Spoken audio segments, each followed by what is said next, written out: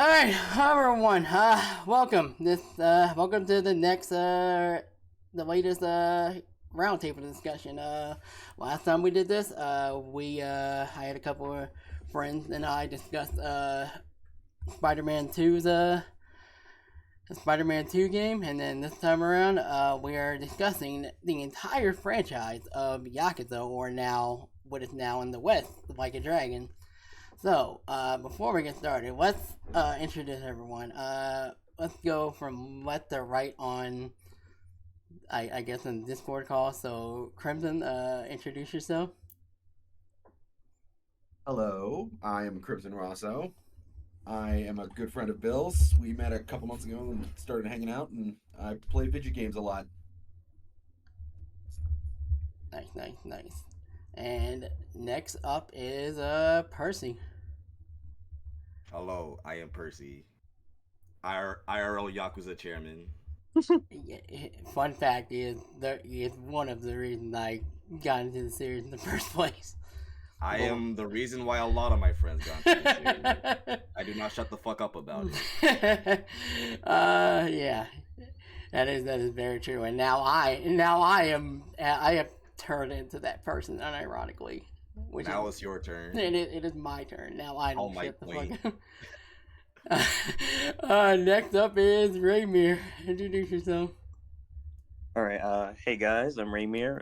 In I think March, I started the Yakuza series, March of 2023. And I played them back to back, and I just finished a few weeks ago with Gaiden, and I had a great time, and I'm ready to talk about Yakuza. Nice.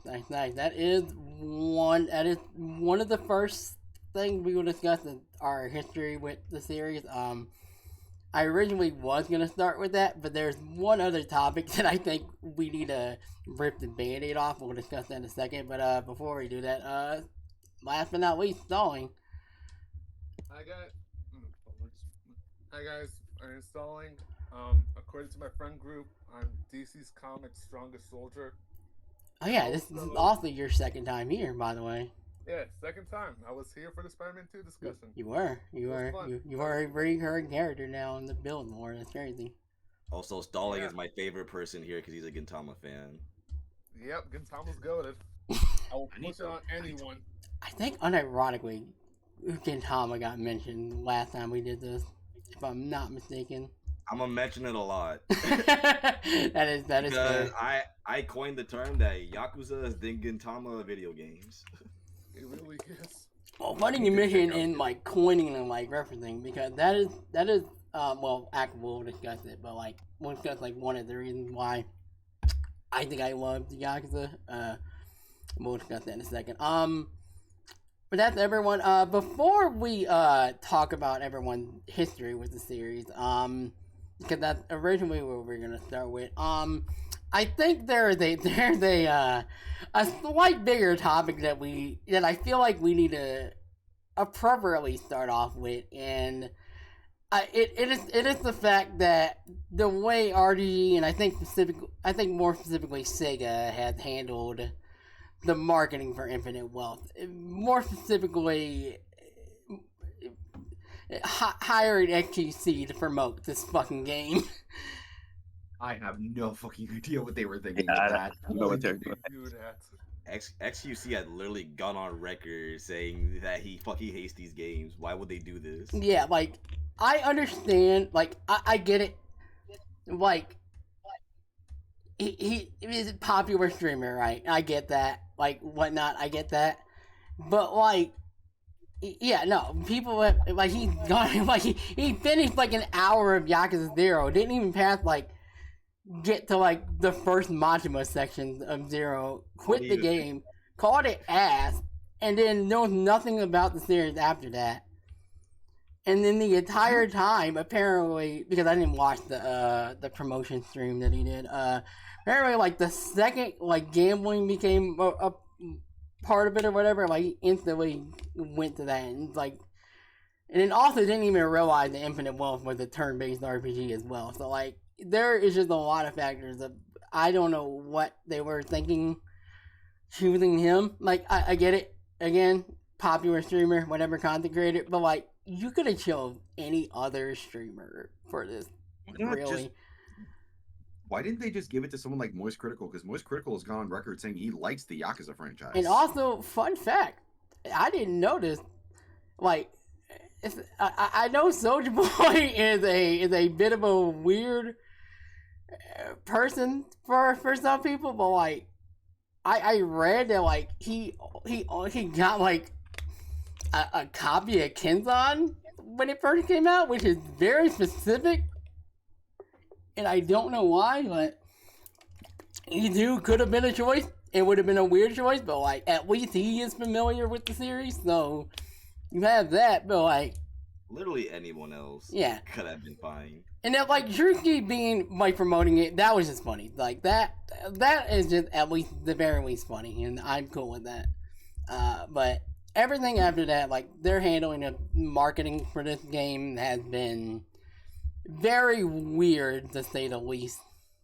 The glory of Yakuza actually being sort of big now. Yeah, that's the higher ups at SEGA has taken much more hands-on approach.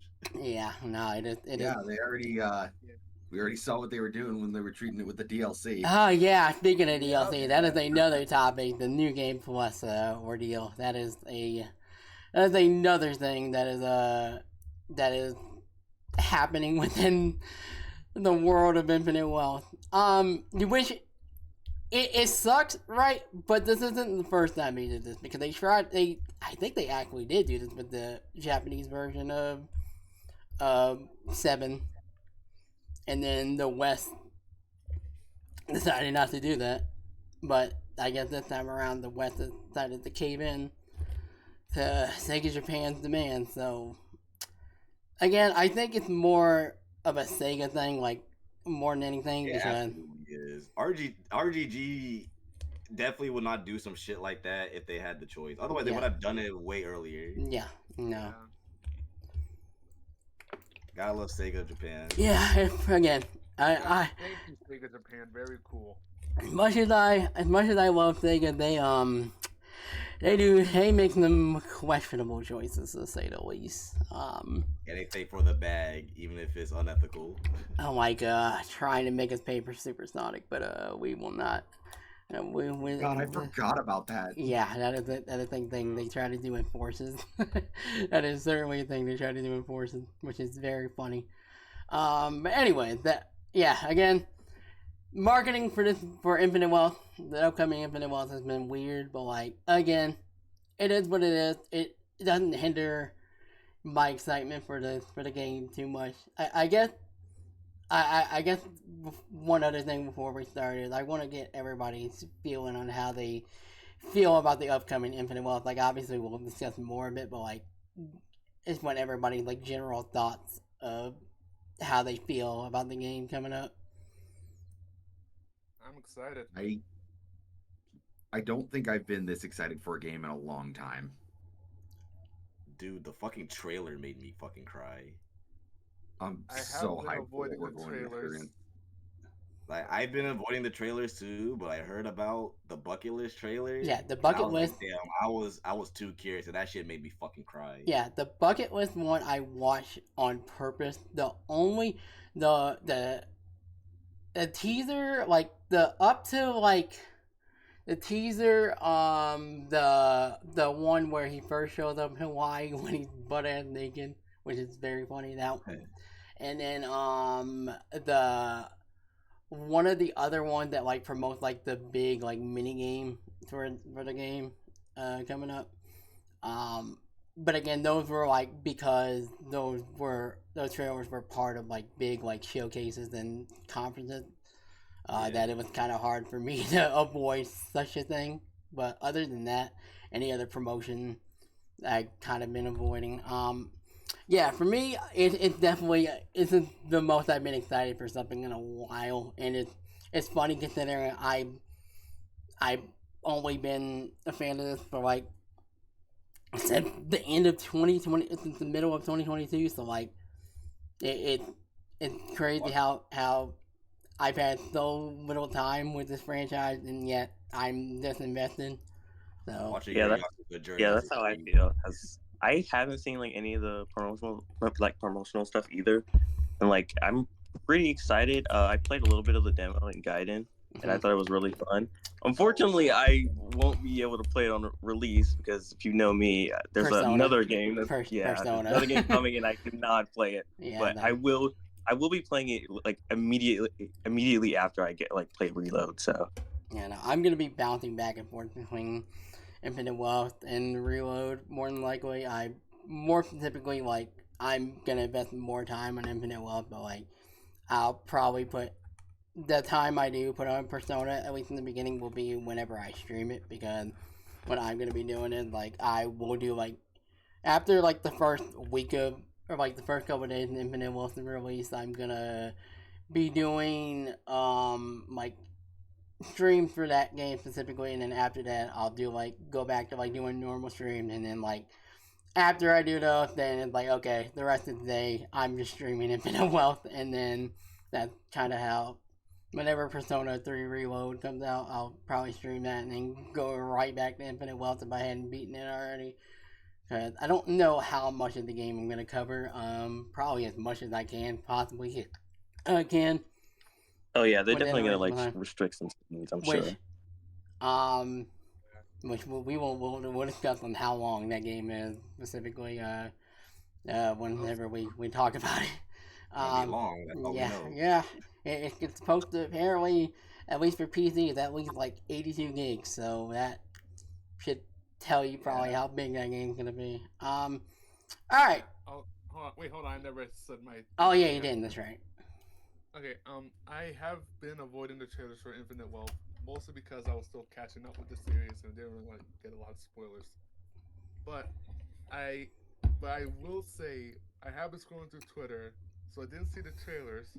So I was just fucking flabbergasted that one of the celebrity cameos is Danny Trejo.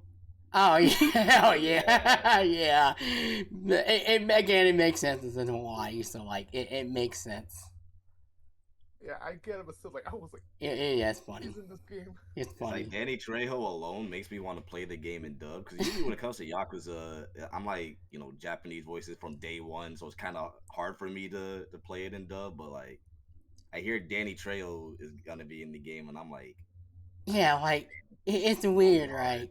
The whole dub thing is another conversation we can have, but like RDG has shown that it can do good dub, because whenever I specifically talk about Judgment and Lost Judgment, like those are probably their best dubs, unironically. And they are. I've been liking the dub for Yakuza 7 so far. I think the dub is good for Yakuza 7. I think I only prefer the Japanese dub to it over it, just because this is a spoiler thing, so like actually no, let me not spoil, because you're not even at chapter 12 yet. Let me not say anything, actually. I mean, I could take a guess considering. Just know the dub is really good overall. There's really no wrong way to play Like a Dragon when it comes to the sober dub. They're not. Yeah. Percy, it literally comes down to personal preference. Yeah, Percy watched me play the ending of Like a Dragon in dub, and he said he really liked it. And honestly, it was genuinely on par with the sub. Genuinely. Yeah, like Tang is a fucking beast. Yeah, he's a beast, bro. Like, oh my god. Yeah, no, he did a phenomenal job at Ichi. I'm sure Psycho being voiced by Elizabeth Maxwell is a weird choice. Was just my main takeaway from Ichiban at first, because I love Nichi's voice actor. Yeah, no, that's a meme that like everybody thinks now. he gets resurrected Ichi, which is very funny. Yeah. What was I trying to say? Like I really want to put it dub, and like here's the thing, like we'll talk about when we talk about Infinite Wealth. I do think Kiryu, for me personally, I don't think Kiryu.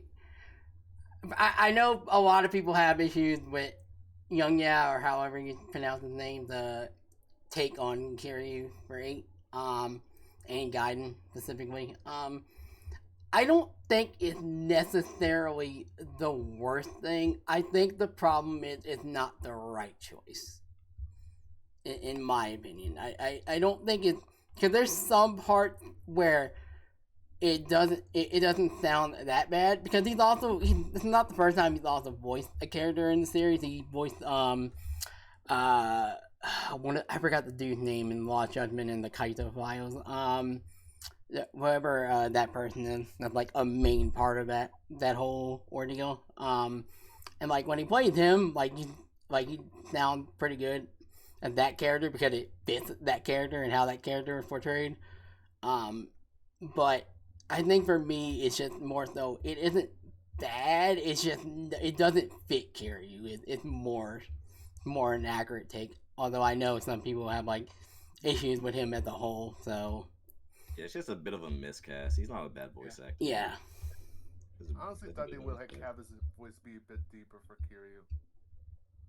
Yeah. Like I honestly prefer Daryl as Kiryu. Honestly, I think he's a better Kiryu. Same.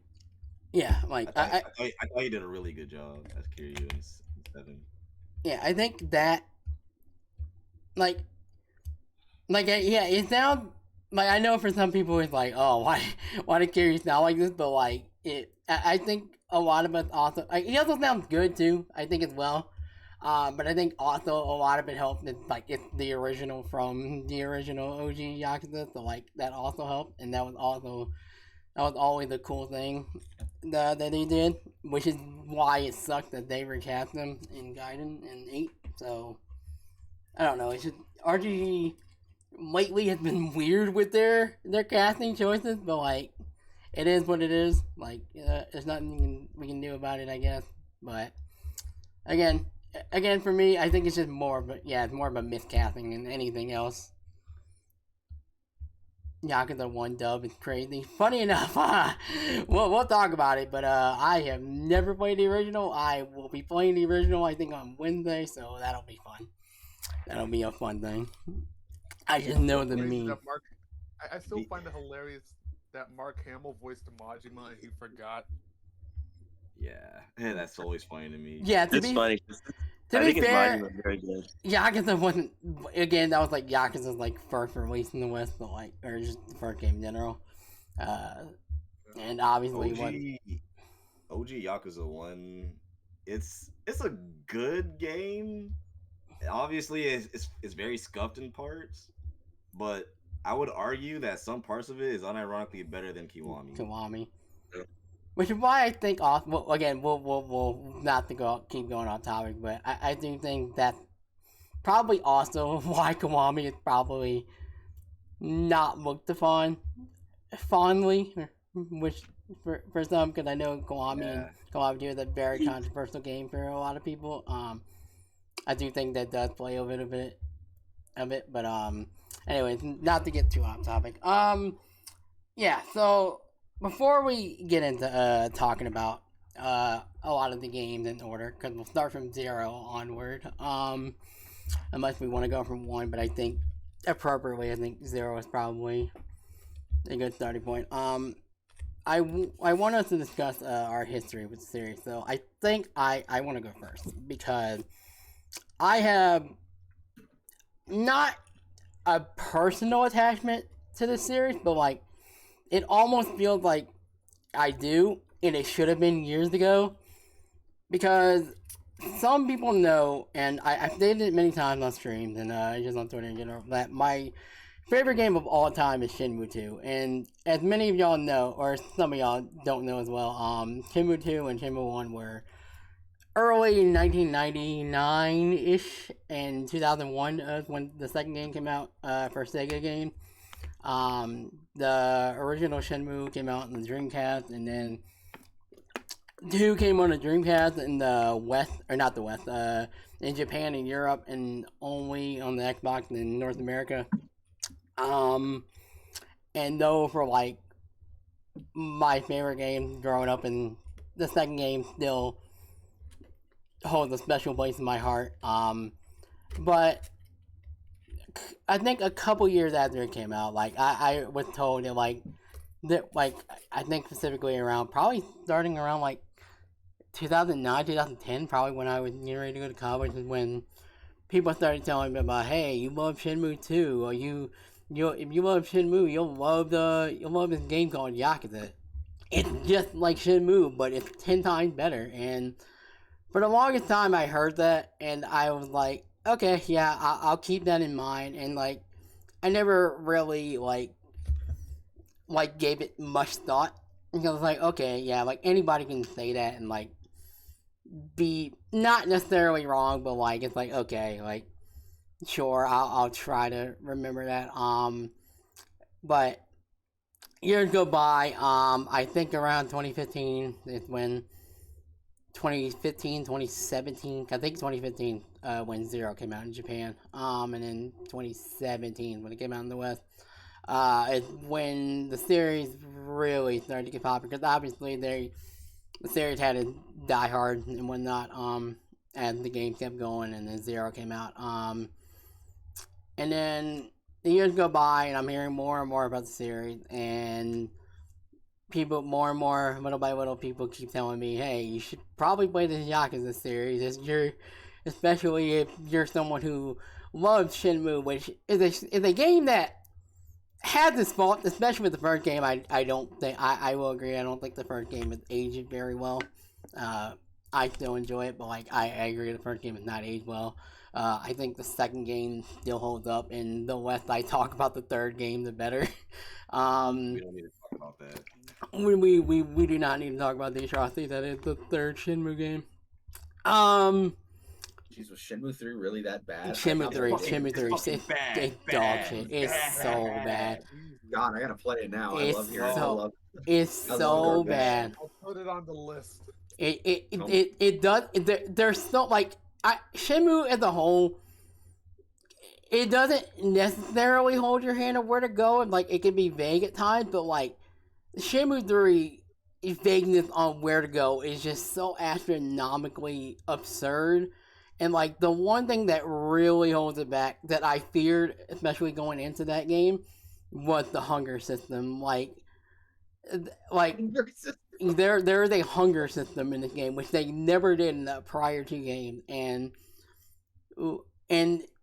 I don't remember exactly how it works, but I know like it Basically, the more you run and shit, yeah, the more your like health and meter drops down, and eventually you just start fucking walking yeah, no, so slow. God, I gotta go find the guy who killed my dad, but I need a burger first. which is why if anybody ever plays that game, which don't do, like just if you're gonna play the series, just play first two, just act like the third game didn't exist. No, I gotta play all of them. I gotta see this. Obviously the workaround, I know there's like a mod on PC that like gets rid of the hunger system. And like even if you get rid of that, like cool, that's like one big problem, but it doesn't eliminate like a lot of the other problems that game had, unfortunately. But again, going off track. No, years go by. It's like around 20. I think 19 is when my younger brother's friend was going through the series. I think around the time when I started watching me playing Zero, I was like, oh shit, this game looks fun. Maybe I'll try it. Because I think he was playing Zero at the time. Maybe 1, I'm not entirely sure. I'm pretty sure he was playing Zero. But again, I always say that, and then it takes me a while to do that. And then eventually, I think around 2021, here comes a guy named Percy who I don't know the context of what started the conversation. But basically, it essentially was like, hey, you need to be playing Yakuza right now. And I'm like, you know what? People keep telling me to play this. I'm gonna play it. So again, Really, because it was under a tweet that where you're talking about Shenmue. yeah, And I was like, more than likely. Well, I also happen to be a Shenmue fan, and this Yakuza game hit me in a place that Shenmue did, except times it by fucking 100. you gotta hop on this shit. Yeah, and again, I think that might have been like 2021 maybe, and then it took me like Something like that. year, maybe a couple months, who knows. But it wasn't until like around 2022, I don't remember what month. I know I beat 0 in August is when I beat the first Yakuza game, and when I started streaming as well. So it was about, I think, around July, June-ish is when I probably started the series. And yeah, no, it's a series that I beat myself every day for not starting this sooner. Like this is a series that like it like you can tell someone like how good this game is. Even telling them everything about the series does not do it justice at all. Even the funny weird aspects of the series does not do it justice. Like everything around it is just a series that you have to experience for yourself to get the full experience of. So yeah, that's my history with the series. Who wants to go next? Let's just go left from right. Okay, yeah, we can go left and right. Crimson, you're up. My experience with the Yakuza series, like how I got into it, isn't like super amazing. I'll be honest. It was like I constantly heard about how cool and goofy these Yakuza games were, and one day I was scrolling when I still had my PS4, and I saw all of the games for like less than $10.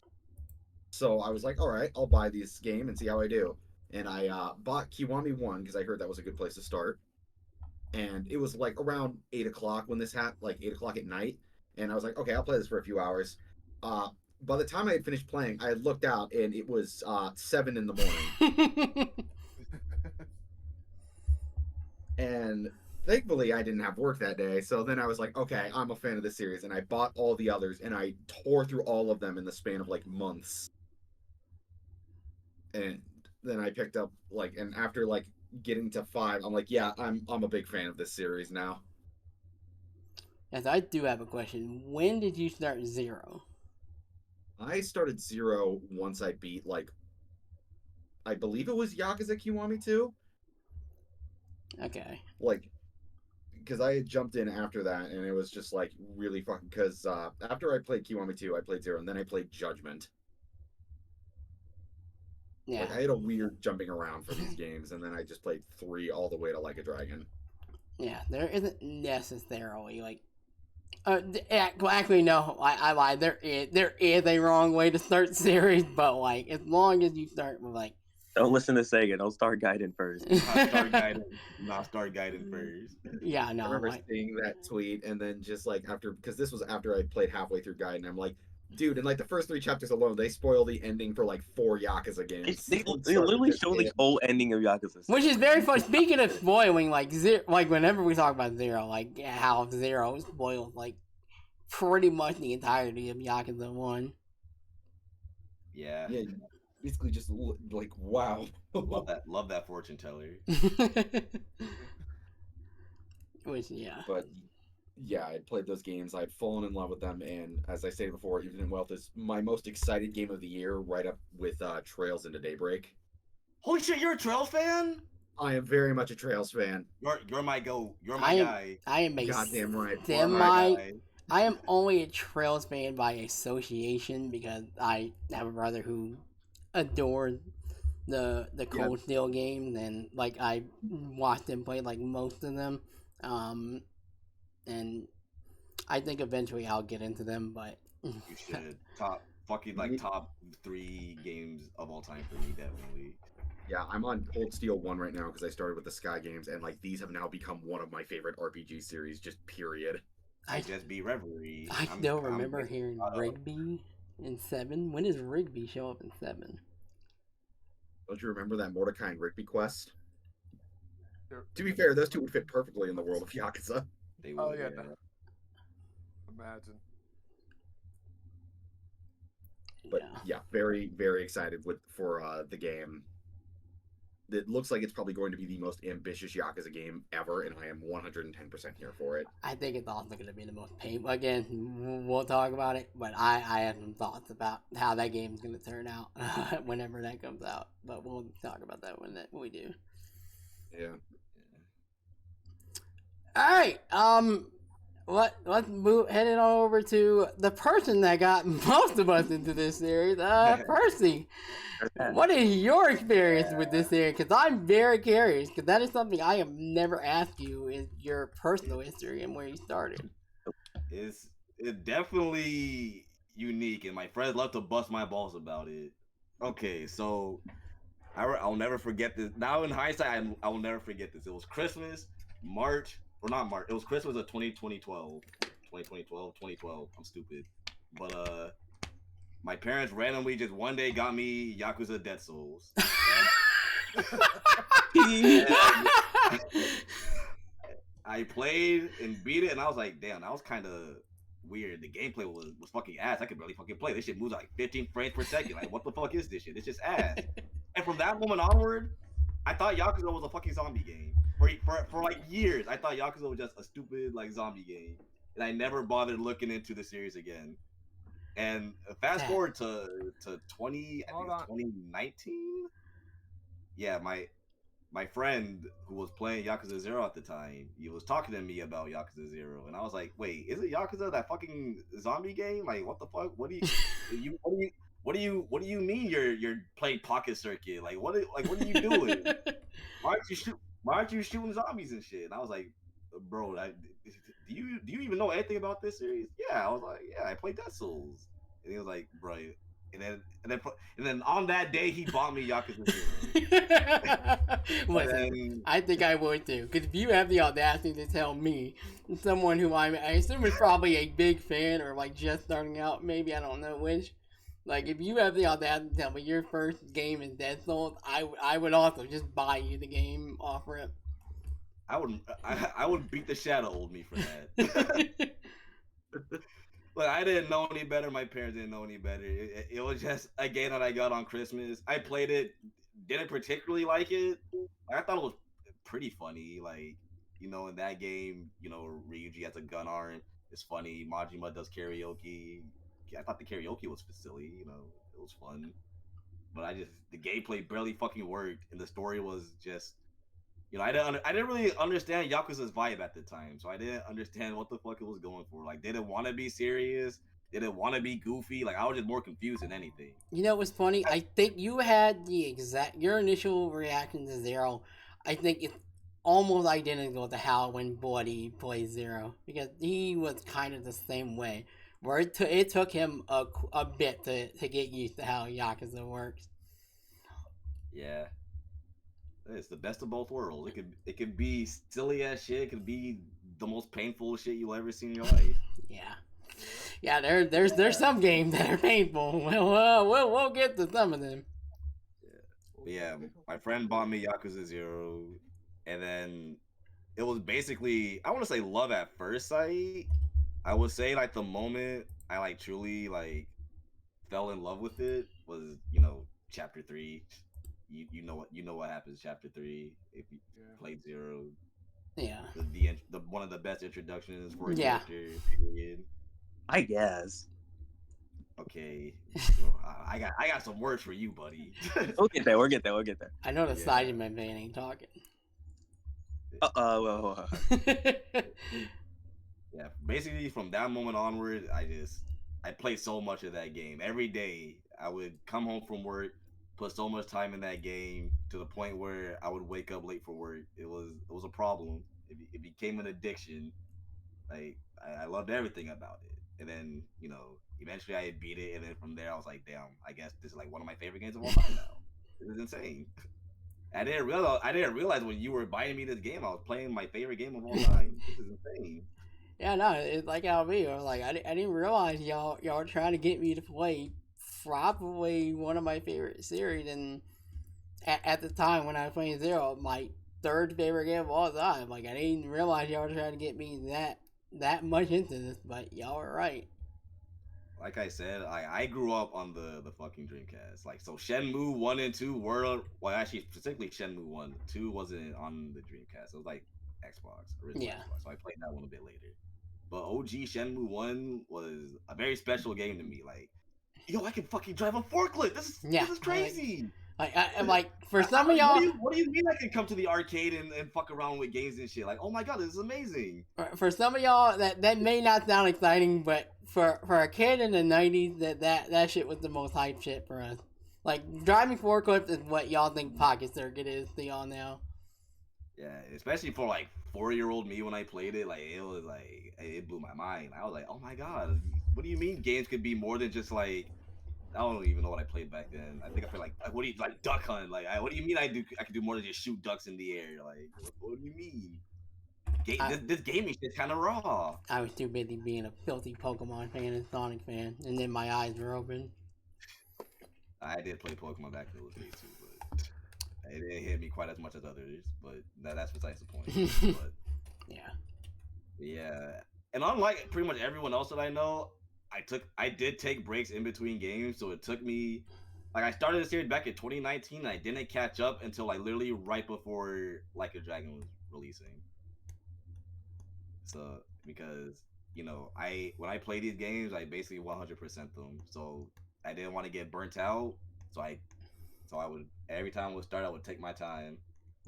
Hey, what did Pokemon do to you, Bill? It made me a miserable person who yells about Pokemon. That's what he did to me. You had more riz than him. Look, it'd be like that. We all have our vices.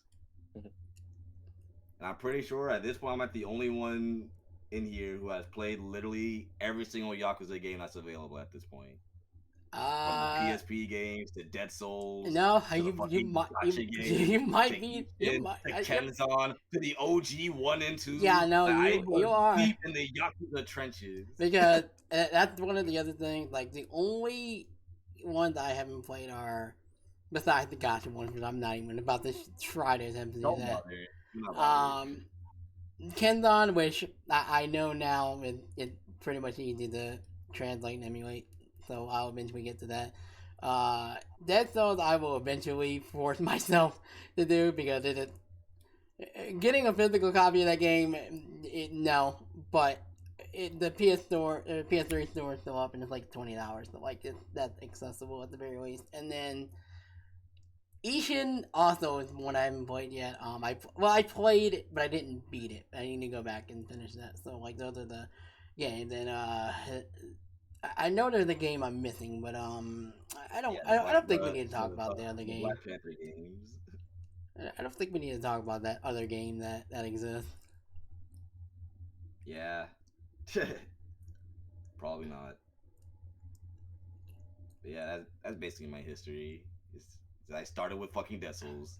Crazy. Did Percy ever play the Yakuza game on the Wii U? Though I forgot they're on the Wii U. Yeah, the 1 and 2 HD remix on the Wii U, I absolutely did. I still have my physical copy in the other room.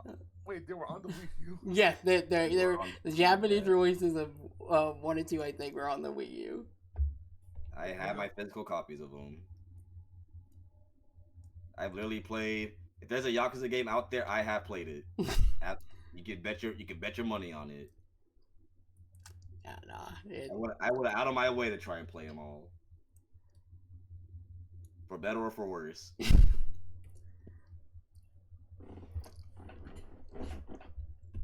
Yeah, that's my history. Obviously, excited for Infinite Wealth. Obviously, gonna be the best game ever made. Yeah, it's gonna probably break us, but we'll see. Alright, next up, Raymir. What did you obviously you spoke a little bit about it, you wanna add anything more on it? I started it in March of 2023, but I started it because I'm in a server with Percy, and a lot of the people in there are Yakuza fans, so like almost like pretty much every day I'd see them talk about Yakuza, and I would see like a lot of like weird gifs of the characters, like the one Yakuza 3 with that's how also I've gotten into, like, I think that's one of the other reasons a lot of the gifs are what got me to try it. Yeah. Honestly, just kind of out of context clips. But yeah, I got into it that way. Fun fact, I actually thought Kiryu was the same guy as what's his name in Tekken? Kazuya. I thought they were the same person, like, because they like look similar to me, and there's also like like in Smash, even has like an ult that looks like Kiryu's suit. I thought they were the same character for a while until I played Yakuza, and I was like, oh wait, these guys are like completely different. Same.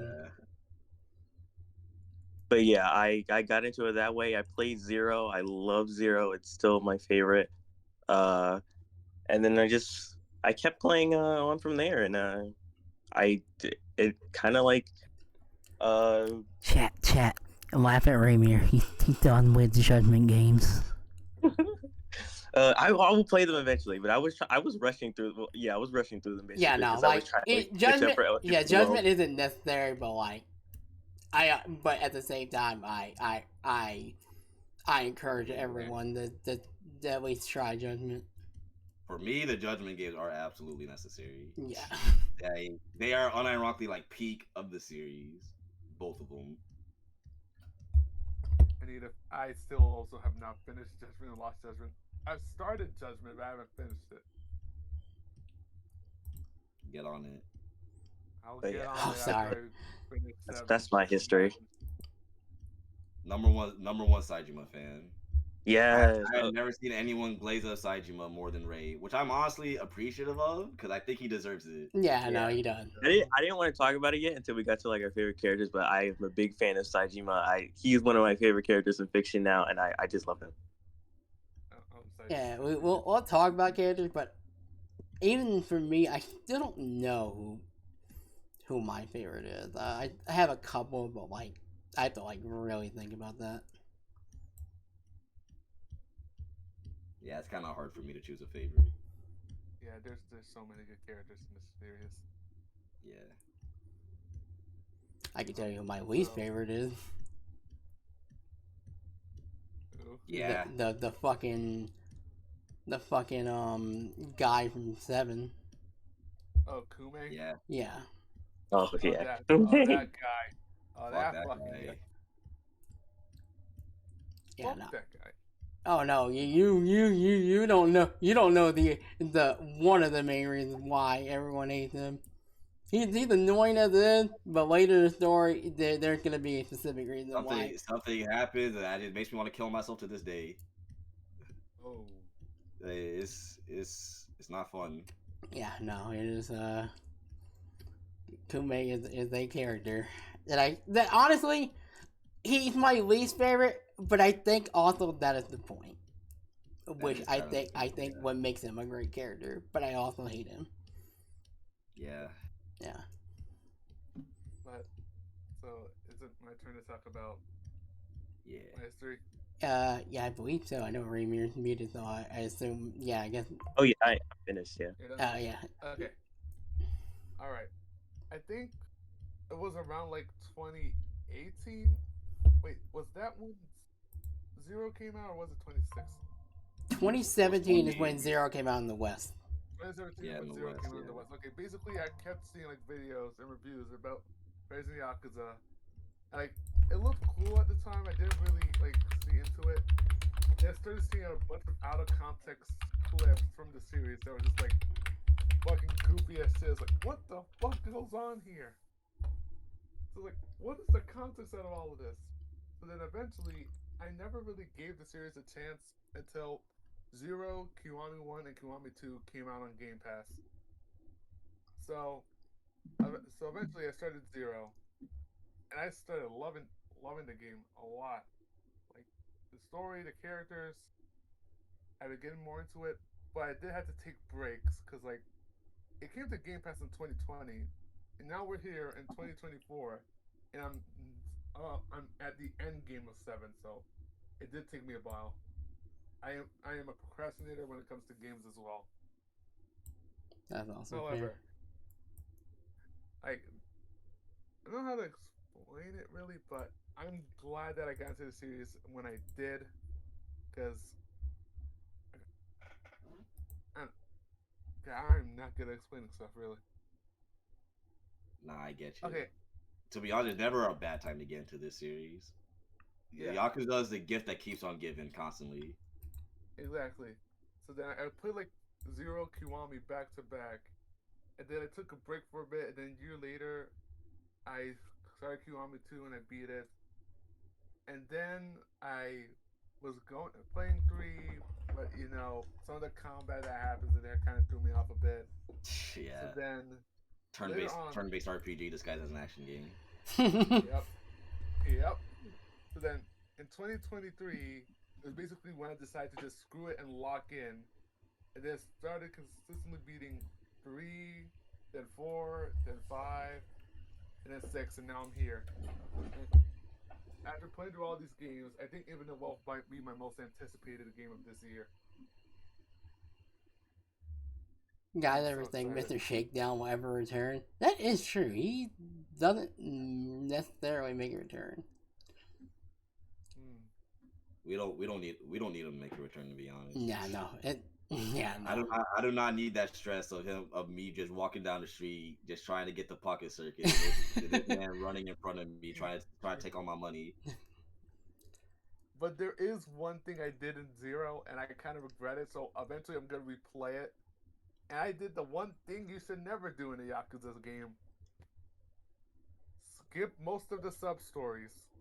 Yeah. Oh, yeah. No. I will say that is a big thing that unfortunately happened with me, is that especially when as someone who is like streaming the games, like it's a weird balance of, do I want to do all these sub stories, and even though it's gonna take a while, or do I want to get through most of them?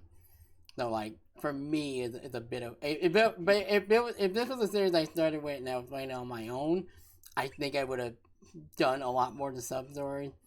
But because I was obviously streaming from like 0 to 4, and then I stopped once I got to 5, and then so that was an issue for me. You guys should absolutely go back and do every single sub story in Zero. Zero is like the only game, other than maybe like a Dragon, where I will say doing every single sub story is 100% worth it. The other games, the sub stories are kind of hit and miss, so you could kind of skip around with that one. But Zero, absolutely, you should do them all. Yeah, I will say doing the sub stories like Dragon are also necessary as well. So yeah, the only same with Judgment. Same with Judgment and Lost Judgment, only because money is scarce in those games, especially in the beginning. Yeah. Unless you do Paradise VR, then you piss money. Yeah. But also, I have been trying to work on a model swap mod to mod Gintoki to 0.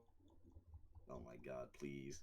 Also, to answer Flame's question, the way you speedrun 3, put it on easy, skip every single sub story, just do the main story. You'll be done fast. Yep.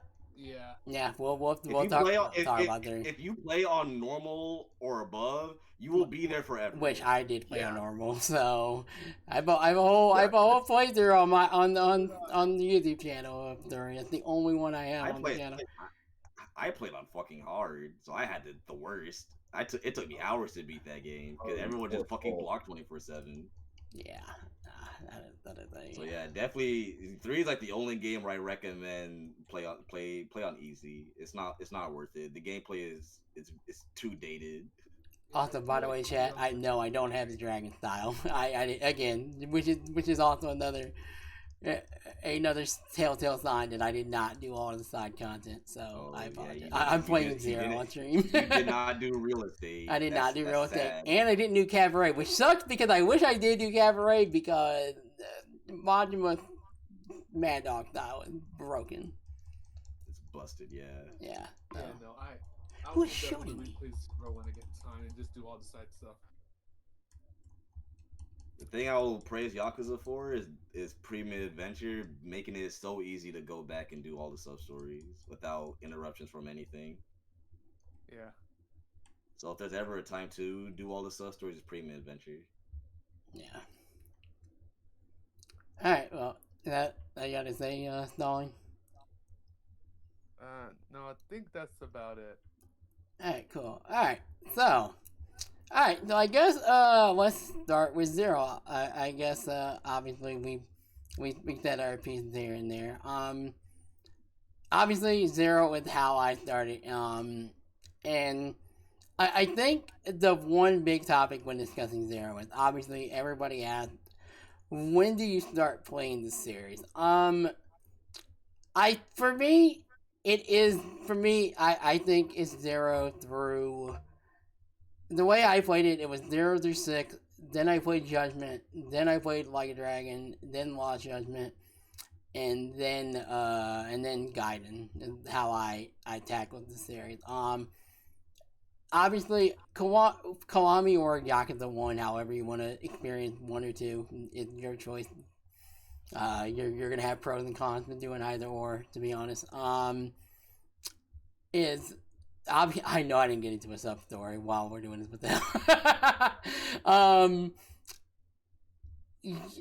You're not technically wrong with starting with Kiwami because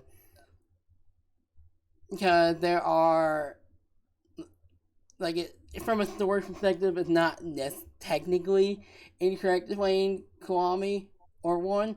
I think the problem is that if you're gonna play Kiwami, is that Kiwami gonna reference a good amount of things that happened in 0.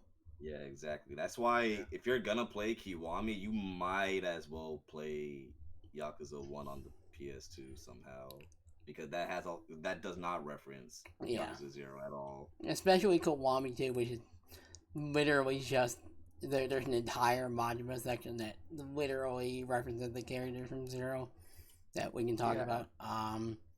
But yeah, I think you start from 0. Which is why if you're just not gonna start with the PS2 games, I do suggest just starting with 0. Yeah. A friend in our server started with Kiwami, and he was already like 4 chapters in, so I couldn't just tell him to go straight to 0. But I did tell him, before you play Kiwami 2, play 0. Because there is, especially because of the Majima section. Yeah, no, that if you're gonna play Kiwami 1 first, then fine.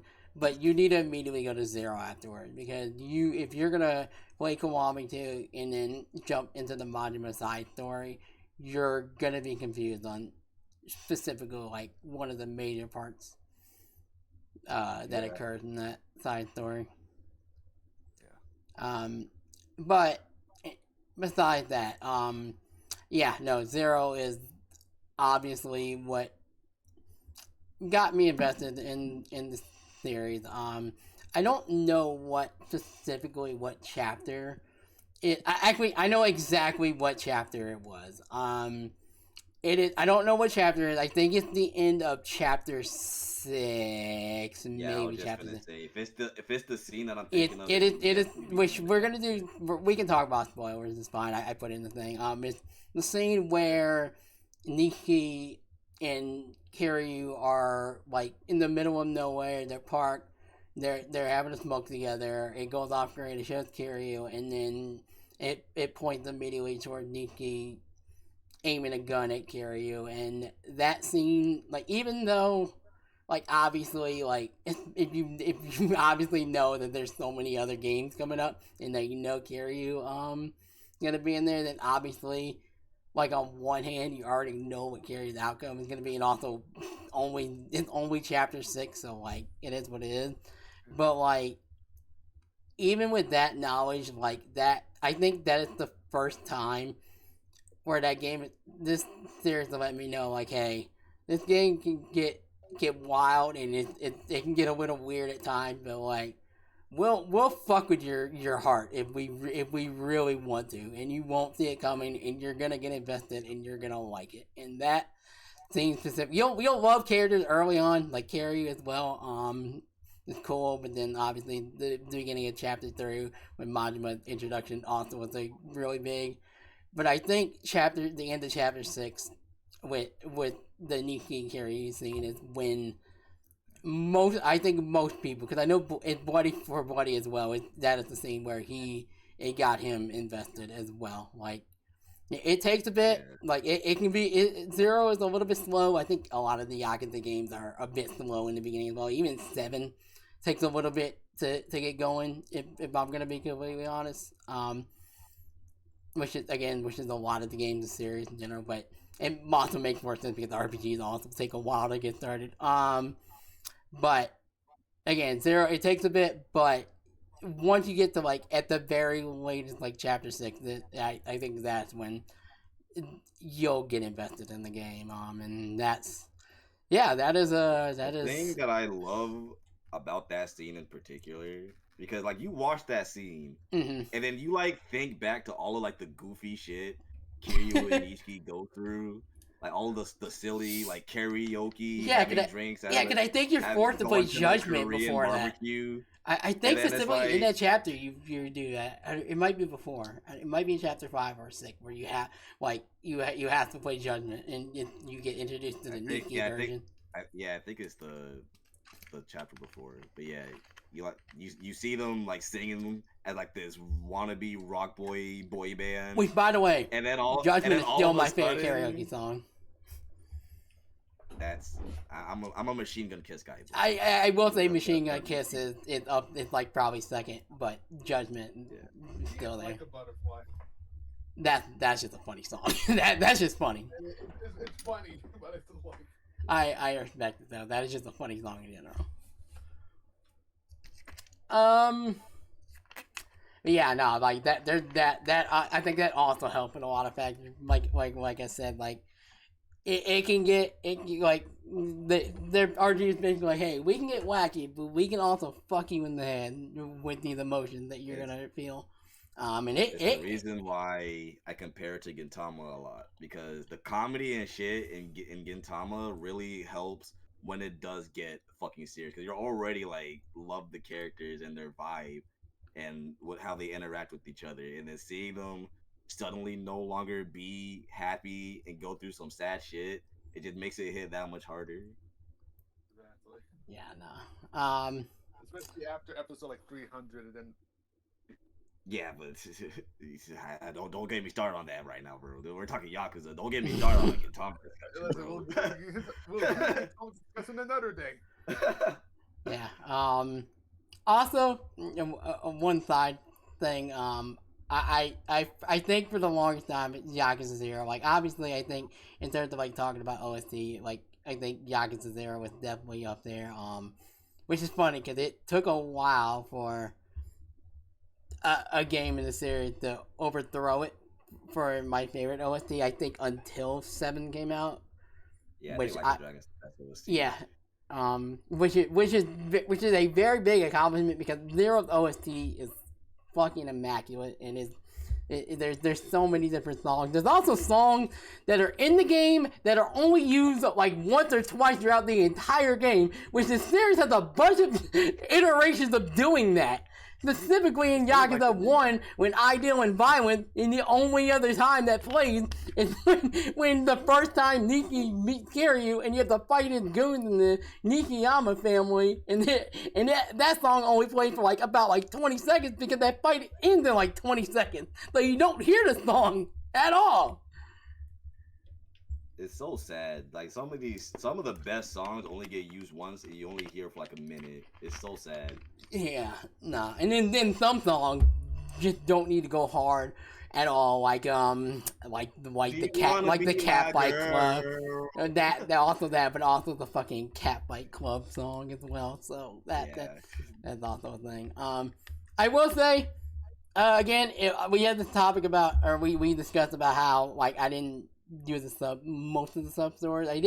I know one of the sub stories that like really got me like invested in like at least attempt some of them was the video game one where like it was like yeah, where it was like it was just like the Scooby-Doo ass. Quest 7. It was like there is one where it's just this fucking back and forth, like the game is getting stolen from this kid, and the entire time at the end, the ending one is just the father who was trying to get the game for his kid, and then you get hit with like this emotion, like my mom, because I think they're about to get like divorced or something, or they are, I don't remember, but like there's like emotional thing about how he's disappointed he doesn't see his dad as much or something like that. And it's like, okay, well fuck, you didn't need to hit me in the field after making me go through this Scooby-Doo ass sub story. Like what the hell are you doing? But yeah, the sub stories are great. I will say, and it's gonna disappoint a lot of people, and I'm so sorry, I didn't play Pocket Circuit when playing Zero the first time around. What? I didn't. What's wrong with you? I didn't. I have a confession to make. Neither did I. I think the problem was I think it was a little intimidating, like being able to like make your own car and going through it. Also the stuff also streaming also didn't help. So I didn't want to get too invested in something. It's awesome. Pocket Circuit Fighter. I will say best characters in the series. I did play the Pocket Circuit in Gaiden. That is only because it is required to get the platinum trophy in that game. So at least I tried it, but I do need it whenever I go back to attempting the platinum every game, which I'm not going to. I know for a fact I'm not going to get every platinum because I know some of them are just obnoxiously difficult. But I know how to barely play them again. But whenever I play Zero again, which technically I am, I will probably definitely go back and relive Zero Pocket Circuit. Other than that, going back to the sub stories real quick. What I've in done. hindsight, the amount of fucking. I've only done 18 sub stories. That's funny. That's crazy, but like, yeah, all Are your sub the stories in the foreshadowing that Zero has. Like when you get to meet people like Ryuji. Okay, that one I did. Shinji, and like, it was you so. meet all these characters that are so important later on that back when I played. Yeah, I didn't even realize Daigo. In hindsight, it makes it so much better. That's one of the reasons why, like, whether you decide to start with PS2 Yakuza or start with Zero, you can't go wrong either way. And if you are already invested in this series, like if you played 1 through 5 and then you play Zero, you get to see the younger versions of like Ryuji, Shinji, Daigo, and them. Like it probably makes those sub stories hit so much better. Yeah, I didn't experience the Daigo one when I streamed. I did experience the Ryuji one, and that one was very random. And whenever I played too, I was like, why does this person look familiar? And then I looked it up, I was like, this motherfucker's the button pants thief? Yeah, he out here stealing pants. And which is why it's funny that they make the reference to that in Kiwami, which is exactly another reason why you probably should start with Zero. Because you won't understand that reference either when Majima make that in Kiwami too. Yeah, but he doesn't make that reference at all. In original too. Which is why, if you do play, like, if you do want to start with 1 and 2, play the PS2 games. Do not do Kiwami. Yeah. Yeah, I did a Daigo sub story, and like he's in that one, he's like a bratty kid, and like I remember like when I got to Kiwami 2, I was like shocked that like he was the same like guy, I guess. And then I don't know, I think playing that sub story in Zero, it really shows like how these like characters have like grown up, because like Daigo, I don't know, he's one of my favorite characters in Yakuza, because the way he grows up and the way he like takes care of like the clan in his own way, I think is really interesting. And starting from Zero, it's like really interesting to see him grow from that. And I honestly just don't even like get the hate for his character either. Like people hate Daigo. Fucking thank you. Bro, yeah, people hate Daigo. People hate Daigo. I love Daigo, especially in 5.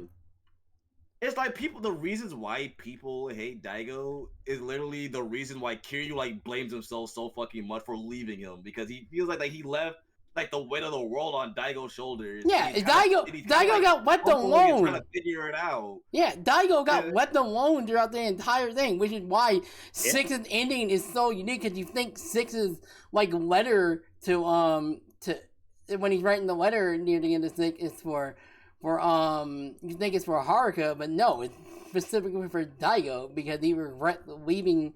Also, batting in Zero is weird, but whatever. People don't have media literacy. They see Daigo kind of fumbling a little bit, and they think that he's a bad character because of it. Even though Kiryu literally just left the weight of the world basically on his shoulders and basically told him good fucking luck. Yeah. Yeah, I think even Kiryu fucking blames himself for it. So why are y'all blaming Daigo? Yeah, no, like the whole point of that letter to Daigo, when he fakes his death. It's literally him.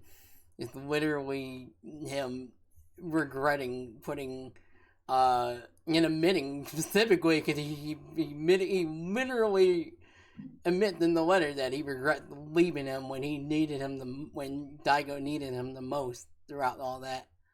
Which is and the best thing about Daigo is like he never actually blamed Kiryu for it. No, at any point did he ever blame Kiryu for it? He was like there are parts where like he insinuates that he needs him, but he doesn't push it, right? Like He doesn't, yeah. like he goes for him, especially in the beginning of 5. Yeah. And obviously he's trying to get him. Advice every now and then. Yeah. If Kiryu doesn't get it, he's like, all right, I get it. Yeah, it's like, all right, yeah, I might be disappointed, but I understand, and like I know you want to do your own thing and be detached from this, but I understand. I will leave you be and whatnot, and he accepted that. I love Daigo. I genuinely cannot understand how people can just look at his character and be like, God, you're just trash. Yeah, no, I did not know people hated Daigo. Like, I love Daigo. I did not know that either. Yeah, when you get deep in Yakuza Twitter, you'll see a lot of Daigo hate. It's unfortunate, but it is what it is. Yeah. Yeah, obviously, one of the other big talking points, obviously, the other main character, because Zero is like including Death Note, Zero is technically the 6th game in the series, because they went from Yakuza 1 up to 5, and then I think they came out with 0, and then go on, or 6. Wait, Death Note was after 4. Okay, well, if we're talking about that, then technically, like, the 7th game in the series, so... Like that, yeah. Yeah, so... which was the...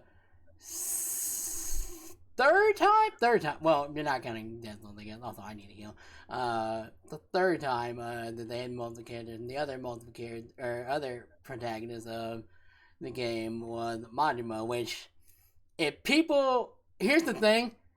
For people, it goes. People's reaction to Majima goes 2 ways. One, you can have the veterans of the series who know Majima is like this out of unpredictable character, like crazy character, to being this like semi-normal-ish character and being like that's weird, but it's also interesting to. Versus newer people who are like, oh, this dude was cool, I love him, to, like, for instance, a VTuber that because I've been watching a lot of people play through Zero, like, Crystal, one of the VTuber from Live, and Bills, she just beat Zero, like, not too long ago, and she adored Majima, and had, like, no other prior knowledge of how Majima acted,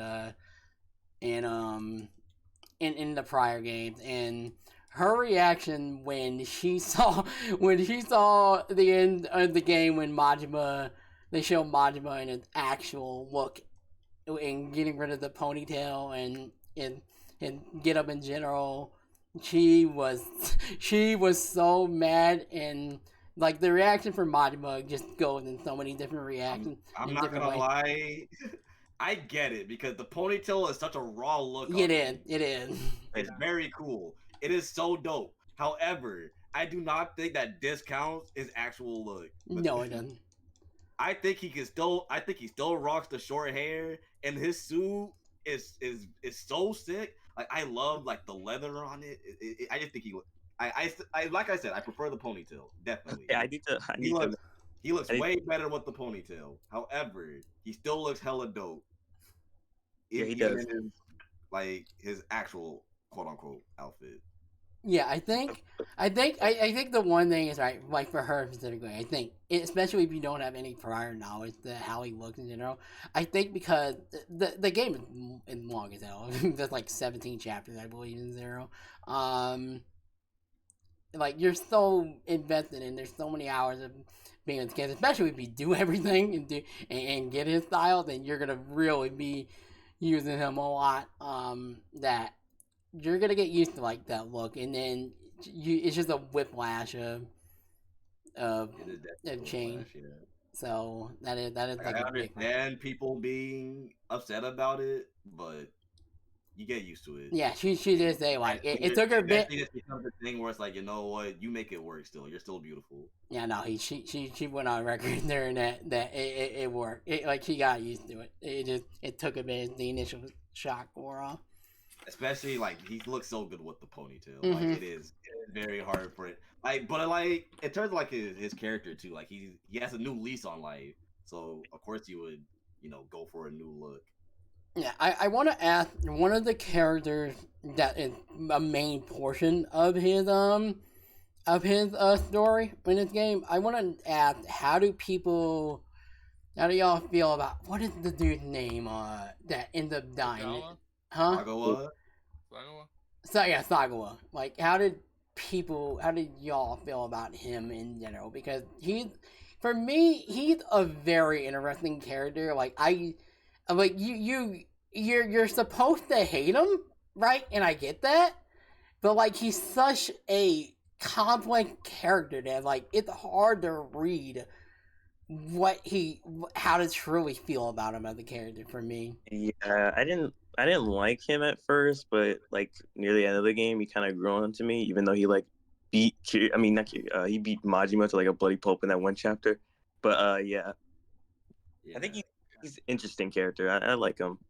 Yeah, I couldn't really get like a hard read. I love Sagawa a lot. But he was cool. Like to me, he's just a man who's doing his job no matter how hard it is, because he clearly cares about Majima. Like he makes that very clear. Like he's very proud of him when he does like break out of his cage and become his own man. Like that made him very happy.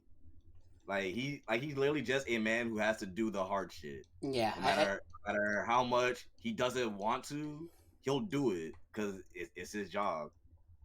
Yeah, and Shimano, sadly, because Shimano fucking sucks. Shimano is his boy. Yeah, I think the one big thing is like yeah, Sagawa like at the beginning sounds like he sucks, but like he's also kind of the same way as Majima. Like they're both kind of on the like leash, and like they're like both being used in a way. They're both on a leash in their own way. Yeah, and I think that what makes Sagawa a very unique character in that sense. And I do think, like, obviously now I know the context, like, obviously there's a reason why he gets killed in that game, because he's never mentioned in any other game after that, so it makes sense. But even with that context, I do think like that's like a perfect send off to his character. Yeah, because he did do a lot of fucked up shit. Yeah. So he laid down his life to make sure that Shimano and Majima don't have to deal with this shit. Yeah. He's real for that. He's a real one. Even though at first you wouldn't think that from like his introduction, how he is throughout most of the game. At the end of the day, he's a real one. Yeah. Other characters. I don't know. I don't know how to feel about Tachibana as a character, to be honest. I love Tachibana personally. I love Tachibana too. I do too. It's just there's some points where it's like it feels like there's some points where they're trying to lead you astray when it comes to him as a character, and it's like, okay, do you want me to love him? And it's like I'm very confused on what direction you're trying to take him. But then obviously he ends up dying. He does have a lot of red herrings. Yeah. And by the end, it all clicks. I personally started to like him. It's like when he's trying to rescue Kiryu with the car, and then like they go into like a parking lot, and they have like this really touching scene together. So good. It's so big. Like I literally fell in love with Tachibana in that scene. Same. Like at first, he gave me the vibes of someone who would end up like becoming evil, and they kind of like hinted at that, with the bat tattoo and shit. But like after that scene, I find it very hard for that to have been the case. Like it's very clearly a red herring of some kind. Yeah, I do think he's a really good character, and I think the red herring for him and the whole are what makes him a good character as well. So better than honestly better than his boy. I don't remember what his Oda? Yeah, Oh, Oda. he's all right. Yeah, he's all right. I don't really have too many strong feelings Yeah. towards him. I get like Hate his him. character, like Yeah, you know, I think as a character, his you're love either for gonna be Takibana is very strong, and he will do anything to protect him from the world at large, even if it means screwing over literally everyone else.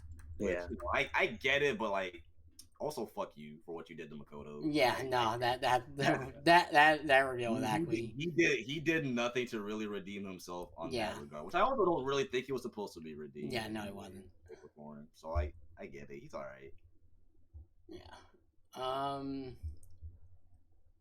Yeah, I think the one character that the one character that really frustrates me as well, I think specifically is Sarah, because I do love Sarah as a character in this game, but finding out the fact that he just fucking dies in one and has like no screen time, like coming to that realization, having no prior knowledge of that, like upsetted me to no end. I was like, oh, cool, Sarah's the chairman now. Cool, that's neat. What are we gonna do? Oh, wait, he's gonna fucking die in the first, like, hour of the game, and you're not gonna see him, and it's gonna be an off-screen death. Yeah, that part did kind of bother me. The fact that his death was off screen, because he had a really good presence in Zero. Yeah. That's actually one thing that I like about Kiwami, because they kind of in a sub story that they kind of fixed that, where y'all remember how an assassin was sent after Kiryu, sent by Sarah in the prison. You kind of learned why that happened, and his reasoning for sending an assassin after Kiryu in a random ass sub story. And that kind of added a lot to Sarah for me. But at the same time, I just wish he had more screen time. Yeah. I think that is just a frustrating thing, but again, it is what it is. Like him as a character was really good. Makoto, I think I'm a little torn when it comes. I think I love Makoto, but like, I don't know. Like, I don't. Her character and how she was handled, like, obviously it's very difficult to handle a blind character. And I think what they did was probably as good as they probably could have did, to be honest. But I don't know. Like, I'm very indifferent when it comes to her. It's like she understands that she's very weak and defenseless, but she hates that about herself. And by the end of the game, she tries her hardest to try and not be that burden. Which even though it didn't work out really, but the fact that she actually tried, which is better than what a lot of these damsel in distress characters can say, like, it makes me really like her a lot, and her just relationship with Majima. Yeah, I think that's the one thing that does it. Because I think that really makes it serious for me. Like his story with Makoto is like really touching, especially like the ending where she doesn't recognize him. Yeah, that doesn't even know his fucking name. Like that shit honestly breaks my heart. It does. But He did the world for Makoto. Gave her literally a new life with a new family, and she'll never know. That's why I fucking love Majima too. Yeah, I think that but at the same time, Majima distancing himself away from Makoto was the best option imaginable, considering all the shit that follows him in the rest of the series. Yeah. Yeah, he abandoned her to protect her, and like it's one of the moments in storytelling where you very much see why. Yeah. There was literally no other way for that to end. Like, as much as I would have want them to be together, it just wasn't realistic. And that's not what Majima wants. He loves her so much that he protected her in the best way possible. Yeah, it's that story in Zero that made Majima my favorite character. Yeah, that Majima's story in Zero is so fucking good. Oh my god. Yeah, because I was always told that like Majima like this very very like complex like and like what's the word I'm thinking of like characters that like nothing ever really good ever happened to them, and like he's always dealing with the most fucked up shit, and I was like, oh, okay, and it's like, oh, I see now why. Like and it all starts with this, and it makes sense. Yeah, I think I would say Majima kind of does fall into the sad clown archetype. Kind of, Like, yeah. yeah, kind of, because he can come up as comedic a lot, but like there's a lot under it which can be depressing. I see his his jokey attitude as mostly copium, Yeah. Coping or mechanism. how depressing that his life actually is. Yeah. I joke a lot about hating on Majima because, like, when I played Zero and I got to the end of the game, I saw his like look that he has in like Kiwami, one, or I guess like in the original game, and I was like, ew, why does he look like that? And then it kind of became like a running joke with my friends of me like hating on Majima, but I really do like Majima. It's just a little joke that I have with him, and honestly, I just really don't mean it because his story is so beautiful with Makoto, and I think the way he turned up is like it just makes sense for his character, and I love how he acts. He's so crazy and fun. Yeah, I trust me. I know you're joking. It's actually impossible to actually hate Majima. Yeah. So I guess like he's okay. Like he's okay character. Yeah. Look, Saijima would not appreciate you saying that to his boy. Don't, He you would- can't be thinking that about his brother. That's crazy. Speaking of Saijima, the fact that Saijima, that little cutscene in Zero with Saijima gets paid off at Yakuza 4 Oh my is God, don't even maybe talk one of about like that, the bro. Oh best my things why I suggest you play Zero first. Oh my God, Yakuza 4. I gotta contain myself.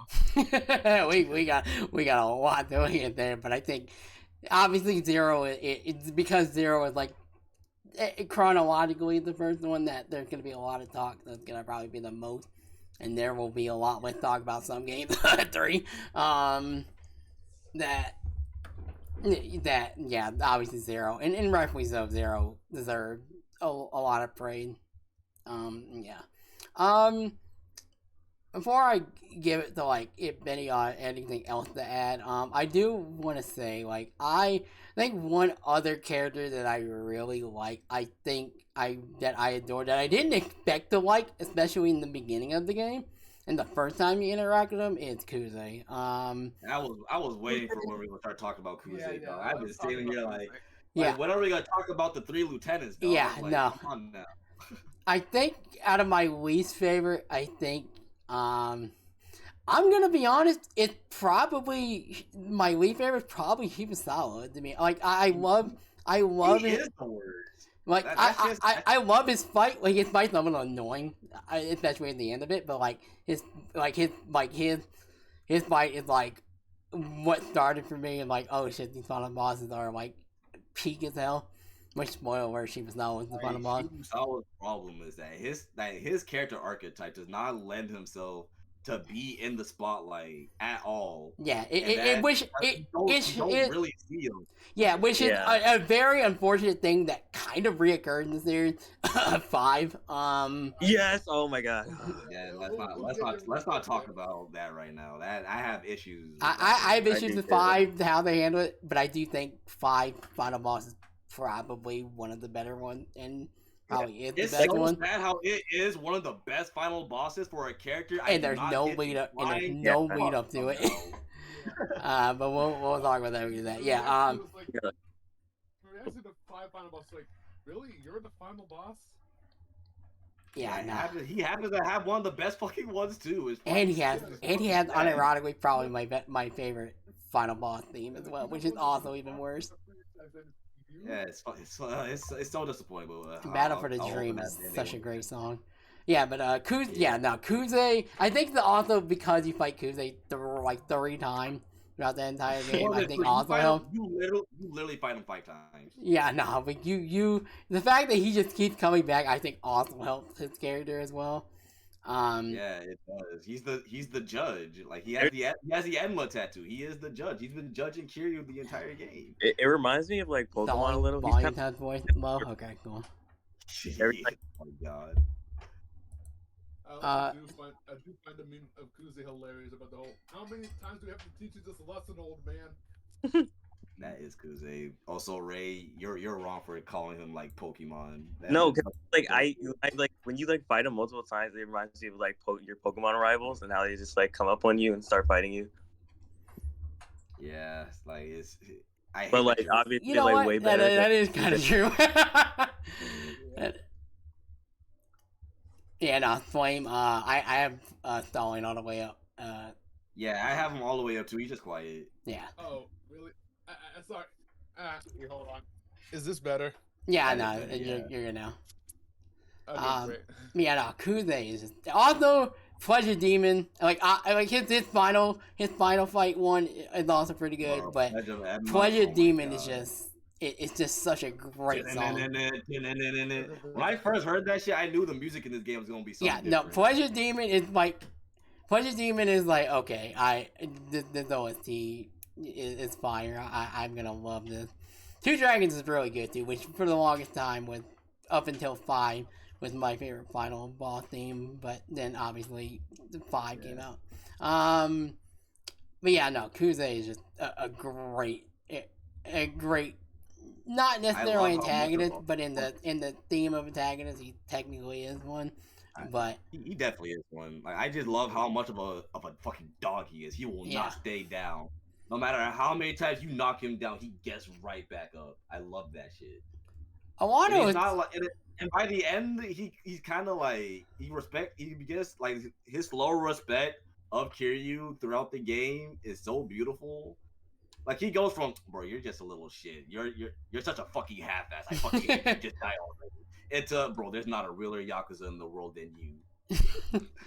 Yeah, no, it's a role. I think my favorite moment with Kuze is literally the motorcycle scene in the underground in the tunnel. Yeah, that dynamic entry or the dynamic. I don't know what exactly it's called. I think it's probably dynamic intro, probably. Yeah. It's dynamic intro. I really thought Kiryu was a fucking half-ass. He slams a fucking pipe, and you just see Daisuke Kuze like that shit right there was one of the most hype. Also, Kiryu just putting up his fucking hand to try to just guard against the motorcycle and pipe charging at him with like, what are you doing? Why are you moving? Why are you trying to guard against that?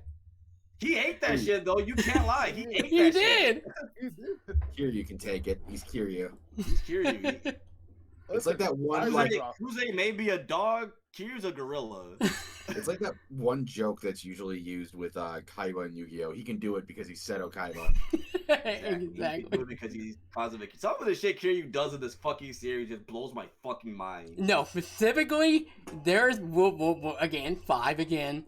And y'all know exactly what scene I am talking about. The one scene where there's missiles being thrown at him, and he just moves his head, tilts it, and dodges the missile.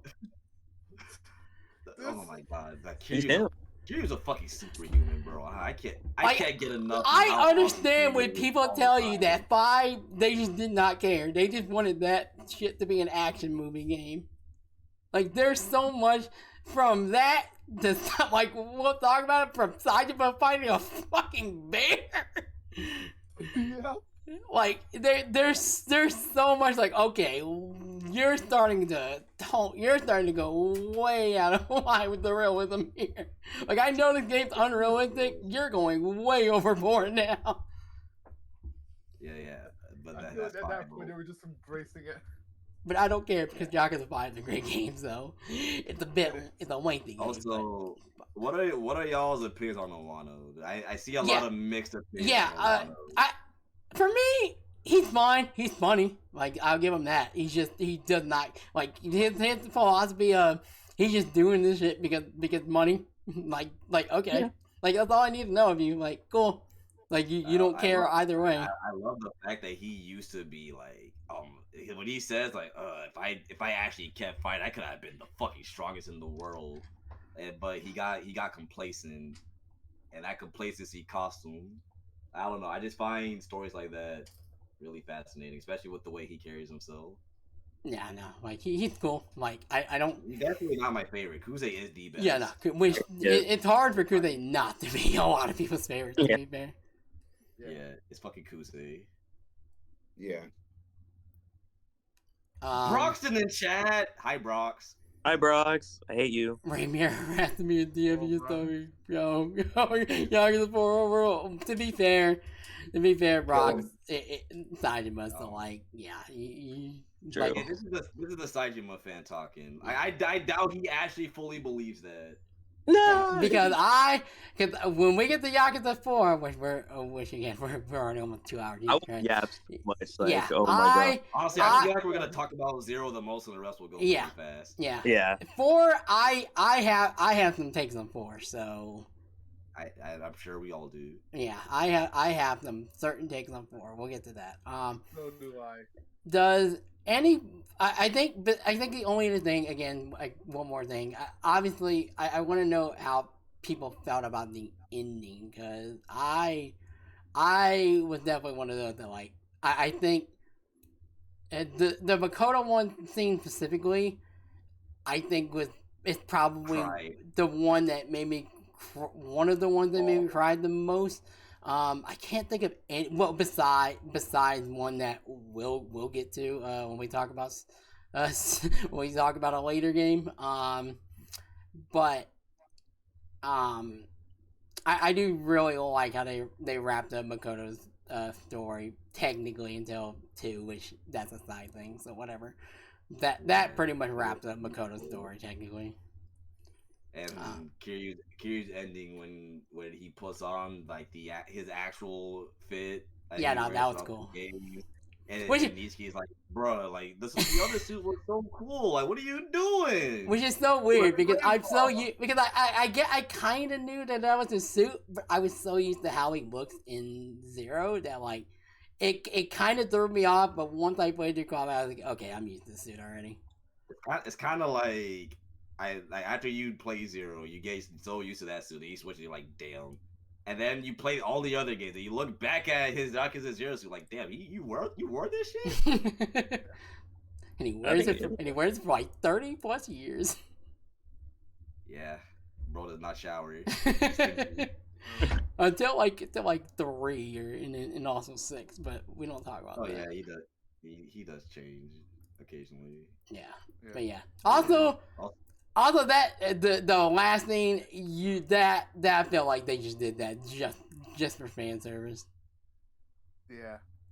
Yeah. Given being like, oh, the first Kiryu-chan, which I knew like Majima was like this crazy person that would say Kiryu-chan and all that, but I wasn't expecting it to be there.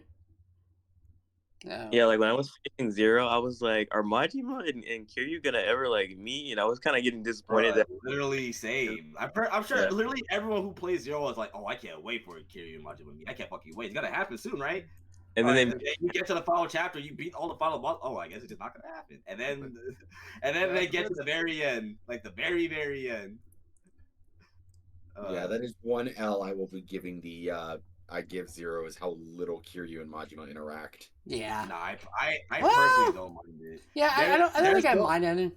I don't mind it. I just wanted it to happen. I want it to happen, but in terms of the story, there was no real reason for them to meet. I don't need it to be the story. I just want them to interact. They did. I just want them to meet young and try to beat the shit out of each other because that would be funny. Well, I mean, you get that in one with Yeah, you get a lot of that. In one. Yeah, a lot of that because he's everywhere. Good old Majima everywhere. Yeah.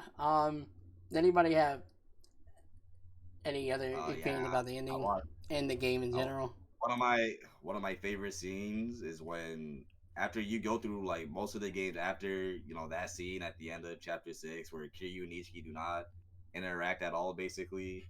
And they interact again, and Nishiki's basically like, "You shut your bitch ass up. I am with you till the end, my brother." Yeah. That shit got me. Yeah, no, that was so fucking hype. And then they both rip off their shirts, and then you're in a tag team fight with Nishiki. You start doing like tag team heat moves with them. I was on top of the world.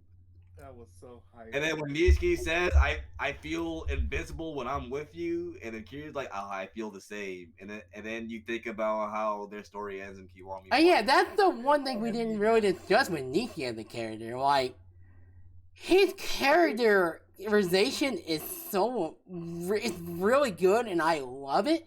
But then you play 1, and it's like he kind of does nothing in 1, which is very good. Like OG Yakuza 1, Nishiki does fucking nothing. He shows up like twice. Which is very weird. In the bar, and then again at the end. Aside from that, you just hear about him a lot. Which is very strange. But also, I understand why they did it now for Zero, because of the lack of characterization in 1. But it was just such a shock that like he does nothing in 1. Best things Kiwami does is add all those scenes with Nishiki and his fall from grace. Yeah, Kiwami did easy. Because you really don't see it at all in OG. You know, it also does make like how Kiryu and Nishiki's story end hit way harder when you play 0 first. Yeah, exactly. Because like when you play OG Yakuza 1 first, you think Nishiki's just fucking kind of nothing.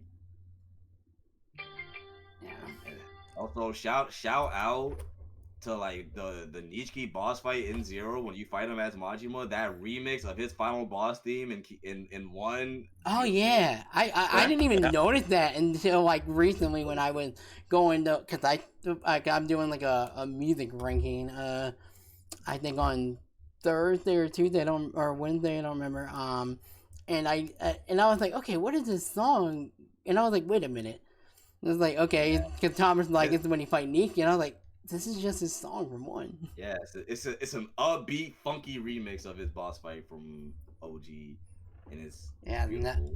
That's cool. Because it's like I didn't really realize it either until I beat Kiwami 1, and then I replayed Yakuza 0. Then I was like, oh, this is just his Yakuza 1 boss theme, but funky. I love this.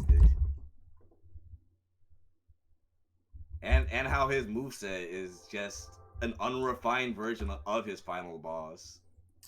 Oh yeah, that's the other thing about I guess in terms of like gameplay, because obviously if it's the first time, because I'm playing through it right now, and it's like, especially if like you play it the first time, I was like, oh my god, this is incredible. Kiryu, for me, Kiryu is a little bit worse. Not a little bit worse. He's way worse than Majima. Majima is much more fun to play in 0. Majima's style are so good.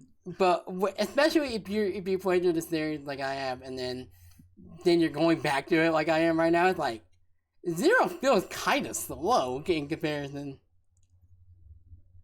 Which is it feels less slow than like some of the other ones. Kiwami 1 and 3. Like, it still feels good, but like 0, and then Kiwami 2 is just kind of, they still get used to the Dragon Engine, so I think Kiwami 2 is also slower. Yeah. 4 was like the first time where the gameplay was definitely like more refined, and he has like his basic Dragon Dojima style, which is like the best style. Like in 0, like that, if you think 0's gameplay is slow, Dragon Dojima style right there, it's really good. And obviously 5 speaks. I think 5 in terms of like pre-refined Dragon Engine is still the best gameplay wise. Yeah, I would think so too, honestly. Yeah. I think. Well, actually, I'll say my opinion for what I think is the best gameplay in the series in general. Whenever we get to that game.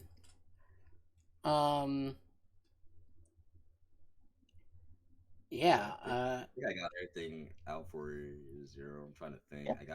We didn't really touch too much on the minigames, but like that's just a series as a whole. To be honest. We talked about Pocket Circuit. The disco minigame. Yeah, bring back the disco minigame. Holy shit! Where is it? Let me see. Keep on bust a move. It is. To be fair, it is a period of the time that makes sense. And no, you could just go instead of there being disco, just go to a club and bust a move. Like, you know what? Awesome. Which is funny because they have clubs in Crimsonrosso. I want to see Ichiban dance. There's an entire sub story with Majima in Kiwami 1 where he's in his Cinderella costume. It's fucking. It makes me want to cry. But that's like the only minigame I really like want. We talked about Pocket Circuit. That's the other big one. Yeah, that was. Aside from that, every other minigame is a staple of the series. Yeah, like Cabaret Club and like Cabaret Club. Yeah, like real estate. I mean, actually, yeah, real estate. Y'all haven't done real estate yet, right? I did a little bit, but I didn't delve too much into it. I delved like hours into the real estate stuff. I finished it all. I literally, the way I did it, as soon as you unlocked real estate, did it all. Wait, technically speaking, that's kind of just Ichiban Confection. In a way. Less fun. Except Ichiban Confection is way worse. I fucking hate the business. Yeah, I don't like doing it. You guys don't like it? I do not like it. I don't like it. I'd have used a guy just to get Airy. I didn't even finish it, so I never got Airy. Doing it for Airy and the satellite orbital laser is worth it, but like I hate doing it.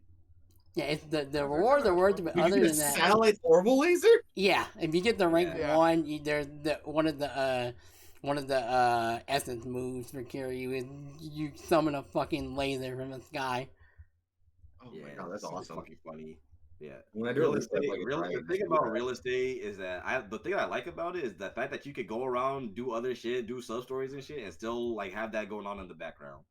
I do think also the one good thing about the real estate is like if you don't get too far, like obviously I think you put the money in the bank, and if you do like a new game plus of it, it'll carry over. Yeah, it's very, very worth it. It's also worth it just to get Nugget. Because Nugget's the best. Which is funny because I'm playing bowling right now. Yeah, bowl a turkey, get a turkey. It's a chicken. Name Nugget. I'm gonna call you Nugget. It's like the funniest. Yeah, that scene is so fucking funny. It's so funny. I show that scene to fucking everyone to know like this is the type of humor you get in the series. Yeah, no, and the look on his face, he looks like he's so happy when he gets it. He was so proud of himself. The Kiryu is adorable when he wants to be, dog. Yeah, and it's like it makes it even better because Nugget is like one of the best units for the fucking real estate minigame. And he's like one of the best one for Ichiban thing as well, which is also worse. Fucking hell! Like you can't say RGG doesn't have a sense of humor. The other thing is I did the Ichiban business thing because it also gave me like a ton of money. That's awesome. That's like one of the bad way. Probably in. Yeah, that's the main reason why I did real estate at first too, because I wanted to be OP, and OP I was. That I fucking played through the rest of the game of how broken I was. Yeah. Same with Majima and the Cabaret, which I find to be the much better minigame. When they ever kill off Majima, I'm dropping the franchise into the goat. I don't think they'll do that to him, but I have opinions on characters they will get rid of. We'll discuss that. At worst, he'll die of old age one day. Yeah. Like it's funny. He'll be the one that lives a full life, unironically. Yeah, because if that's true, he'll be like the last of like the old guard. I think that going that route for him makes all the sense in the world, considering all the shit he's gone through. Yeah, he'll be that crippling loneliness will be unreal for him at that point. But I honestly feel like it already is at this point in time, considering how he looks in Infinite Wealth. He looks so depressed. Yeah, the only thing like the screenshot, I think that's the only thing they showed of him. He looks very depressed in the game. Does anybody else have anything to add to Zero before we move on to Kiwami? Fuck all the gambling shit. I don't do the gambling. That was a pain in the ass. I don't do the gambling ever. I never did the gambling. Yeah, I never did the gambling either. Not worth it. It's fucking dog shit. It's so fucking RNG that it hurts. Fuck it. I only did it for the completion points because I am an ass myself. Like with like the card game gambling, like whatever. If you're good at the card game, sure. But fuck the cat fight minigame. Like that's even worse. Even worse. That is the epitome of good luck. You're gonna get fucked over 9 times out of 10. Like you better be having fun saves coming. Yeah. Yeah, I think that's everything for Yeah. Zero. I Also, the one other thing, I there's could talk about like other sub stories that I like. also, you know, oh my like, god, how did none of us talk about the Steven Spielberg, I think, or in the fucking Michael Jackson reference in this game for no reason? Yeah, oh yeah, You're right. Yeah. Yeah, I don't know how I didn't mention that.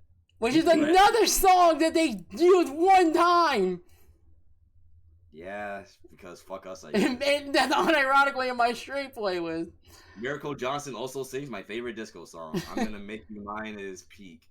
Mine is Get out. Now I am gonna make her mine. Now Mine- get out. I think She is all mine. terrible talking about the galley pieces. We need to get you to not go to Morning. Yeah. I think for me, mine is Koino Disco Queen, probably. That one's also peak. That's a really good one. Yeah. Dance with me tonight. Yeah, and then also, again, my favorite karaoke is Judgment, but Machine Gun Kiss later on is also really good. Cinderella is just funny. It's just a funny song. Cinderella, the song is really good, but the thing that really gets me is a music video. Yeah, it's literally a music video. Which is also another music video with Majima and Dead Zone, only Dead Zone, that I've never experienced, but I know it's like really funny. It is really funny. That's one of the things I loved about Dead Souls is the karaoke. What other? There's like one. Obviously, can't have a discussion without talking about Bakamitai, which I didn't even realize didn't exist until like 4 or 5, which is very surprising. Yeah, it started at 4. And with unironically a Saitama song. It makes sense because 1 and 2 did not have karaoke. Yeah. 3's karaoke. 3 karaoke we don't talk about. We do not talk about 3 karaoke songs. It had one good song, Kamurocho Lullaby. That was it. But the problem with that is that song is short. It is very short. Which is a lot to say considering karaoke. Yeah, but you know, it was a 3. Well, 3 it was her first time doing. I can't be too harsh on it. Yeah. At least we got one good song out of it. Yeah, like there was groundwork for it. And we got Bakamitai in 4, so I can't be mad. Yeah. And Machine Gun Kiss for that matter. My peak. But other than that, I think that is it. Unless anybody else had anything else for Zero. Shout out to the Shinji sub story too. Randomly meet Shinji, and that becomes important. Kiwami won. Let me see. Oh, shout out to Lee wearing Saijima's jacket for some reason. I don't know why. Oh yeah, but, that was the thing I didn't recognize. I was like, wait, and I looked back. I was like, wait, he just looked like. Yeah, that is one thing I can actually bring up. I love how everyone that Majima meets in his story kind of influence how he is. Yeah. Oh, we didn't talk about how Nishitani. Yeah, we didn't talk about Nishitani. I don't know how we didn't do that, but shout out to Nishitani. The whole reason Majima is a thing, and also is a reoccurring thing. It's also a reoccurring character for whatever reason. Yeah, shout out to Nishitani and giving Majima, you know, the idea to just let loose and have fun. Sagawa is the reason why he's loyal at the end of the day. And then Lee was just his bro, just like how Saitama is. Like, everyone that Majima meets influence him in some way to how he is in future games. Which, I don't know. I just find that very neat. Yeah. Shout out to Nishitani. Yeah. Sad death. He went out sad. Also, I do understand that, like, obviously, like, the other games have, like, either, like, a couple or just one set of styles. But obviously, like, I do like the fact that there's multiple styles that you can choose from in 0 and 1, but then also... Because I didn't do any of, like, the training, which I should have did, to be honest. Dude! But Bacchus is You Bacchus is get a everyone's best moves doing the training. yeah. I will be speaking of moves. I will be honest with you. I did not do a tiger drop until Gaiden. What? I did not. What? I didn't realize tiger drop was like this meme ass move. It's like the most powerful move in the entire series until like much later. Once I got to around that point, I was like, oh, so I could just make my time in some of the other games that I was struggling in, like in Kiwami 1. There's a boss we will talk about Tiger later. drop in Kiwami 1 is so OP that it hurts. Yeah. I did not realize that move was broken. But yeah, no, I did not.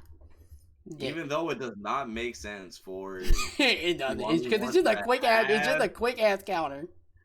No, the thing that doesn't make sense is that Kiwami 1 shouldn't have Tiger Drop because it didn't exist until OG2. Oh yeah, because didn't they give it to Majima in Zero? And there's like a variation of a tiger drop in Zero. Variation of it, yeah. Because he's done it under Komaki in Zero. Yeah, so and then Komaki.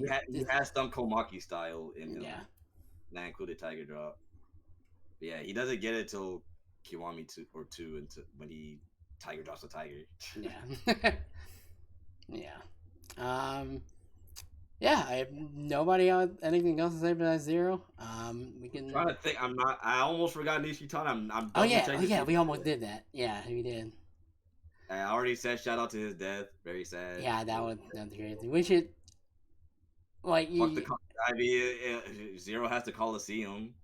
The Coliseum always comes back, no matter what. So I'm very familiar with the Coliseum, especially because of Gaiden, and how you need to do the Coliseum to get the platinum. Okay, but Gaiden's Coliseum is fucking sick. The way he can play many different characters. That being said, fuck one of the last like tag team ones that you have to do. Yeah. It is rough. It's very. I think. And it's funny because like one of the final fights in that one is so fucking easy, but it's like one of the best ideas that they did. Yeah. I'm glad they did. All right. With that being said, let me save in Zero real quick. Now let's talk about Kiwami 1. Okay, so I guess technically you can talk about 1 and or Kiwami depending on which one. I will be talking about both. Yeah, because I will be playing the original 1 in a couple of days. Because I have a lot of complaints. Yeah. About Kiwami 1 regarding the OG, but I think I'll let y'all start the conversation first this time. I think the boss fights are not very good. No, they are not. I will wholeheartedly agree. It is a very unbalanced game. There is one good boss in that entire game. One good boss fight. Yeah. The very final fight is the only good boss fight in that entire game. I like Kiwami, but it's I hard. would count Majima as a good fight, but you fight him literally so many fucking times. I consider him. Yeah, that's just cheating at that point. They also do that thing for like Kiryu when Majima like he thinks he's like dead or something, or he's like in trouble or something, and Kiryu's like, I'm not gonna worry about him right now, and he just. Oh my god, that fucking scene bothers me so fucking much. You don't understand. It's only a Kiwami problem, so it's like. Because it's like Kiryu would not just fucking leave Majima to fucking drown. Yeah, It's been 10 years since they've seen each other. But even then, that's such a weird characterization for Kiryu. Oh no! And the theory doesn't have the theory still has a history of like being weird to Kiryu's characterization, but like that one in particular is. It really is only a problem for Kiryu's characterization occasionally. But it literally is only a problem in 4. That's mostly because he was originally not even supposed to be. He was not even supposed to be the character. So I'm kind of easier on that, but Kiwami 1, nah, fuck that. They literally had no reason to do that shit. Because, like, in OG Yakuza 1, obviously, Majima everyone was not a thing. Yeah. So, you see Majima one time in that first cutscene, shout out to Mark Hamill. You see him again in that boss fight in the batting cage. Then when he gets stabbed, from that moment That scene on, is funny. you don't That know, scene is you don't funny. know what happened to Majima. I love the baseball You think scene. Majima is dead at that point. And Yeah. but obviously Kiwami won, Majima everywhere, so he just kind of walks it off. Yeah, I love the baseball scene thing. That one. Yeah, that scene is really good. It's really good. But yeah, so from that moment on, when he gets stabbed, you don't see him until that scene in Shangri-La when he pulls up in a fucking big ass truck. But so in Kiwami once is you see him all the fucking time. They have to think of some way to fucking get him injured so he could pull up injured. So they were just like, well, we'll just fucking fuck up Kiryu's character a little bit and have him get shot and drown. Yeah, because like when I played that, I was like, wait, what? Kiryu, why the fuck are you leaving him there? And it's so abrupt. It's such an abrupt scene as well. Because, like, and in the fact that it's, like, story related, too, it's so random. Like, it doesn't make sense. Bothers me so fucking much. Like, oh my god. Yeah, nah, I can forgive a lot about Kiwami shit, but that scene in particular, it bothers me just so much. Yeah, because, like, when I first played Kiwami, right, like, when I first played, like, obviously, I wasn't familiar with, like, a lot of people's characterizations or how any of the stories go in comparison to the other games. So I was like, okay, Kiwami seems cool. Like, it's a good game. I liked it. And then I played the other game, and then I also watched other people play Kiwami. I'm like, oh my god, this game is not as good as I remember it being. Like that, like one particular fucking fight that I think it still pisses me off. It, like, besides like it's even worse than the Yakuza 3, like, just game entirely almost. Like, the truck against the fucking the truck boss fight against the goddamn, what is it, the Men in Black boss or whatever the hell it was. That's like, Kiwami 2. Is it Kiwami 2? Okay, that's Kiwami 2. That fight's annoying. Well, I guess talk about that, but I mean, Kiwami 1 has a lot of fucking annoying boss fights. Like, hold on, Shimano, the first Shimano fight. Oh yes! Oh my fucking god! Oh, I don't have that stream anymore for the VOD. That fight took me, I shit you not, I think that shit took me like 30 minutes to beat, because I did not know what to do in that fight. And I don't know if that dog shit boss fight. I fucking hate Shimano so much. Yeah. Like, that fight is so bad, and it doesn't get better. God, like, it felt very good, because by the time I fought him again towards the end of the game, I was so OP to the point where he just became a joke. But that first fight, I will never fucking forgive him for that.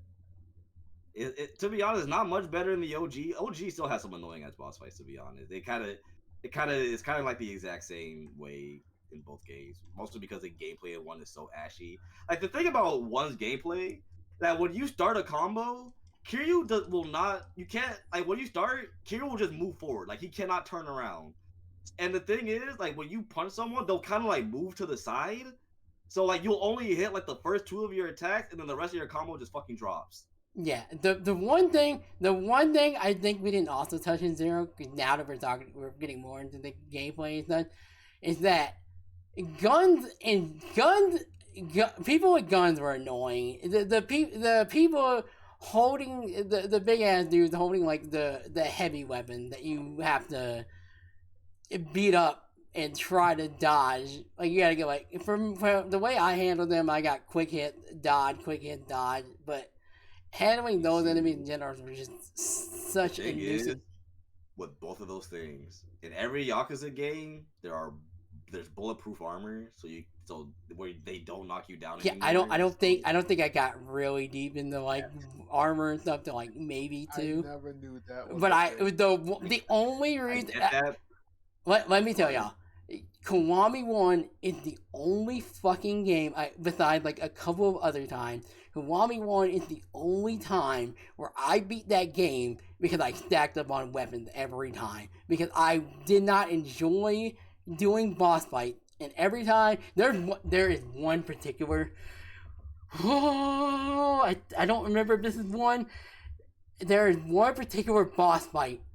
I think it's specifically after the first Nikki scene when Nikki and Kiryu finally meet, and then Ideal Violence plays, and you fight his family in there, and then I think you go outside and you fight somebody out there, and there's a boss fight out there. I don't remember that nigga's name.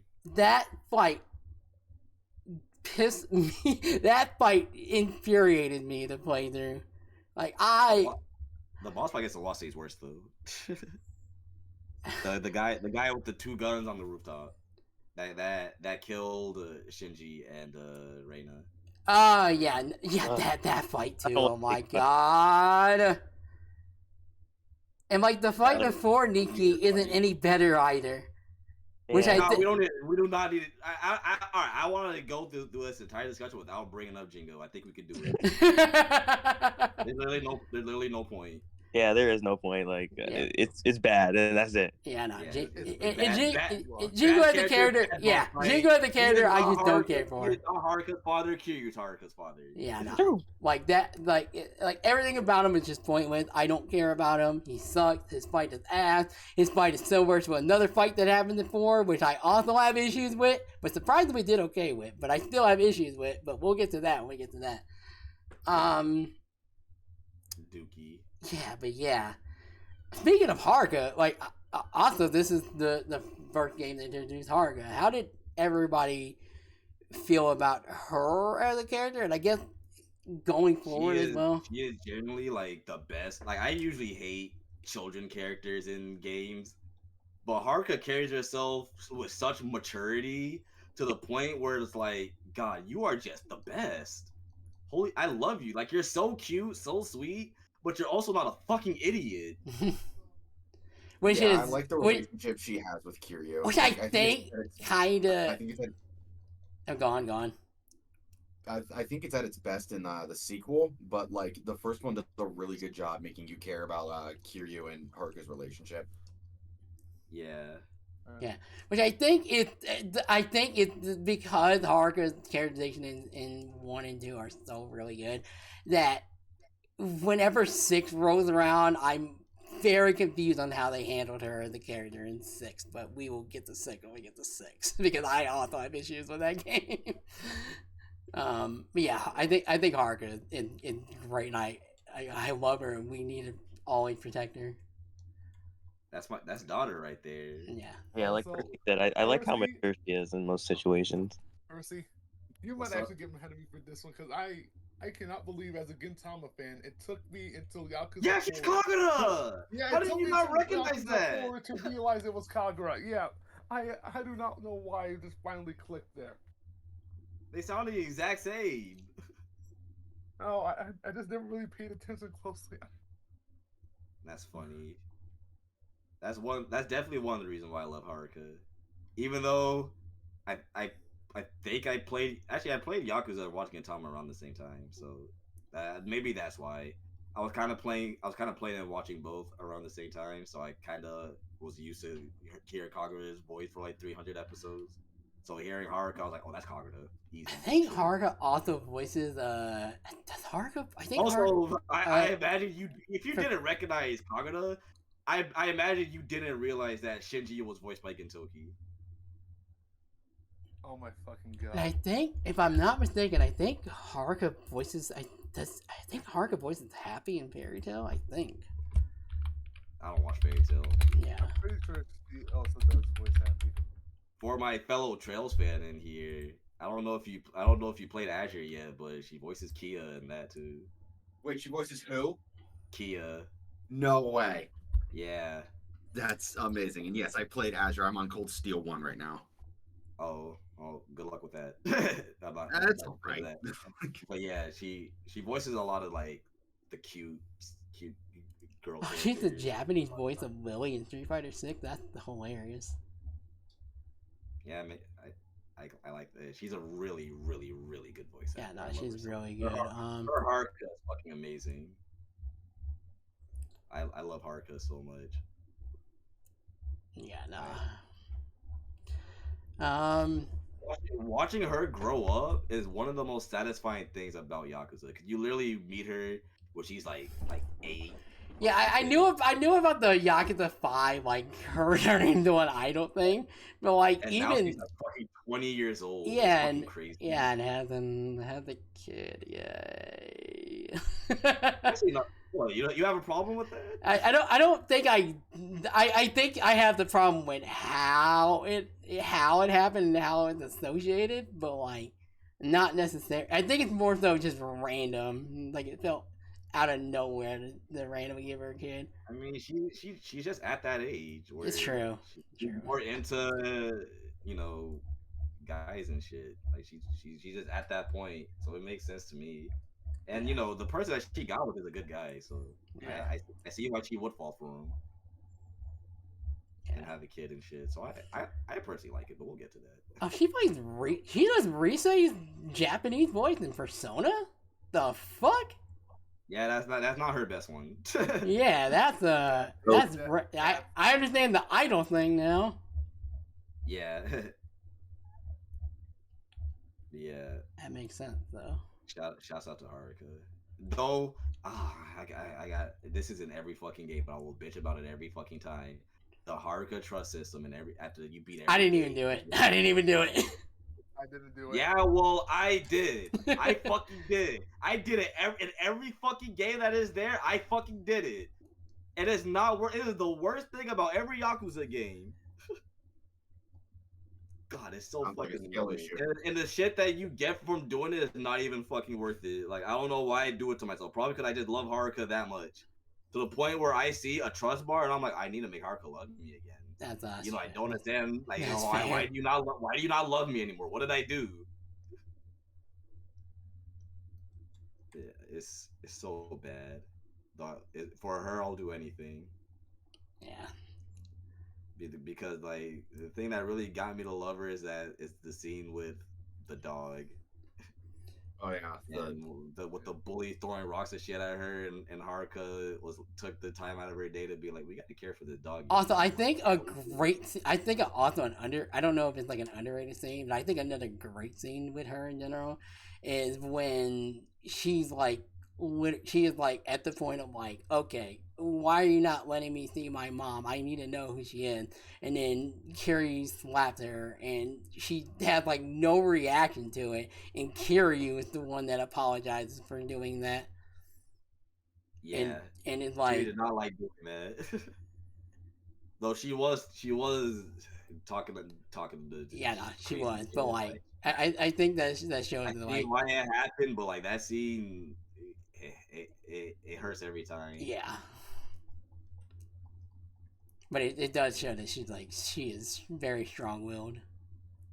She is. She's still, at the end of the day, she was still a kid. Despite her absurd maturity, she is, at the end of the day, a kid.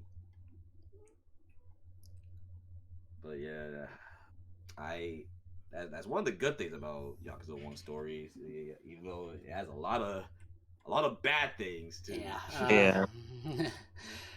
I think... How did everybody? I guess one of the big things as well, because we touched on it a little bit. How did everybody feel about the monument system? I mean, it's silly. I think it is just there just to add more Majima. It kind of ruins Majima's character a little bit. It does, in some sense, it does. However, seeing Cabaret Club Majima is funny. Like it's too goofy to a point where it's like when he actually starts being serious, that feels out of character. When it should be more like he's both goofy and serious, so the two can work in tandem. But it really doesn't feel like that because he's way too goofy. Thanks so much, man. Everywhere it's just you barely see him in the main story. It kind of like I don't know, like that scene in Shangri-La when he has a knife to that girl's throat. That kind of feels. Like, for what they were going for in Kiwami, out of character. Obviously, in the OG, that is very much in character. So yeah, it was a very weird scene.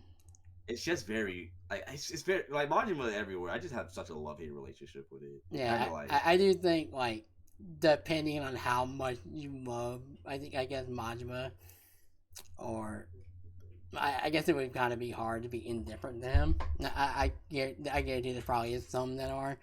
But I guess it really depends on how much you love Majima. If, like, you're either gonna be really critical of it, or if you're just gonna enjoy the goofiness that is that system.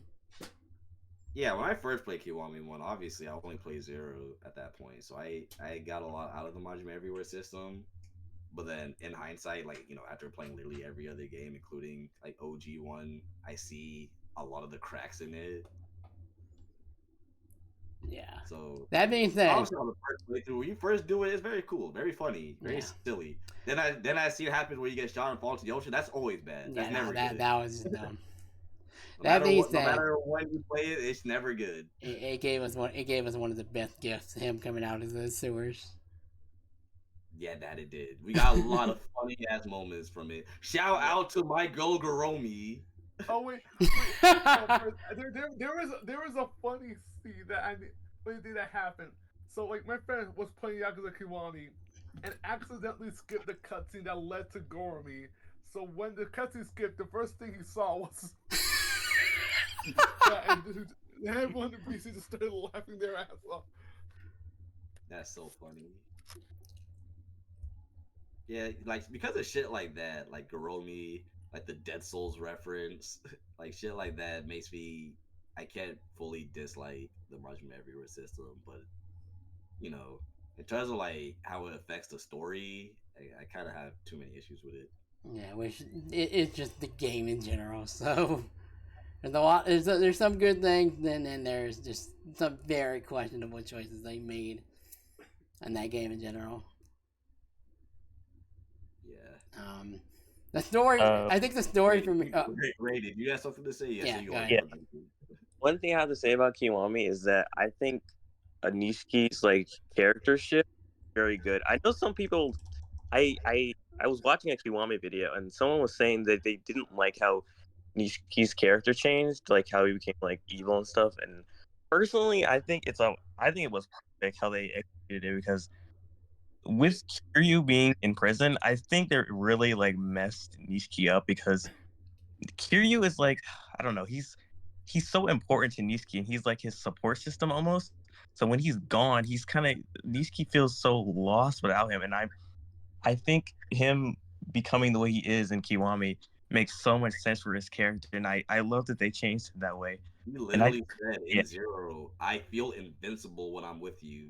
Yeah, and like Kiryu was gone for 10 years. Yeah, of course he's gonna be like that now. Like even though they have this really strong brotherly bond, like he's gone for 10 years and he gets trampled over by all these like Yakuza figures, and he has to like grow up. And then his sister passes away. Bro was literally about to kill himself until that one random ass motherfucker who pulled in and started talking too much shit. And then Nishi, right at that moment, was like, you know what, fuck this shit. Yeah. Yeah, and like thinking back to a lot of those scenes, like you also get like all of the moments that everyone keeps bringing up. Man, if this was Kiryu, everything would be going smoothly. He's constantly reminded that Kiryu's not there, and he is basically just the second choice. Yeah. I literally cannot blame him for looking at Kiryu differently after hearing for 10 years basically that you are literally nothing compared to Kiryu. Yeah, Kiryu was here, you would be nothing. Without Kiryu, you are nothing. Like hearing that constantly fucks with you. Yeah, like he constantly has to hear how he's like just a second choice. How it was all if like literally one of the people he cares about more than anything, like one of his bosses literally just mentions, man, this all wouldn't have happened if this was Kiryu. And like that makes him break down because this is like I'm just the second choice. Speaking of bosses, how did everybody feel about Kazuma or however they Kiryu's technically father?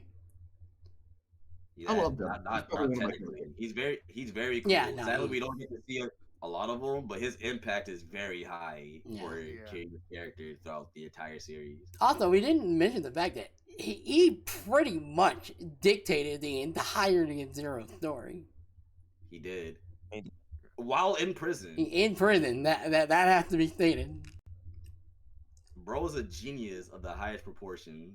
Like that's the one thing about this entire series. There's always one person that is like big braining stuff and it always works for no reason. Yeah. Also, I haven't said it yet, but shout out to Kashi Swagi. He's a very nice rock for Kiryu.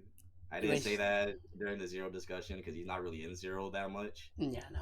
But he is a very solid rock throughout the games that he's also, in. off topic, speaking of Kashiwagi, the face I had, because I beat 7, not knowing. Hold on. Oh yeah, you can beat real quick. Come on, wait, where's the deafen? Oh, wait. You good? Okay, cool. Yeah, I beat the entirety of 7. I did not realize that the fucking bar owner was Kashiwagi the entire time. I realized at the end. Like, I noticed it. I noticed it, and I was like, Yeah. he looks like Kashiwagi, but they're not saying it is. So I was like, okay, he just looks like Kashiwagi. I guess it's just a motto they did. Okay, cool, whatever. It's weird. I don't fully know if it's Kashiwagi yet. It is. I will say, because the bucket list literally shows him. That's the one. Yeah, it did. What I don't get is like, what is his like reason for like being someone else now, like being a bartender? Like I want them to explain it, because like I'm glad that he's back, but like, why did you like? Well, they probably will mention a lot of things, because Kiryu's entire like side stuff in Infinite Wealth is just gonna be obviously the which is the reason the bucket list is a thing. Like, he's gonna probably meet a lot of older characters and like make men, family and enemies. Yeah, so probably get an explanation there to how. Well, I'm not so much how he survived. Bullets in Yakuza don't really do shit. Rubber bullets. until it does. Rip Rikia. Yeah, we'll get to that. But yeah, I definitely need somewhat of an. I mean, I could probably guess why, because like people thought he was dead. So it's thought he was dead. I thought he was dead. And this wasn't like his second chance to like start a new life. Instead of I guess. Yeah. I don't honestly. I guess having a near-death experience will make you want a new life. Yeah. Try something new. Yeah.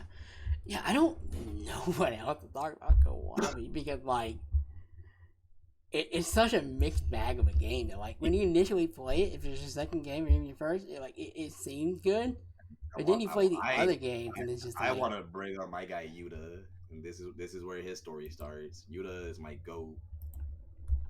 Oh yeah, he can. Oh yeah. And definitely. Oh wait, why haven't we talked about Date yet? Okay. Oh yeah, we haven't talked about Date. That is. I mean, I was also gonna bring him up, but I want to bring up Yuta first, because Yuta is like less important than Date. Yeah. But I really like Yuta. This is where his story begins, and see how he grows up is very touching. Start off on this fucking punk who tried to start shit with Kiryu where you first saw him, into being one of the sweetest boys on the planet. Yeah. But yeah. Wait, hold on. Yuta was in Kiwami? Yeah, Yuta was in Kiwami, yeah. Was he? Yeah. Are we talking about the same character from 6? No. Oh wait, I said his fucking name on his Yuya. Yeah, that's Yuya. I was like, hey. I was like, wait. I was like, that can't be right. Yeah. I was like, what character are you talking about? Yuya. I mean, you can't blame me for a mess. Yeah, I know, you're right. It's literally one letter off. Yeah, I meant Yuya. My fault. Yeah, Yuya's my GOAT. Yeah. Also, because obviously I've seen bits and pieces of the English dub, because it's hard not to see that. Like he. I'll be right back. All right. Okay. Yeah, his voice or his line in the English dub, where it's just non-stop swearing, is so hilarious. But other than that, Yuya is a cool character, which we have not seen since 6. He's in. Isn't he gonna be in Infinite Wealth, right? I think he is. I think both of them, because Yeah, I think Kazuki's gonna be there too. yeah, I believe I think both they're of them. common thing. They're gonna be like palmates or something. Yeah, I they're think. gonna. Yeah, I know Akiyama is supposed to be a pound mate. I don't know. He might be a character in general in that game as well, more than likely. I think a lot of if they're gonna be pound mate, then that means usually when that happens, that usually means that they're probably characters that happen in the game. Which actually no, that is how it happened, to be honest. So. You know what's funny? While we're having this whole discussion, I have been playing Yakuza 7. Real. Yeah. All right, I'm back. All right. Is there anything else? I mean, You already talked about Date. we didn't No. talk about Date. We didn't. Date's Right. cool. I love Date. Oh, that is cool. Yeah. Yeah, Date's cool. Oh, he also is part of the reason of one of my least favorite parts of Kiwami 1 with this fucking daughter. Oh yeah! Oh my god, that entire part was basically a side story in the main story. It was a sub story that was just it was a mandatory sub story. That's literally all that was. No, it also gave us one of the funniest gifts in the series when Kiryu kicks the door down. Oh yeah, it did. Yeah, no, that is funny. Yeah, that was. So there's always a silver lining. Yeah, it was just always is with some of these games. Yeah, Dante's cool. Isn't he? I think he's in every Yakuza game. I think. Right? After 1, yeah, he's not in Judgment, but that doesn't really count. But he basically is in every other game. Is he? Oh yeah, he is in 6. He is in 6. I think he chills out in the bar. Yeah, I think he has, because every time you meet him at after maybe after 30, he literally just someone who's just chilled in the bar. It's like, oh, you have to go to Serena. It's like, okay, we're meeting Date, cool. I love how he is in 4, but I'll get to that later. Yeah.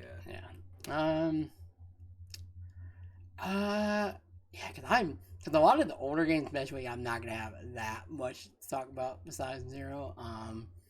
Because a lot of them I've kind of forgotten about, honestly, because it's been a while.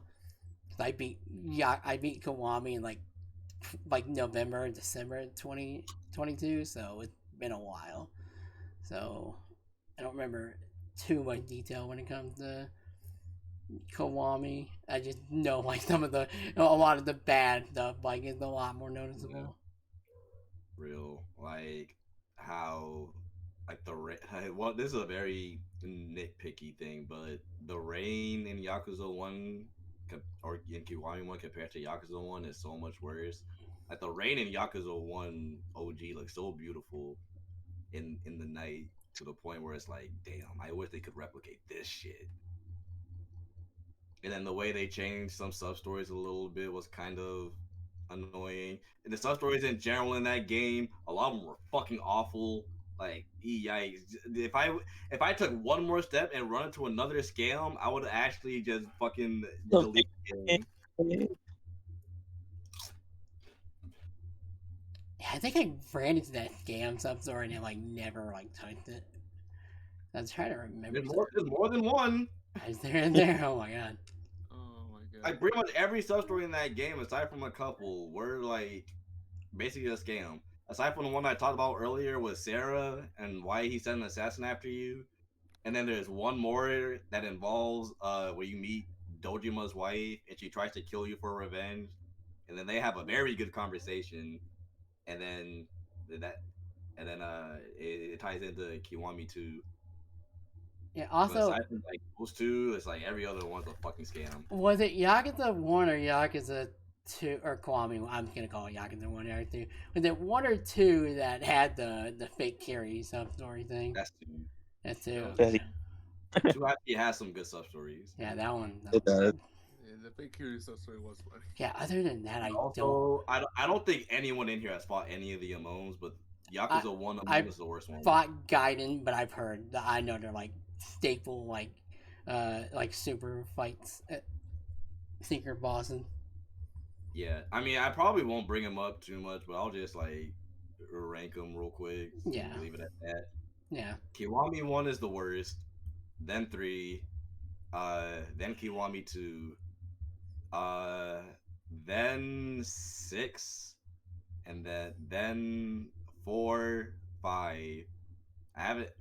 Then Gaiden, 0, and then Like a Dragon. I think I didn't miss any, but that's from worst to best. I'm very. As for the Judgment games, they're both like somewhere in the middle. I didn't even know I didn't even realize they kept them in Judgment either. They are in Judgment, yeah. They're interesting.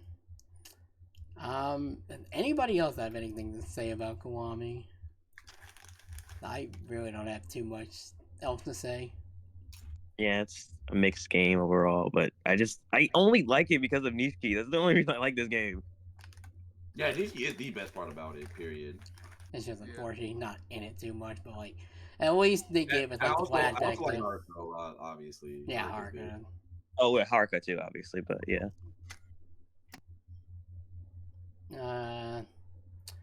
Yeah. Nobody else has anything else to say about Kiwami. Obviously, Kiwami has some good parts, right? But like it's held back by a lot of problems. I think. Yeah.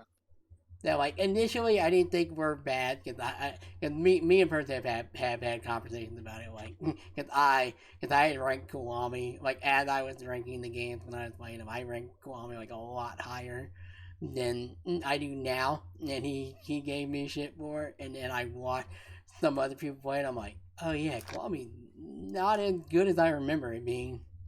Yeah, it is my least favorite. Yeah, I might need to rethink my ranking after this whole discussion. I gotta. Also, one quick thing before I guess we move on. Shout out to the end of Kiwami 1 where they show Akiyama, Hobo Akiyama. Yes, and he does didn't even notice that. Paula. Oh, did they really? I didn't notice that either. Yeah, you know the hobo at the end of yeah, but I know they like reference that in like 4 and whatnot. That is Akiyama. They included that, and that's actually true. They included that's cool. Actually, that's neat. That is a later character that I will be gushing about a lot when we get to 4. Yeah, we'll talk about also, another thing about Zero, again, we like talked about it. How I guess if it was more so we talked about it, like yeah, sure, like how the end of the credits of Zero just spoiled the entirety of 1. Yeah. Like, that was a thing, which I didn't think I even ever noticed. Like not even just 1. They fucking spoil 4. They spoil a lot with Saejima because they do this whole thing how like they reference like Saejima getting locked up and like this whole thing with Majima, and then they just spoil like okay cool he's back like huh. Yeah, I don't know why they did that. That's certainly a choice. Yeah, that's crazy. Yeah, I guess there's not much. I mean, the soundtrack is good. It's not as good as Zero, but I liked it. I think the final boss theme is better in the original, like a lot better. I think the original still one is good. I like the original more. I think the original is good. I do think there. I think I think Kiwami's version is more epicness to it, but like the OG the OG version is really cool. Yeah. I was gonna say something, but I forgot. What was it about? Damn it. Well, it's Kiwami, so. Yeah. Damn it. That's gonna bother me. I completely forgot what I was gonna say. Wow. What happened? I forgot it too. Probably not that big a deal. Probably. What were you gonna say, Stalling? I forgot it too. Oh. well, y'all hopefully remember what y'all are trying to think of. I guess we can move on to Kiwami 2, which So Kiwami 2 is a bit of an interesting game, right? Where it's definitely better than the first game, but like I also have problems with that game as well. I didn't have a lot of problems with it until I played OG. And then the problems also began to show. My Not, biggest not as many problems, but problems nonetheless. my biggest problem, I think, for the longest when playing Kiwami 2, I think is and it's the problem I have with 6. I do not like the way Kiryu you control Kiryu in combat in 6 and 2. The early Dragon Ninja. Yeah, like obviously, yeah, no, it's very early, and I get that, but like, it was not like the Kiwami one was just a watered down 0, and that's fine. But I didn't combat wise. I still had some fun with Kiwami 1. I played Kiwami 2, and I was having a miserable time fighting in that game. And yeah, this is why I'm glad I played on PC. I was able to download a mod that kind of made the combat a lot more like how it is in Gaiden currently. Also, I don't know how any of y'all feel about how they handle like the graphic fidelities in that game in general, but I think it looks amazing. I think I'm indifferent to it. I guess like I can see the appeal to it. I think it's just fine. It's different. Yeah. It's different, but like it's fine. I guess I got used to it after a while, but yeah.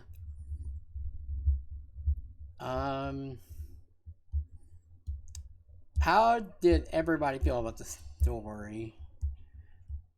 For me, it's kind of the problem with Yakuza in general, where like some stories like just feel like they're a little bit out of control. I feel like that is a big problem with 4, which we'll get to in a second. That is like the biggest problem with 4 is the story. But it's a little bit with 2. Like I love Ryuji, but like Ryuji's I do, but I don't think he has enough screen time. Yeah, that's the point I was gonna make. Like, I love Ryuji, but they don't give him a lot to work with in that game. Like, I disagree. I think Ryuji is the perfect case of someone who maximizes their minutes. Whenever he is, that is true. You are right about that.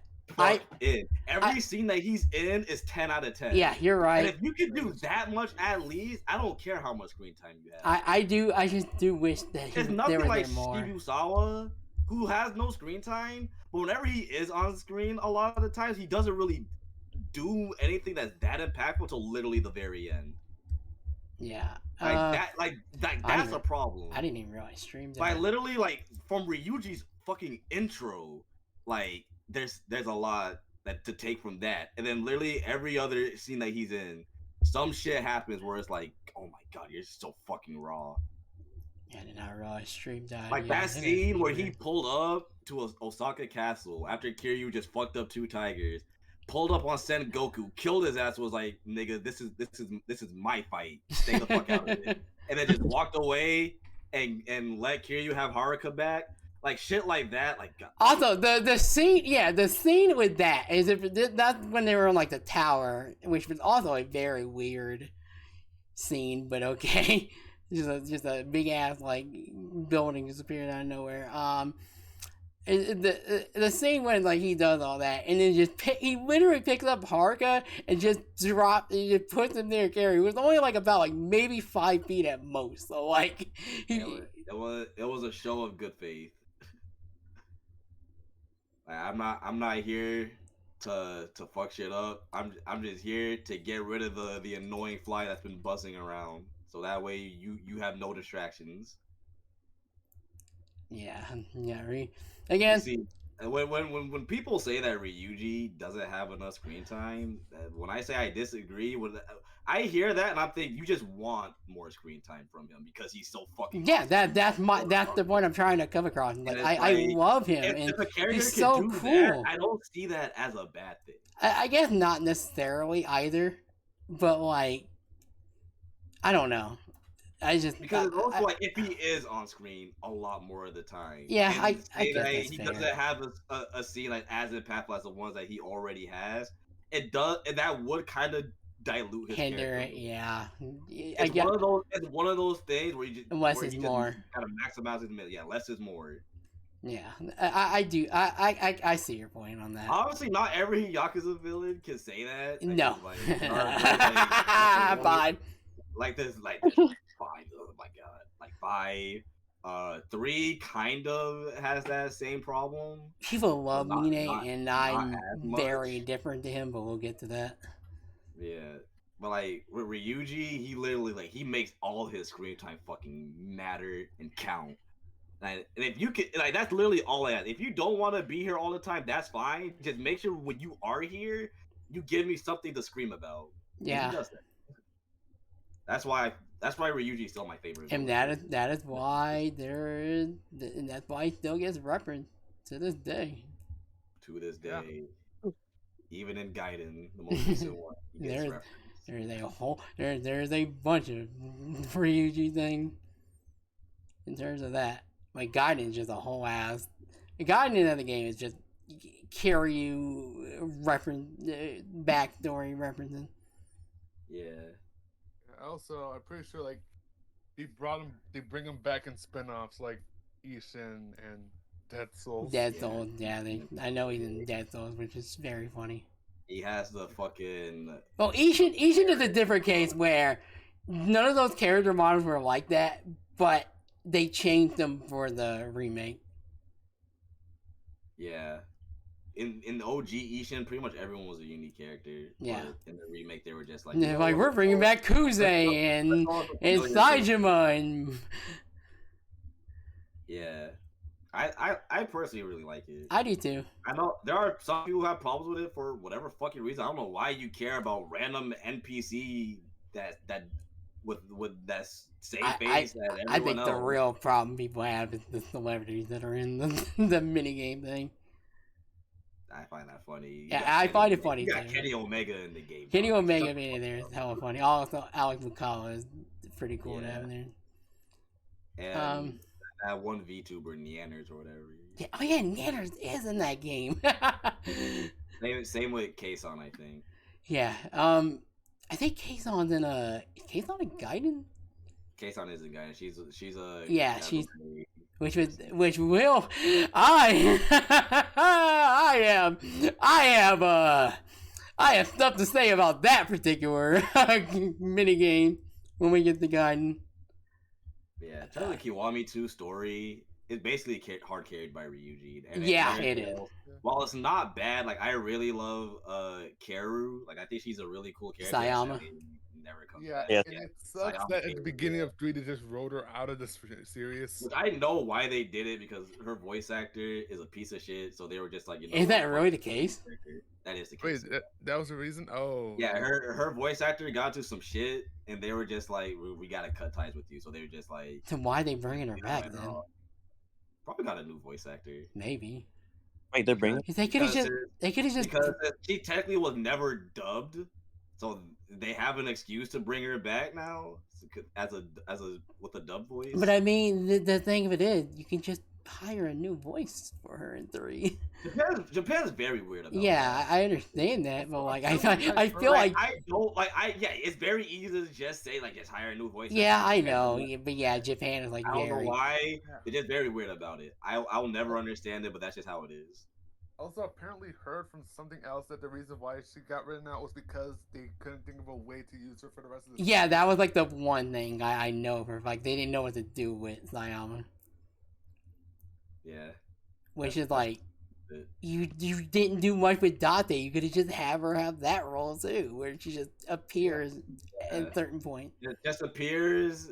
Is a good friend to have around. Maybe have a raw line here or there, and then that's it. That's all we need. Yeah, you don't need to write her off completely. Yeah. I mean, not completely anymore. Yeah. Which we'll see how they handle that. We'll see. Oh, sorry for spoiling that, Ray. I'm so sorry. I forgot you didn't watch it. It's fine, but I'm actually happy she's back, because I think her relationship with Kiryu is my favorite part about that game. It is mine too. Yeah, I was so ready. I was like, oh my god, Kiryu, you got a girl, let's go. And then she leaves in 3, and I'm like, what the fuck? In 3, it's just they didn't even write it well. feels so forced. They're like, oh, I'm going to the U.S., huh? Yeah, they did not think hard about it. We're just like, oh, I'm just traveling. Bye. Kicked her straight to the curb. Glad she's coming back though, because I want her and Kiryu to be together. Yeah, please. because because I guess now you're already I'm so sorry. There's a line and like when she shows up, we're like insinuates that like she still has not met anyone and she's just been waiting technically for him, I guess. So they're probably gonna have a scene together, I would think.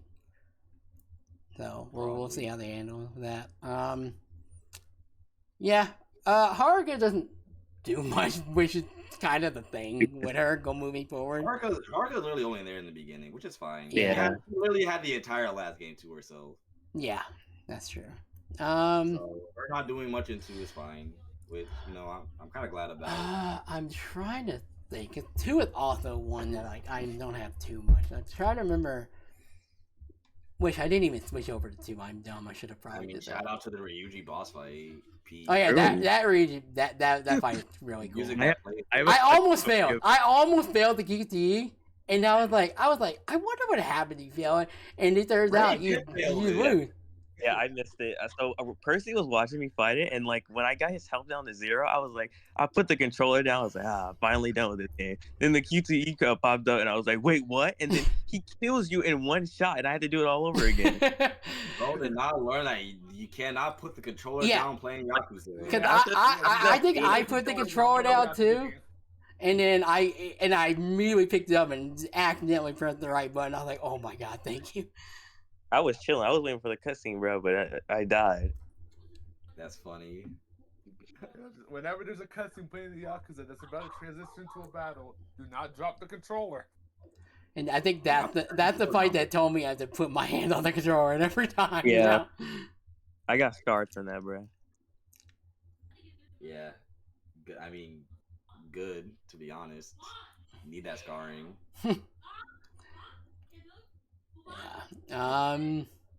Yeah, shout out to some of the new mini games out there too. Toilets is my peak. Majima mobile game. I love competitive pissing. The toilet thing threw me off. I was like, what am I watching? Watching competitive pissing. Another one of the greatest gifts ever made. Now, me personally, I wouldn't. Epic going to the urinal. Yeah, I don't think Kiwami 2 added any new songs to karaoke. I don't think. Kiwami 2, you said?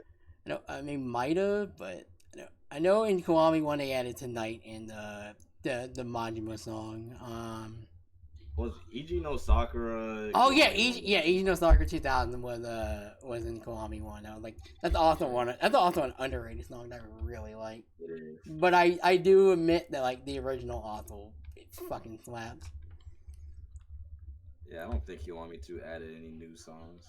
Yeah, I don't think it did. I can look real quick, but I don't think it did. What else? Because I'm on one. Cabaret Club in 2 because Yuki comes back, and I was so excited.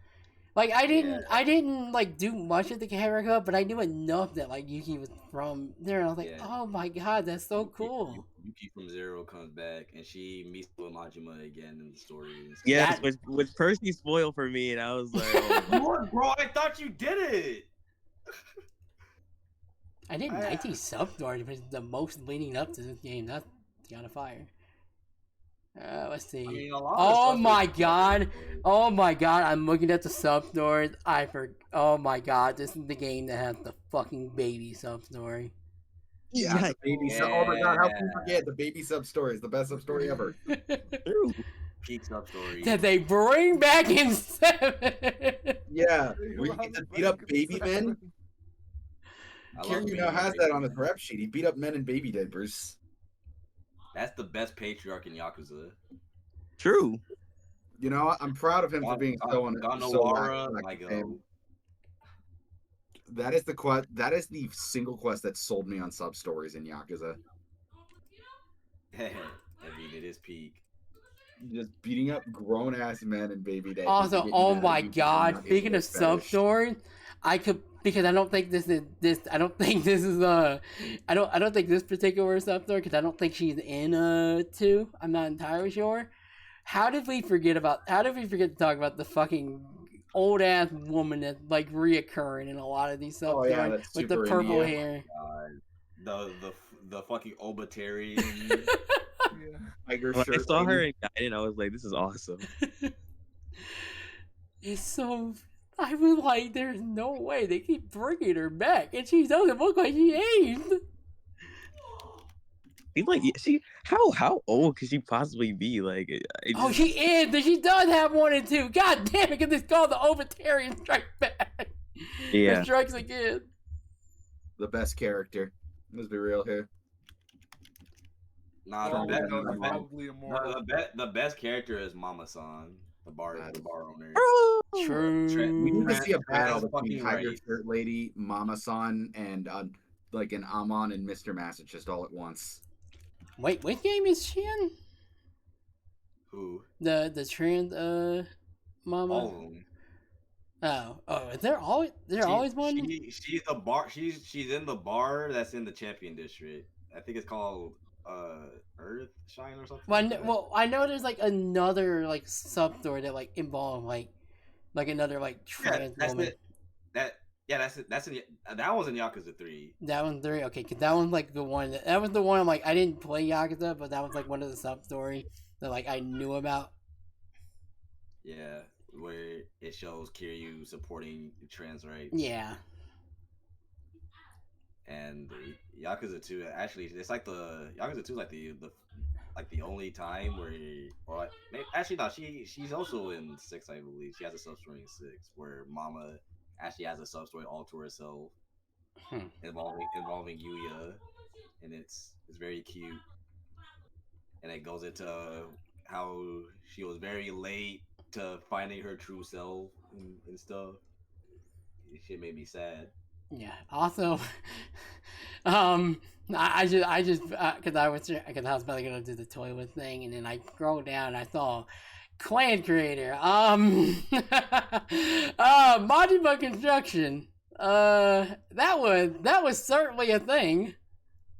It's Majima Construction. I didn't really dislike it, but at the same time, I didn't do it. I did all of it because that Majima Construction anthem, that shit kept me going. It's one of the best songs in the entire series, unironically.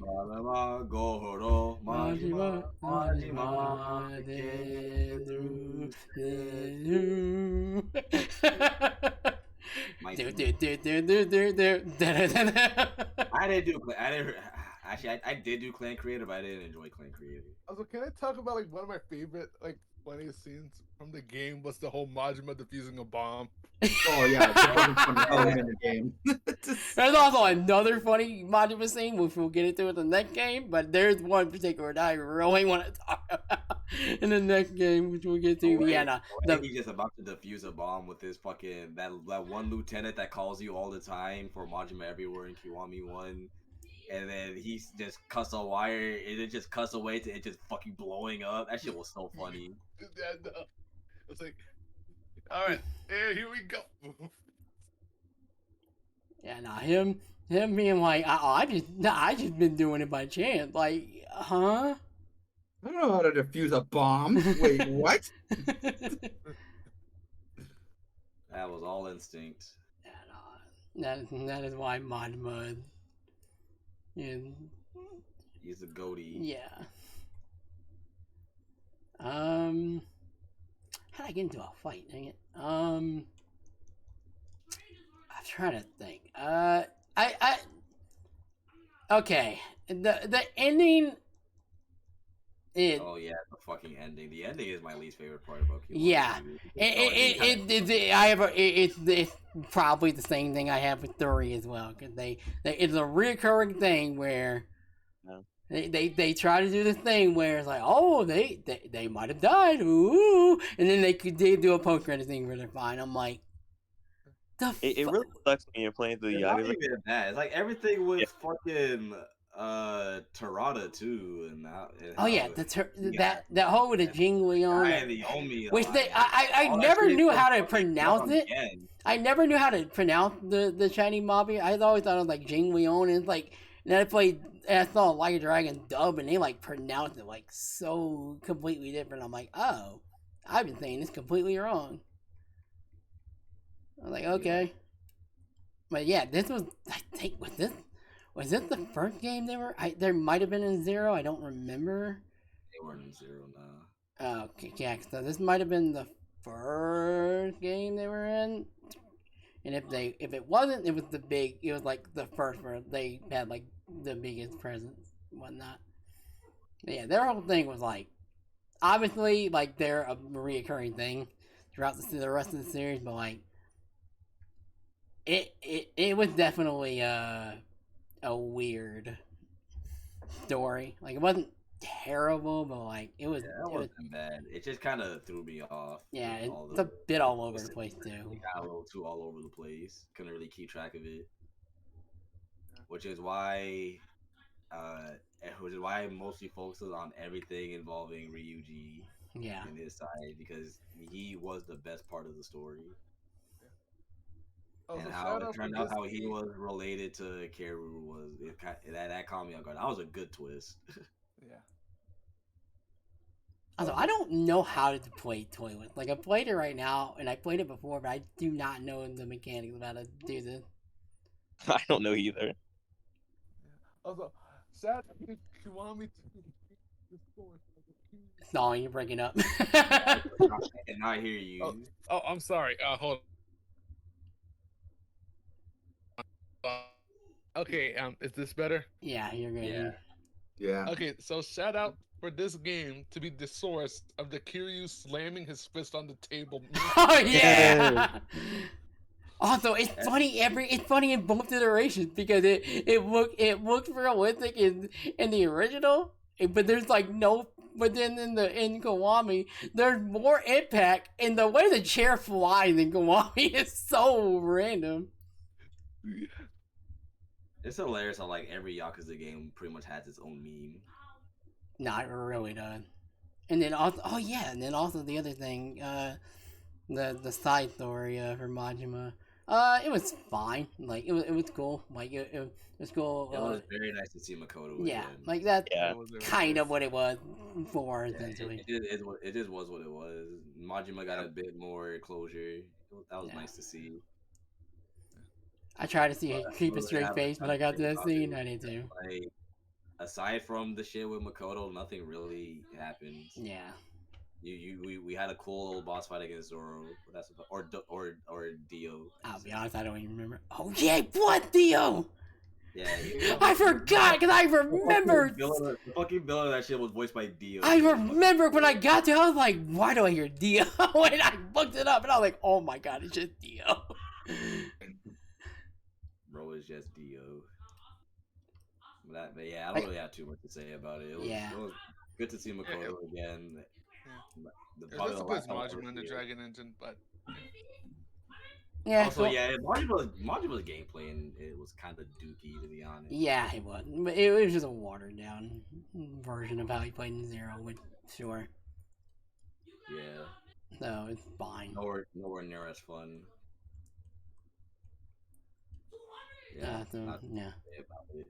Yeah. I don't. Not much else. To be honest, like there's again, Kiwami too. Like it's fine. I think I enjoyed it a little bit, but like that fight on the because I was about to forget about it. That fight on the truck is it's one of the it is one of the worst fucking fights in the entire series. I hate that fight. Very annoying, yeah. Like there's some worse ones. There's some worse ones, but no, that is genuinely one of the worst fights in the entire series. Yeah, Kiwami 2 I think is a good game. Just the story. This is still like technically the second game in the series. Yeah. So they still weren't quite in their writing bag as much yet. Yeah, no, you don't get. They were definitely cooking. They cooked somewhere. Ryuji's fucking goated. Yeah, that's there's one thing about 3 I can give. It's definitely the story. Anything after that, I'm picking crumbs. We'll get to that. Yeah. Well, is there anything else with 2? Because I'm not. I mean, Kiryu as the whole in 2 is fine. Like I guess I enjoyed him in 2. I enjoyed 2 as a whole. But yeah, it had issues. Kiryu was always good. Except for like 4, where he wasn't really a character in it, to be honest. But aside from 4, he's pretty much good in every game. Yeah. He's consistent. Always cool. Always sticks to his ideals until Majima Everywhere happens. Yeah. You just got sick of Majima in that moment. It was like, oh, I'll let him die for a few seconds so we could get over this everywhere thing. That's crazy. Maybe Majima will calm down when bullets in him. Curious thought process. You know what? Majima can handle it. I'm sure he's fine. Anyway, if he can follow me around all this time, he can handle a bullet. We're shot by them all the time. He'll be fine. Yeah, we're shot by them all the time in actual fights. Exactly. Get up, pansy. Also, I do want to give a quick shout out to one of my favorite scenes in the game. Is that scene when Kaoru finds out the truth about what happens to her, and then Kiryu just sitting alone in the rain trying to smoke a cigarette but can't. Like that entire scene, it was peak to me. I like that scene, but I saw the original, like in the original game, and I think it's a little better in that one. No, it is better. It's 100% better. That scene is in the original. That's mostly what I was talking about. Cause for some reason they put a stab sound effect, and I'm like, okay, bro, we didn't need that. Yeah, and also the music choice in the OG was better too. Yeah. I definitely agree with that. Honestly, I feel like a lot of the scenes were done better in the original for me. Yeah, I'll eventually get to it. I'm very nostalgic for like that PS2 art style. Yeah, I'll eventually get around to completing both of them on the PS2 because I'm gonna start one in a couple of days, and then I will eventually get around to playing the originals.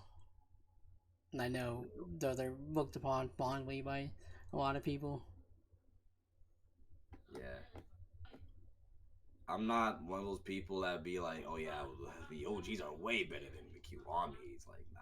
Yeah, no. They both have their pluses and weaknesses. Yeah, I know for some that like aren't like dick riding and whatnot. Like they admit like there's some pros and cons when it comes to both of them. Definitely.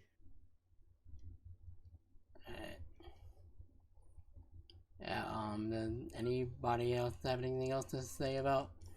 I do feel like we're probably missing stuff about 2, but like it again, it's been a while since I played. Also, actually, this is 3 hours. Yeah, it's crazy. I mean, we absolutely are. Yeah. But you know, yeah, I guess. Oh yeah, fucking Daigo, of course. Oh right. Yeah. Well, we didn't talk about Daigo? What the fuck? Yeah, Daigo was a very interesting character. That I didn't. Because we talked a lot about Daigo earlier. Yeah. Probably. Yeah, like Zero, like obviously, like yeah, we basically we talked a lot about Daigo. Yeah, he was cool. Like I didn't see him in Zero. Like I saw Ryuji, but I didn't see Daigo. But I did see the. Like, I thought, like, I think it was like a month ago when I found out that he has a sub-story in Zero, and I was like, oh, okay, well, that's cool. But yeah, I like Daigo. He was cool. He was a homie. He was a homie. Started off a little bitch, but you know, one quick Kiryu put that to rest. Yeah. You get the weirdest story section in 5, but we'll get to that when we get to that. Oh yeah, I know what you're talking about. I do think so too, but that was a case of him doing things his own way. I respect it. Yeah. Yeah, and anybody else have anything to say about like Daigo or just Kiwami 2 in general? I mean, I said everything I want about Daigo. Yeah, earlier. that's everything I want. I didn't be repeating myself. Like I can't. Like I generally just can't stand how people can look at Daigo and be like bad characters. Yeah, I can't either. Yeah. I just really like Sayama, and that's about it. Yeah. Yeah. One of the only like times a woman party member is with you, and you can do heat actions with her. Yeah. That's the only time in the entire series that happens. So she's a badass for that. Yeah, alright. If nobody else has anything else to say about Huawei 2, alright. Try to get through this relatively fast so I can do Yeah, D&D. yeah, yeah. I talked for a while about fucking Zero. Yeah. Let's be brief about Yakuza 3. Yeah. Okay, y'all know. Blocking Simulator, it was the first of the PS3. The story is great. Well, actually, it's the second. Is it the second? Okay, well. Kenzan came first. Okay, well. First main game on the PS3. First main game, definitely, yeah. Gameplay was outdated. The story, however, is great. And the death scene is just probably the best death in the series still. Ricky, Yeah.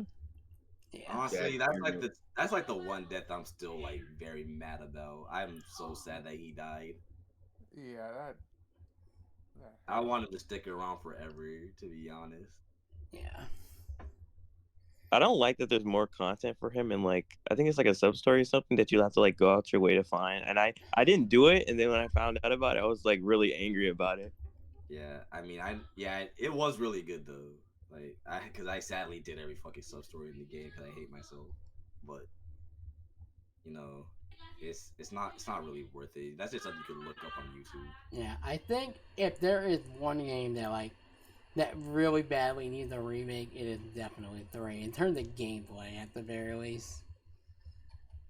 Because I feel like they could have adjusted the gameplay for the remaster. I get it, but at the same time, it's like, I don't know.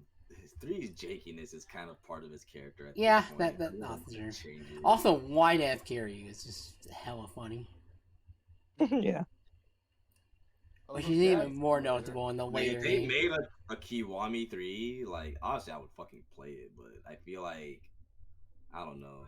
There's like a charm to 3's like look and its gameplay, even though it's ass, that I wouldn't really want to change. The only thing I would want to change is stop making fucking everyone block all the time. Stop. Yeah. It. Yeah, the That blocking could easily be changed by playing on easy mode, was what I suggest. The blocking is the one constant blocking of fights is the one thing that makes me not want to go back to 3 because the fights just are so unfun as a result. Yeah. A lot of cool characters though. Like this is the first game to have American characters. Dude, that Yeah. the fight with the guy is really funny, and the ending is also funny with like I think when Mine's like holding the guy's talking English, like, and he's just continually like cussing. It's really funny. It is very funny. Shout out to Mine though. Yeah, Mine go. I wish he had more screen time. Hane was also my goat. Though that's mostly because of 4, surprisingly. Although, yeah, I mean, some of the bosses aren't too bad in retrospect. Yeah, it's really only when you play on harder difficulty Yeah. they become bad. But if you play on easy, they're actually pretty fun. Yeah, they're just tedious on anything above easy. Yeah, that's You're just gonna roll in your eyes at how long they take. They're not like Kiwami 1 where they're just fucking bullshit. Yeah, like if you want to make that game a breeze, play on easy and just bring weapons.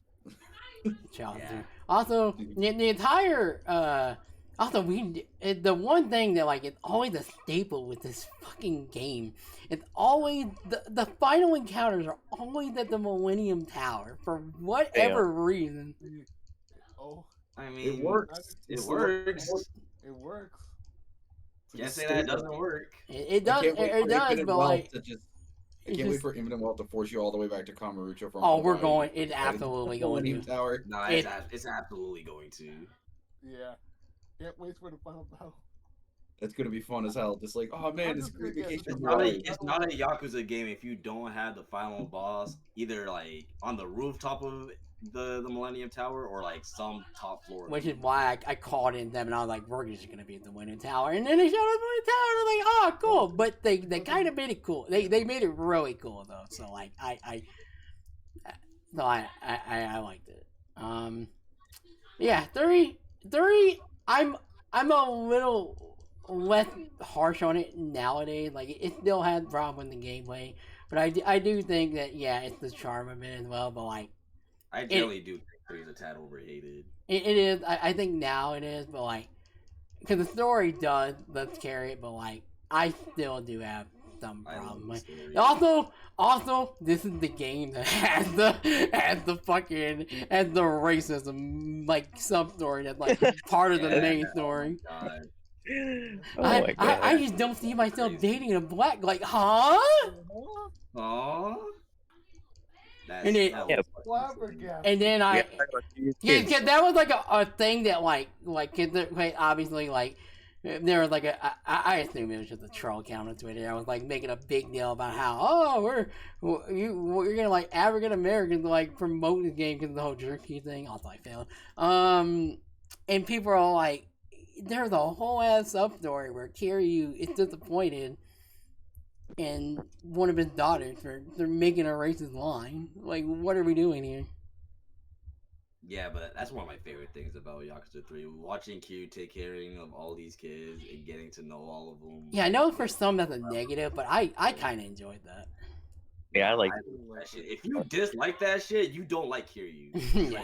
Like, it literally just puts more on Kiryu's character in general. Exactly.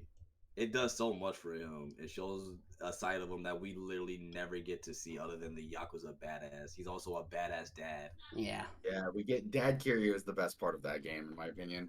Dad Kiryu becomes like the best part of the game, period, at that point. Even if I think it's a little jarring to go from like the dark, serious, like more mature Yakuza stuff to let's play hide and seek with kids. It do be kind of jarring at times, but still. It does. I just think it kind of throws off the pacing a bit. I don't think it's bad, but it does cause a bit of pacing issues to like slow down your story to play games with the kids. Yeah, but I enjoyed it. I think it was I think especially if you're playing this game like back to back to back like I was, like I do think it's probably a good like pace breaker. I agree with Shulk, which was side content, but Dad Kiryu was great. Yeah. Nah, the thing is, if you make that shit side content, no one would fucking do it. Literally nobody. And no one would ever give a shit about these kids. Like the same way Kiryu does. That is true. That is very true. I generally do not agree with the fact that it should have been side content because literally no one would fucking do it. Which is why I think really doing the side quests in Yakuza 3 is actually a hindrance because most of them are fucking awful. All right, that is fair. Yeah, this game does have like the worst side quests. Yeah. Which is why I think with the introduction of Sunflower, the orphanage, and you being introduced to them, and like having later like scenes in the future, which one that I think is the one in particular in a much later game that I'll just keep from being spoiled because I think it's one of the better scenes in the entire series. Like in lead up to that, like it's just like Yakuza 3 plays a big role. Like the story, especially the orphanage stuff, plays a big role in the future games and how Kiryu is handled. Yeah, I agree. I generally love that part of the game so much. Like more so like even when you get to like the main nitty gritty, I like just seeing Kiryu be a dad so much. Like he deserves it. Like he went through a lot in all the other games, and he finally gets to just relax with people that he loves a lot, and they love him. And it's just fucking beautiful. Yeah. Like every time someone is like, "Oh yeah, I'm gonna attack the orphanage. I'm gonna put them up for ransom." I get just as mad. That never works. Every time someone tries to do that, it never worked because then you just piss off Kiryu. And he will burn your entire fucking business to the ground before he lets that happen.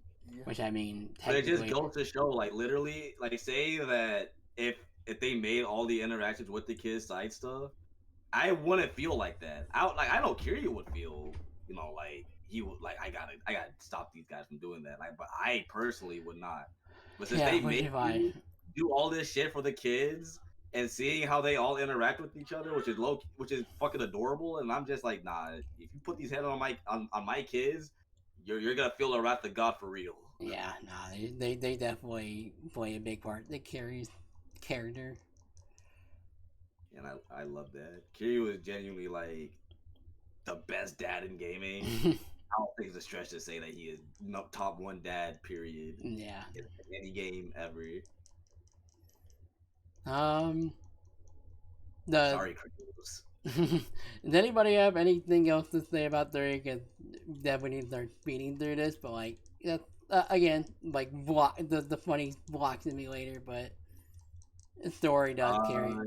The scene where Kiryu's humping that one fat guy in the hotel room. Oh yeah, that. that is one of the funniest gifts in the series.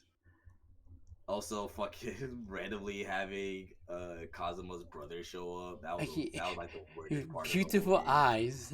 Yeah, I don't know what to think about that. Yeah, I'm indifferent on it.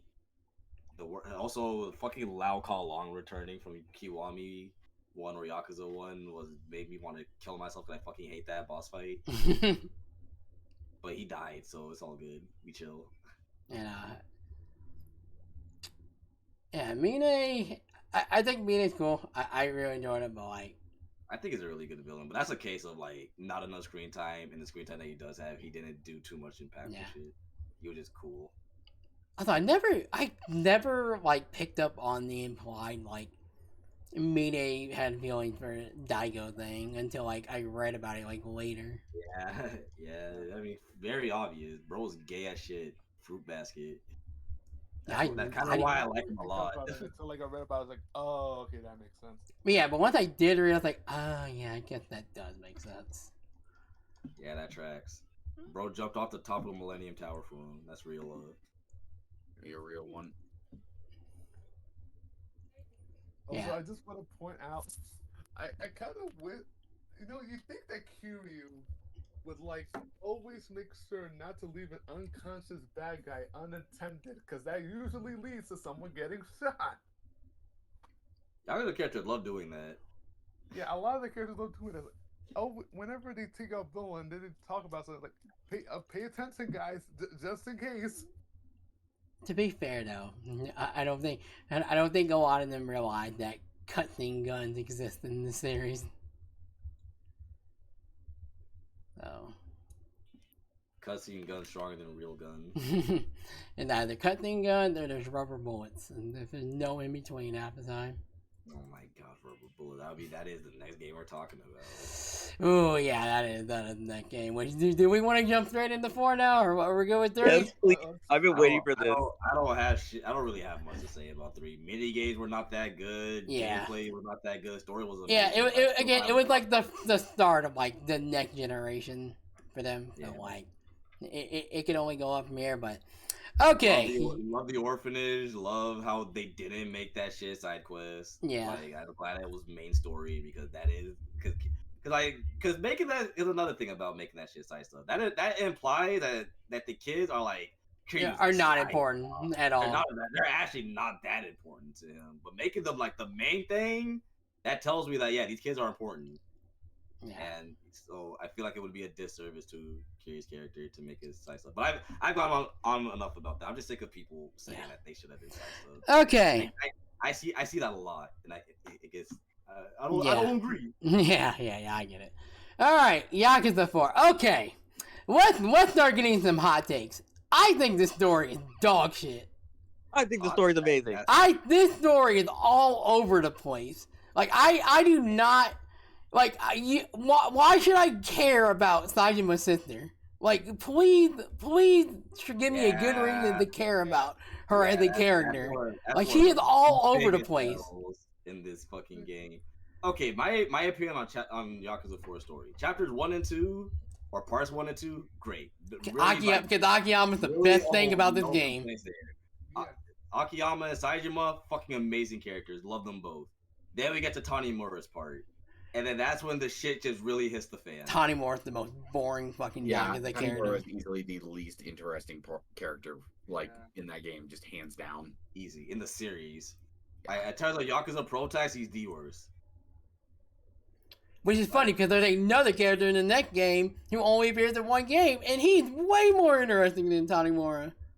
He's awesome. I know who you're talking about, and I have words about him. He's the GOAT. I do like Sonata. We're talking about him.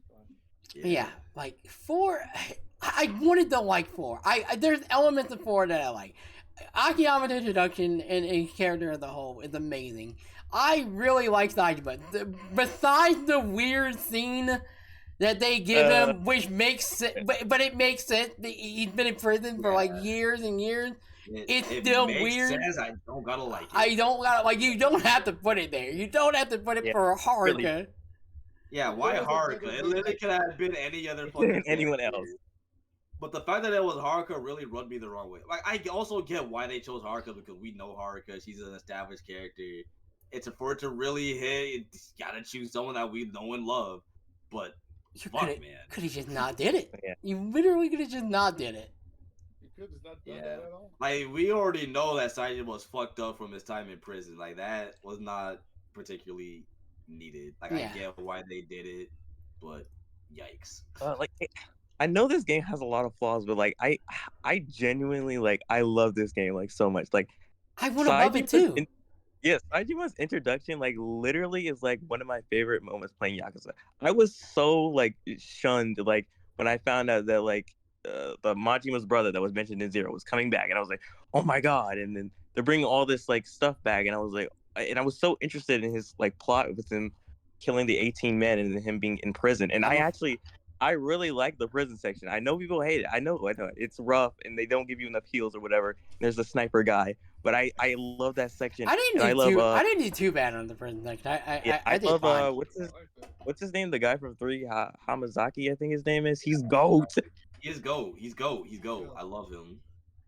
He's GOAT. And I know the rubber bullets kind of ruined Saejima's character, but even still, I think he's so good.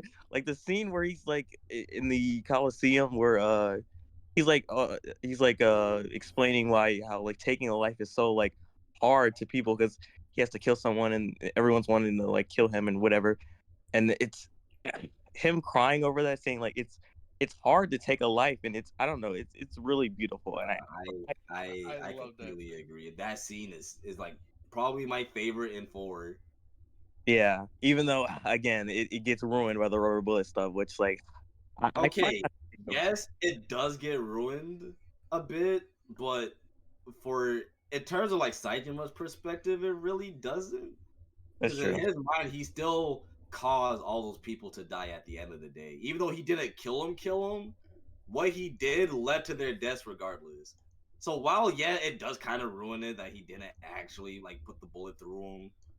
If you thinking about it like that, makes it kind of easier, but also kind of still I don't know.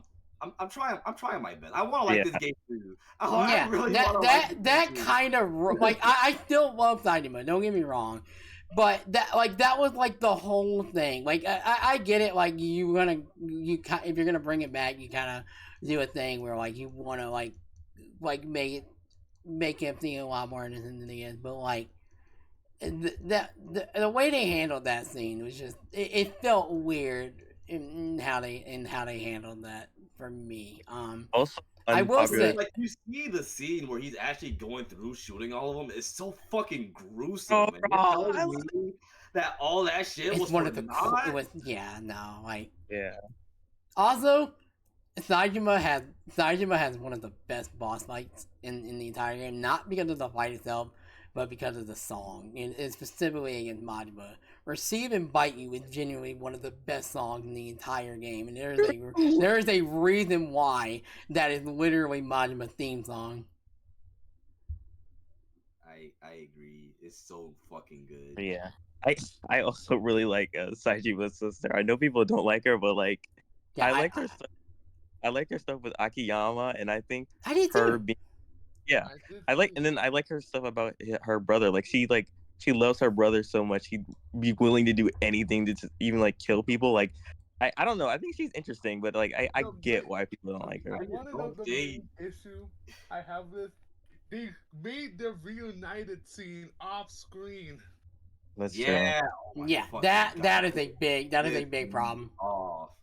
Like I understand, I understand for some things like don't show or whatever. Like for some situations but like in that situation, let me see them reunite for the first time in years. It's literally been like 15 or so years that they've seen each other. Their reunion would have been so fucking emotional, and they were just like, "Nah, we'll off screen it." Like, oh my god, like not even that. Like another like massive problem I have with the story. I alluded to it earlier, but Kiryu was so shoehorned into the story that no, he wasn't. Oh yeah, I don't really like. There's a reason his is like the shortest section throughout all the characters. It's the shortest section, and nothing fucking happens in it. I don't want to bring up that scene again, but like when Saejima does the thing with Haruka, like he's just watching them. Like what? Like I don't get why Kiryu was just standing there watching that happen. At least he still was bold enough to fucking put the hands up and fight him for it, but still, probably should have done something a bit sooner. It's like, God, I kind of wish that they just kind of stuck to their guns and not put Kiryu in this game. This is what Kiryu was gonna do. But that's okay because this game gave us one of the best characters in the Akiyama. Yeah, let's go! I love this man. I adore Akiyama. He's awesome. His battle style kind of sucks in 5, but who cares? The Akiyama is so cool. Like he's like this rich ass motherfucker. Yeah. Who will give people an interest-free loan if they can show that their willpower is strong enough to the point where they know that they'll use his money for good shit. Like I don't know. His morality is so fucking interesting. It's so unique compared to every other character in the series. Also, his reaction within 4 or 5 where he gets his money. Was it 4? Where he gets his money stolen? What are you talking about? It was 4. Yeah, where he gets his money stolen, and they're at the arena. He was like, and Dante was like, "You don't look sad." He was like, "This is me sad." It was like, "It's okay though. I'll just get the money back." Like, what do you mean you'll just get the money back? He's still like that. He did it once. He'll do it again. He go like that. Give him a chance. He'll do it. And the funny thing is, he did do it. He did do it. He's rich again. Also, Hana and Akiyama's dynamic is really They're funny. So fucking cute. I love Hana. God, every time I get to see them interact. Also, I do really wish she didn't fucking starve herself to almost death. But yeah, the ending for that was a little weird. I was like, come on, you didn't need to do that to her. Like if you were working out and like being healthier, cool, but like not eating, like okay, I really kind of wish you didn't do that to her, but sure. Also, I will say, pre Yakuza 0, Yakuza 4 has the best sub stories in the series. Easy. There's a lot more like character driven sub stories in 4 than there are in like literally any other game. That has a lot to like Saejima, Akiyama, Tanimura, even like Tanimura gets his best shit in the side stories. Yeah. And then fucking the only thing Kiryu really gets in the sub stories that he meets like pretty much like a lot of characters that he met in previous sub stories in his sub stories, and he just helps them out again. Which is why once again I say Kiryu's a little too shoehorned in. Like he doesn't even get the same character treatments that everyone else gets. Yeah. He just gets fucking nothing. And then even his final boss against Daigo just felt kind of forced. Yeah, that's the final bosses. Okay, yeah, the Daigo one is fine. What's up? Saiji was his peak. Saijima's was peak, because Saijima is peak. Yeah. Balls out, Kino-chan. Yeah. Akiyama's was cool. I swear to you, and this is another reason why Tanimura is just so whatever. The fact that Tanimura is the final fight for the end of a Yakuza game pisses me off to no end. It should have been Saijima. But the fact that it was that fight where it's just, I don't even remember the dude's name, where it's just him behind, being a little bitch behind a bunch of guards coming after you while he's shooting you from a distance. That fight. Jingu, but way worse. His name is Monokuda. That fight is like, I did better than a lot of people, but that fight was still infuriating. Yeah, first try, but it was so hard, and my hands were like physically hurting after. Jingu Part 2, I think it's worse. It is Jingu Part 2. It's Jingu worse. Somehow they made one of the worst final bosses even worse. Yeah. Also, yeah, that ending with the rubber bullet, like, yeah. Rubber bullet. I mean, that just kind of speaks for itself. Rubber bullet. Yeah. Rubber fucking bullet. The dumbest fucking plot twist. And then him being saved because he had cash, and it's just like, okay. Like, okay, sure. In my personal opinion, I think this game has probably my favorite soundtrack for all the Yakuza games. There's some good ones in there. Yeah, or one of the better ones, I would think. It also gave us Machine Gun Kiss, so... Yeah, it definitely did. My favorite karaoke song. Also, I think Bakumatai was the 5, because, like, Sajima's the first one that that sings it. Oh yeah, you're right. Yeah. Which is funny that Bakumatai thinks Sajima's original song, which is funny to think about, because people think it's just the funny Kiryu song. And nope, the Kiryu song is technically Kamurocho Lullaby. Yeah. Which, yeah, nope.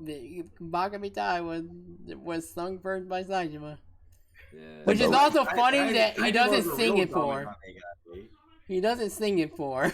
He's like, the reason for that is because Saijima's voice actor was nervous that his singing voice would be fucking ass, so he just like, nah, I'm not gonna sing for it. He got his balls up for 5 though. Yes, he has a good singing voice, in my opinion. He does, yeah. It's nice. Yeah. Yeah. For again, I have very much issues with like some of the characters and how the story goes. But I still think 4 is fine. Massive compliment I will give 4. It is the most like detailed Kamurocho has ever been. Yeah. You get like the underground section where all the hobos are, the fucking the underground parking lot and shit. Like, there's a lot more to Kamurocho in 4 than there were like literally any other game. Yeah. Even now, even 5 didn't really have that much going on in Kamurocho. Well, 5 also had a handle, like, I know 5 also has the same amount of one other character, but we'll get to that in 5. But yeah. The Yakuza, 4 of us became the Yakuza 5 of us. It didn't become the Yakuza 5 of us. It became the what is that song called in 5? What is I don't remember what it's called. We'll get to it, but yeah. Is there anything else we want to talk about 4? Oh yeah, shout out for Yakuza 4 having another meme gif. Them walking up to Millennium Tower. Yeah, that's the meme gif of 4. That end game. Actually, 4 has 2 meme gifs. The one when Saijima opens the fucking bathroom door, the guy. And that is one of the funniest things. I thought that was fake when I like first saw that gif, but then I played the game and I was like, oh, his mouth actually opens that wide. You know, he unhinges his jaw. What the? I would too, so it walked up on me shitting. Yeah. Yeah. Anybody? I'm trying to get through these last few Ks as fast as possible. Yeah. It's been well over 3 hours now. Yeah. I'll say one last thing about Yakuza 4 because I could talk about this game all day, but Tanimura and Date, they have like 5 seconds of screen time together. I think they have really good chemistry, and I want a game together with them. A missed opportunity, not Yakuza 4. A chance to make Tanimura more interesting? Nah, let's not. Right. I mean, I kind of hope they bring him back to do something with him. They won't. I don't know. They won't. Just like Shinada, which is a great segue into our next game, which is Yakuza 5. I kind of do want them to bring Shinada back, but. Okay, for obviously Yakuza 5 up to this point, if we're counting 0, which I don't know which game's longer, I think 5 might be longer. 5 is the long. It's either the longest or second longest, depending on how much time you put into Like a Dragon. Yeah. Okay. Yeah. I know for some people, Yakuza 5. It definitely it is a couple hours, a little too long, and there's and the Haruka section can drag a bit, but I'll be honest, I adore Yakuza 5. Like Yakuza 5 is top 3 for me. I love that game. I am very mixed on Yakuza 5. It's currently my second favorite of. Like I know people meme on the Haruka section where you play the same song over and over again, and it's just it's like that's the whole thing. But like I think what helps me is that I am someone that loves rhythm games, and I can play those for days upon days. So I think I was a bit more lenient for it, but I do also admit that it doesn't help that you play that song way too much. I do really like the dance battle thing, albeit they were a little too simple and whatnot, but like the idea of just randomly having dance battles to random people in Sotenbori was really cool to me. Saejima was again still cool as ever. Him fighting a bear was funny. Kiryu I think it was smart for Kiryu to be the first character. It should have been how it was before, but he wasn't. He was not shoehorned into this game, and that makes me so happy. He actually felt like he had purpose. Him being a taxi driver was like the most what the fuck am I doing thing. Literally, the beginning of Yakuza 5 is so fucking peak. You see Kiryu, he has a new name, a new job, in a new city. Yeah, and then like kind of like trying to hide from everything. Taichi Suzuki, that's a fire name. That's a fire name, also. Okay, in Japan, that's a very like basic. That's like calling someone John Smith. Is it really? Oh my god! It is. Yeah, that's like the John Smith of Japanese. Such a fire name, though. It is fire. Not gonna lie, but it's basically just calling someone John Smith. That's funny. It is funny.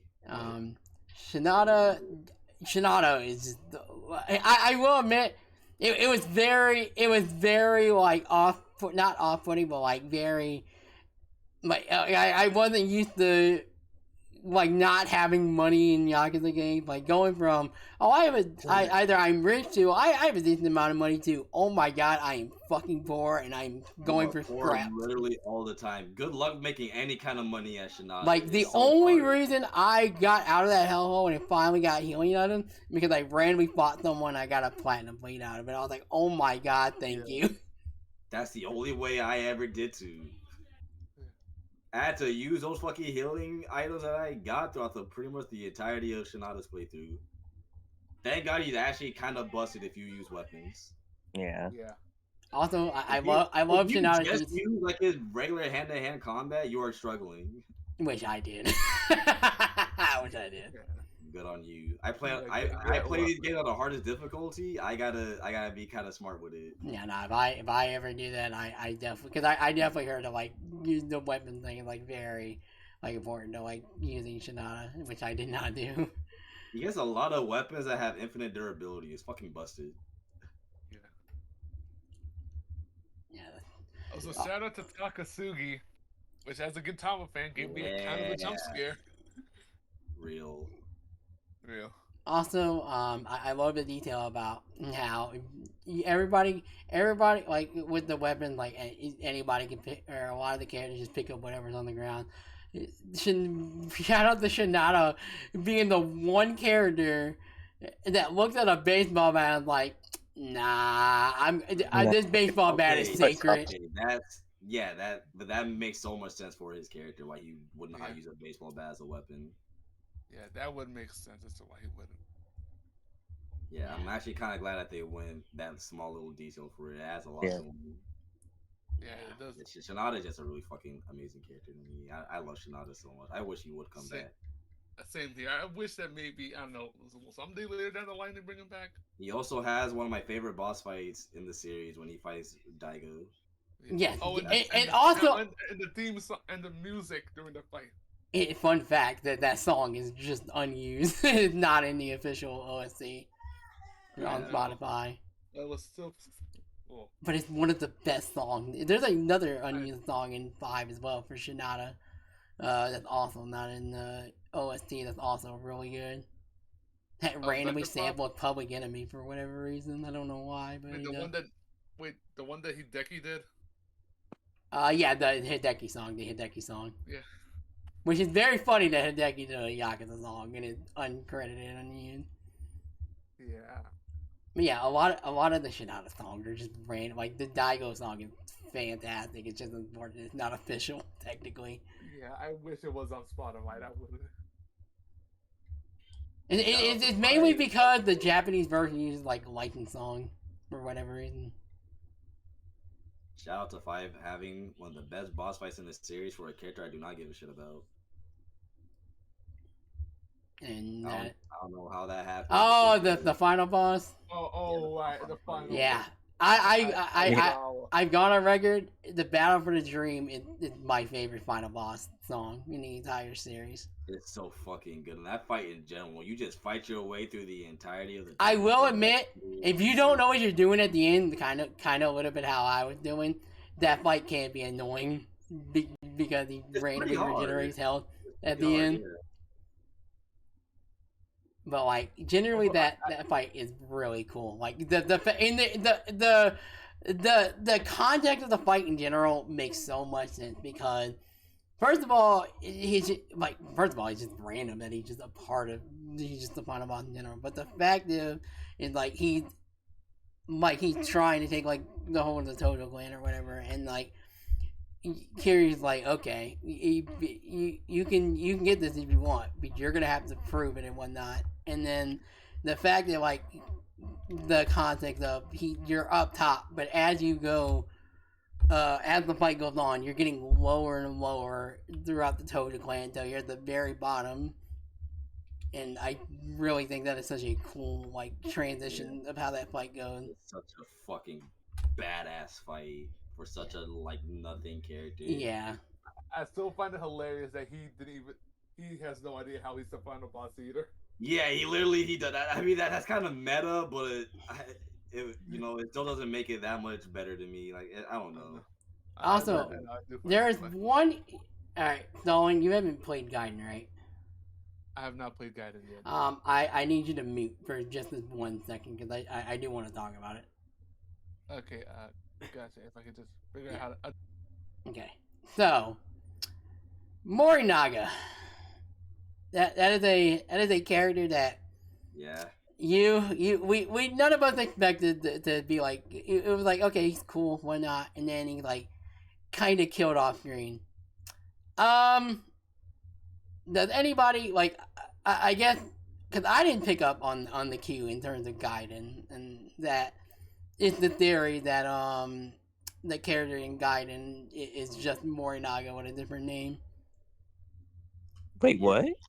Yeah, I mean, I always kind of like theorized about that, but I was never like 100% sure if it was true or not, or if I was just blowing smoke. Yeah. So the the person in Gaiden that is I forgot his name. What is his name in Gaiden? Crap. Cause I always forget it too. Yeah. Hold on. Let me. Oh, sorry. Did not mean to do that. Let me see. I know. Yeah. See. What is his name? Okay, here it is. Hanawa in Gaiden. So yeah, I remember. Yeah, people they have theorized, and it's a good point that Hanawa is just Morinaga with another identity.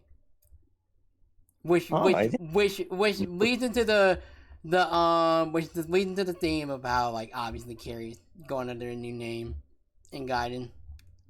So like that's like a big thing, and it would make sense that, and also both Hanawa and Morinaga have the same voice actor, so. And also the fact that Morinaga would have been the only, because at the very end, Hanawa mentioned that Taishi already, that he knows Kiryu has used the Taishi name before, and Morinaga would be the only one that would know that. Yeah, that's kind of why I assumed that, but I wasn't sure if you found out. Yeah, again, we'll see. Maybe, hopefully, they clarify that in Infinite Wealth, but that's like the big thing that like people are theorizing. But going back to 5 real quick, I think 5 has some of the best mini games in the series. With True. The fucking cock racing, the snowball fights, the taxi cab mini game, the hunting. I love the hunting. I'll be personal. I don't care for the hunting. I literally did all of it because Saejima, but like I had a really fun time doing it. I had a fun time doing it. It reminded me of Lost Planet for whatever reason. I don't know why, and I did not care for that game. I thought it was cool. Yeah. I think if I gave it more chances, I would like the hunting, but like I didn't care for that. I actually did do the whole hunting thing. I thought it was cool. Yeah. Yeah, it's cool. Which is funny because I did the minigame. I did the most in the minigame that nobody and most people don't like, which is the Haruka section. Yeah, because you're weird. I also, again, like I said, I love rhythm games, so that helps. But I do understand that like that's not for everyone. I don't know if I like that section more or Haruka's section because I really like Haruka's section with like mostly because of Park-san. I really like Park as a character. Park is okay. Park, we do gotta talk about Park. She's good. Park. She definitely. I feel like I don't know. She definitely could have been a bit more fleshed out. Yeah, that's my problem. I feel like when she has that scene with Haruka in the car, it's like, how can you not like her? Yeah, exactly. I do wish we got more like that. Then I feel like it would have really cemented her as a good character. I wanted to know more about her relationship with Majima. Yeah. Yeah, that would be nice. Yeah, that was just very random for me. It's like, hey, did you know this girl fucked Majima? Well, you do now. Anyways, on to this next story beat. I mean, I'm not surprised. Majima is probably seems like the type to just sleep around after losing Makoto. He's trying to fill that void. I mean, they mentioned that they were kind of happy, and then she like got her baby aborted, and then he slapped her. Yeah, because Majima had no qualms hitting women. That's why he needs to be put in Tekken. Also, the one biggest thing, and it is more of a nitpick. If any of y'all use any of the characters and notice how the characters move, what the fuck was this running animation throughout every character except Haruka? Like everybody runs so weird in this game except for Haruka. I don't know. They like sprint a little bit, then they stop, and it's like I don't know. And it looks like they're about to stumble. I can't tell if it's like a weird, like it's like a jog, but they're moving like they're sprinting. Like I don't know. It is weird. Look, they've gotten so many concussions from the constant Yakuza battles. They forgot how to run properly. But what he should not have exuded then. I mean, he probably got hit by many a baseball. Maybe again. Yeah, why is Shinada is like a Looney Tunes character? Why do you like walk on the street and then a freaking glass pane will like fall on you? Well, that was because that section made sense. That was story. That was a story thing because the whole town was like trying to like. The whole town was trying to keep him from figuring out the truth and shit. Oh, you're right. Yeah, that was story purpose. Which I really love. I really love his connection and the guy that ends up being like the fan that he signed the ball 4 years ago. Loan shark friend, yeah. Like that was so good. He's like a Sagawa. If Sagawa was kinder. Yeah. I like him better than Sagawa, but there's nothing wrong with Sagawa. Yeah, and also they're kind of equal to me. Like the last thing that he says to Shinada, like in that fucking Coliseum where that concert plays, it hit me really hard. Yeah. When he was like, "Come back home, you know we all love you, right?" Yeah, no, breaks that down was really crying. good. He's genuinely Shinada's moved. whole character and story is just really good, and also the Daigo fight is peak. I was getting my ass kicked by him because I didn't know what to do, but it was a fire ass boss. No, I find it funny that this is like the one Yakuza ending where it was straight up mostly a happy ending from everyone involved. It's not the weird, kind of a weird ending-ish. I liked mean, I would say yes, but Kiryu does like pass out in the middle of the snow. No. I would call that a happy ending. It was happy for everyone but Kiryu. It's happy for Kiryu. Also, the thing of it is though, that ending kind of gets like the Rona aside, you get the how 6 starts. So yeah, which is kind of typical for Yakuza games. Yeah, happens a lot. Like Kiryu gets fucking stabbed. Oh yeah, we need to talk about 3 ending, how dog shit that is. Yeah, 3 ending. I didn't think it was like awful. It was random. It was random. One of those things was like he's obviously not fucking dead, so why would you even bother? I mean, I guess that's just a case of when Yakuza 3 first came out, like that would be a huge ass cliffhanger.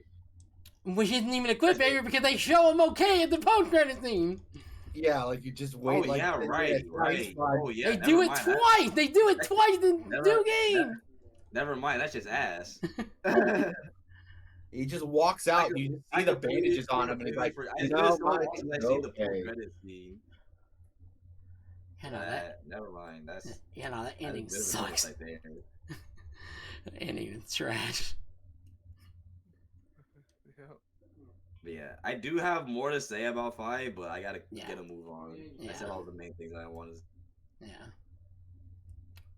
You know, all the characters' gameplay additions were cool except for Akiyama. What the fuck did they do to Akiyama? Yeah, Akiyama's man. Saijima's gameplay is so fun. Like they gave him like super armor.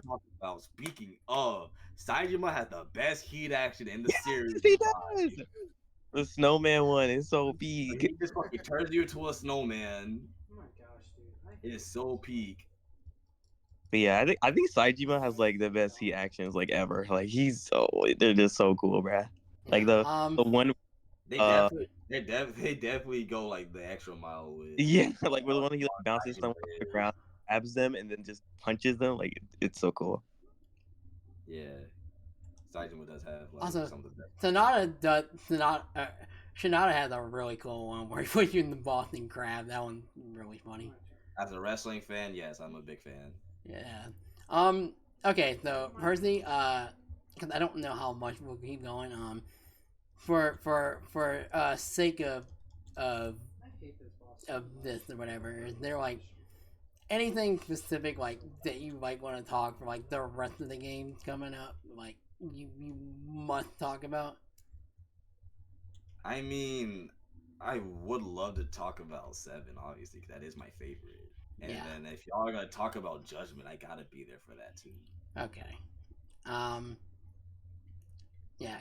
Does anybody else have anything about 5? Because I think that's about enough. I might have to leave after we're done talking about 6. Okay, that's fine. That's fair. Alright, I guess we can move on to 6 then. Yeah, I could talk about 6 real quick and then call it. 6 was it was the first game with the dragon in it. It was like it was okay, but like it was a meh game to me. Just it wasn't bad, but it wasn't great either. Same. Yeah. Well, I really do like the story and how it put a bow tie for a little bit on Kiryu's story until Gaiden came out. Yeah, it felt like a satisfying ending to his arc. I think the story is good. My main problem with the story, the whole secret thing, felt like the biggest waste of time to me. Like y'all were protecting the secret because of a fucking ship. Like I don't care about this. It definitely felt like a bit of a waste of my time. I really did like the new characters they introduced. No, the characters are the biggest part. Pretty much everyone in that little like band of Yakuza misfits were all really good.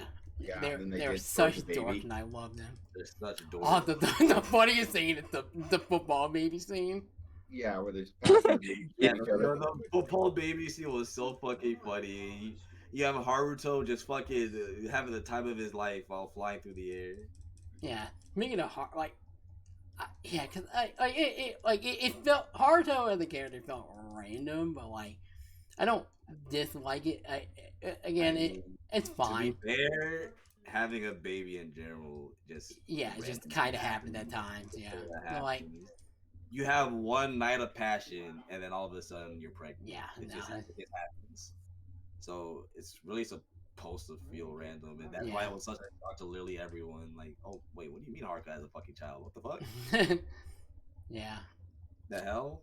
And it does make sense. Like, you know, she is, like I said earlier, she is at that age. Yeah. You know, which is crazy considering where it came from. It's like when you, obviously. I think that's the biggest thing. We're so used to her. We saw her grow up from like a child. And now she's like a fucking, like, I think she's like 19 and 6, 20. Yeah. No, she's 20 now. Probably like 18, 19 and 6. Which is why the scene where he punches the baby daddy through the glass, it's one of the best things in that entire game. Because you can tell Kiryu wants to do that, but he's holding back. And then it gets to a point he's like, okay, I need to knock some fucking sense to you because you're being crazy. Take care of your fucking kid and my daughter, you fucking piece of shit. I love that line. Like, if you choose to stay here, I'm not going to get mad at you, but I never want to see you around my daughter again if you choose that. That's so real. That's that's why best fucking dad, bro. Yeah, it's like, I don't care that you're a pussy. I care the fact that you're abandoning my daughter and grandson. Yeah. Also, it's so good. Also, again, one of the best songs in that, in my opinion, my favorite song in that game is Destiny. When you fight. Oh yeah, the Samaya boss fight. Yeah. Yeah. That song is so good. Shout out to Samaya. Yeah, that was a character. That was another complex, and I think that's why I really like him. Because I really like a lot of these complex characters they have. And he was really cool. He is. It's so sad that he died thinking that his sacrifice was in vain. Yeah, it sucked. It's so sad. Also, shout out to Bloody Shark. My God. Yes, Bloody Shark. I know Ray did Bloody Shark. Bill did Bloody Shark. You guys forced me to. I don't know if I did. It's the fucking deep diving mini game where you fight a whole bunch of like underwater aquatic animals. And yeah. It's not the first Infinite World's not the first game where you swim. No. Oh, I didn't know that. Alright, the shark has a boss fight. It literally has its own dynamic intro and everything. Oh. Yeah. Oh I did not know that. He's actually pretty hard, but I managed to beat it with like a pretty weak weapon. Yeah, which surprised the hell out of me. Yeah, because I'm not very good at the mini games, like, at all. Oh, nah. Y'all don't know. Ray's awful at every fucking mini game in Yakuza. Every single one he's dog shit at. I am. Yeah, no, I'm not very good at them either. There was one thing I wanted to talk about. It slipped my mind. Shit. What was it? Also, there was one other thing we didn't mention in Yakuza 3 because I know it got out of order. One of my favorite things in the entire series is when in Yakuza 3, Majima goes in that fucking truck and shows up, gets out of the opens the door and is screaming, acting like he ran over Kiryu screaming in agony.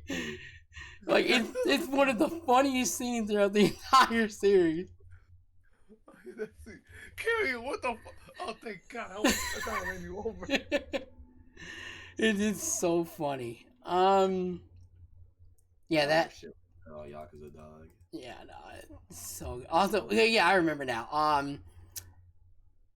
Seeing Okada in this fucking game.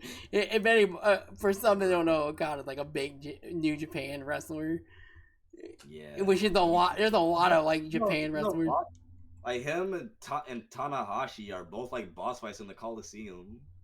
Yeah, no, like it's so random, and like he just Kenny Omega to become a boss fight in the Coliseum. yeah, no, he needs to be. They need to have a Coliseum thing, and they need to have him in like Infinite Wealth, which is probably too late, but maybe the next Gaiden game. yeah, maybe. Whatever that is. Also, the sub stories are a little weird in 6. They're not that good, to be honest. The- I like the- the one where I like the finale of Pocket Circuit Fighters. Like Yeah, art. that one was cool. We get that in this game. That was very cool. Pocket Circuit Fighters, unironically one of the best characters in the series. Yeah. There were some weird ones. The ghost one, the time travel random one. That was one of the weirdest ones. That one was funny. The one where they're faking that they're faking the whole Freaky Friday scenario. That was weird. Oh yeah, they brought back the cult. They bring back the cult a lot. They do, because they bring back the cult in Kiwami 1 too. Yeah. And then I think are they in Kiwami 2? I don't remember. The quests in like Yakuza 6 are just straight up an acid trip half the time. Yeah, six they're definitely in 6. They are definitely in Like a Dragon. They bring them back a lot after 0. That was a very popular sub story, to be fair, so it makes sense. Yeah. Shadow PvP. Shadow PvP. Yeah. Try to think what else. I mean, the bosses are fine. Like again, the gameplay is hit or miss, so like it is what it is. But some of the later fights are cool. The final boss is like Final boss kind of annoyed me. yeah, Awami was like fine, but like it was like really you're the last one. Okay, sure. Yeah, that's. I will say that. Yakuza 6 in general, aside from like the ending, is like kind of like just in general kind of whatever to me. Like, it had some very cool moments. You know, officially having that Haruko's like a grown ass woman now is Yeah. It brought a tear to my eye watching her grow up that much. Like that's when it hit me. Like damn, I really watched you grow up. Yeah. I will say this though. While like I think the final boss was not great, I did like how just unabashedly evil he was. Yeah, this is like the first time a Yakuza like final villain was like unabashedly evil and also decently interesting. Because Jinga was also unabashedly evil as shit, but who gives a fuck about Jinga? Yeah, that's what I liked about him. Is like okay, yeah, like a lot of the Yakuza villains we fought. Okay, they've had like a few morals behind them. There's like a greatness to them. This one is just like, no, this is the biggest, most diabolical motherfucker we've dealt with. Like, he literally just sees that guy break down as he dies. Like the chapter right before where he stabs himself and he like tries to tell him, I never laid a hand on our daughter. I treated her like a princess. And then he just goes, well, that's fucking great. Anyways, bye. Yeah. Like, he was just such an awful being, and I kind of loved that. Piece of shit. Yeah. Also, shout out to Like the Diamond, one of the best karaoke songs. Yeah, the fact that today, the fact that Nay the Diamond is like this cheerful ass song, and then you look into the lyrics and it's literally just about Kiryu wanting to kill himself. It is like the most what the fuck moment in the entire series. Mm-hmm. Yeah, if you look up the lyrics to Today of the Diamond, it's literally just about Kiryu wanting to kill himself. It's like how if you look into the lyrics, Machine Gun Kiss is about Majima. I made that one up. No, I'm a Kiryu Majima shipper till the day I die. That's I true. want them to have gay sex already. Alright. Alright, but I'm gonna head off now. Alright. I am also gonna head out. This was very fucking fun. I'm glad I got to talk about my favorite series like this. Oh damn, really is Thank you for hosting this. Alright, no problem. It was nice to meet all you guys, really. Yeah, it was nice to meet you too. Yeah. Oh yeah, it was nice meeting you. I'm gonna add you as a friend. I gotta talk about trails with you. I can never have too many trails homies. Definitely. I'm only like halfway through Cold Steel 1, so but yeah, I will hit you up about it. I do want to say one thing. I do want to get y'all one more thing before y'all head out. I want to know y'all opinion about what y'all think is gonna happen with Infinite Will. Kiryu's gonna die. I'm Kiryu's putting gonna it on the die. table. I I'm think like, no, Kiryu's- I do think we're getting funeral scene and all. Yeah. Yeah, same. Yeah. And And it's it's gonna gonna hurt. and it's actually going gonna to be the hurt. most depressing thing I've ever seen in any game. Period. Yeah. yeah. I I'm love hoping- Kiryu so fucking much. I genuinely can't imagine a world where he's dead, but Like this, everything's pointing to that happening, and that already makes me like so horribly sad. Like that game's gonna fucking break me. Yeah. I'm can't- gonna be in tears. Like, to be fair, a Yakuza game didn't fully make me cry yet. 6 almost did, but I have a feeling Infinite Wealth might be the one. Infinite Wealth genuinely could be like the best game I've ever played in my life if the story is done perfectly. if they are gonna kill out Kiryu in this game, I am praying to God his final moments he gets to meet Haruka and Majima again, and just like the two people who've been the closest to him throughout his whole story. I want literally everyone that's ever touched his life in any way, shape, or form to Yeah. be. I want them all there. I want them All all. of them. I want them If all there is a there. funeral scene, all of them have to be there. Not even just a funeral scene. I want them all to be around during like his final moments, like Haruka, all of his kids, Majima, Daigo, Ichiban. Like I want them all to be around there to show them just how fucking loved that man is, because he is loved by fucking everyone he's ever met in his life. Yeah, Bro is a legend. He deserves to go out like one. Yeah. And it's gonna make me want to kill myself, but you know what? Fuck, it needs to happen. Yeah, no, we are gonna be fucked. it's gonna break us all. Yeah. I'm generally will not Gonna- be the same we're after gonna the be- ending to that game. We're all gonna be doing our Bakami ties when that game is over. Yeah, I'm Yeah. definitely. It's just gonna be. I'm actually gonna go to a bar, grab the stiffest drink I can, play Bakami Tai on my headphones, and just do the Bakami Tai thing of taking a swig, looking at a picture of Kiryu, and then just be depressed. Same, man. Alright everyone, welcome to the post-stream version of this roundtable discussion. Originally, another guest of ours was supposed to be here, but they hit time constraints prevented them from being here originally, but they are here now to do an extra discussion with me, so why don't you introduce yourself? Hello, my name is McWebbhed, or just Robert is fine. Nice.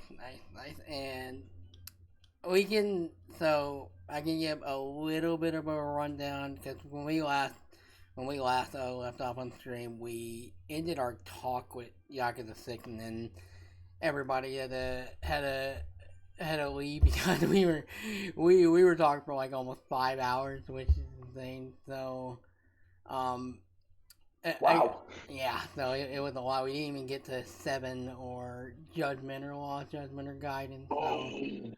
So And I had just finished Lost Judgment today. yeah, so I had just finished it. So I guess before we kind of pick up where there, we can start off by one of the first big thing is that we talked about our history with the series, and then also we can briefly talk about your experience from like 0 to 6. So, what is your history with the series? Okay, so my history with the series, I've known about the series since it first came to America on PS2.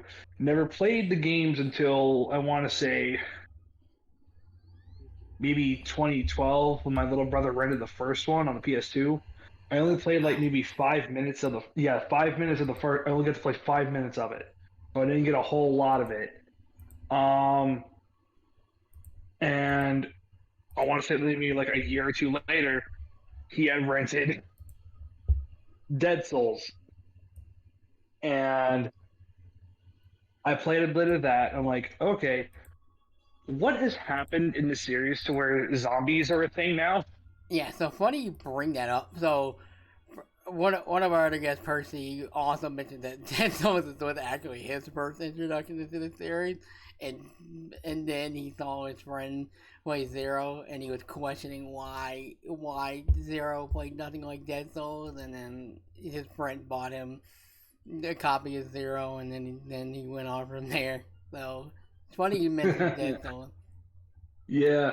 But yeah, Dead Souls was kind of more of an introduction to me into the series than the first one was, because I got to play more than like 5 minutes of it.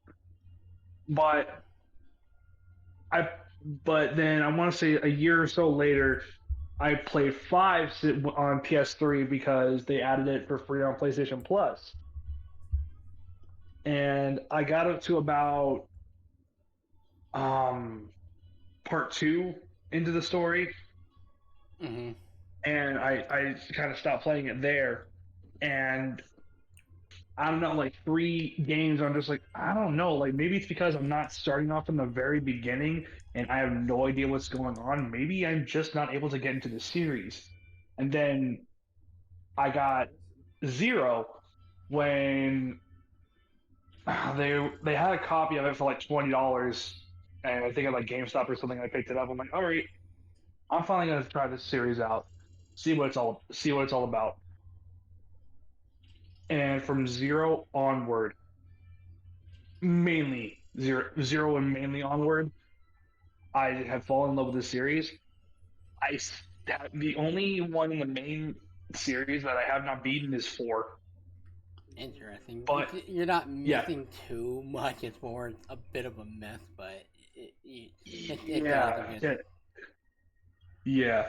But and going through like my experiences with the series in general, 0, I love Yakuza 0. That was the one that actually brought me into the series. I'm like, okay, I may actually start to really like this. And the day I beat Yakuza 0 the day before Kiwami 1 came out.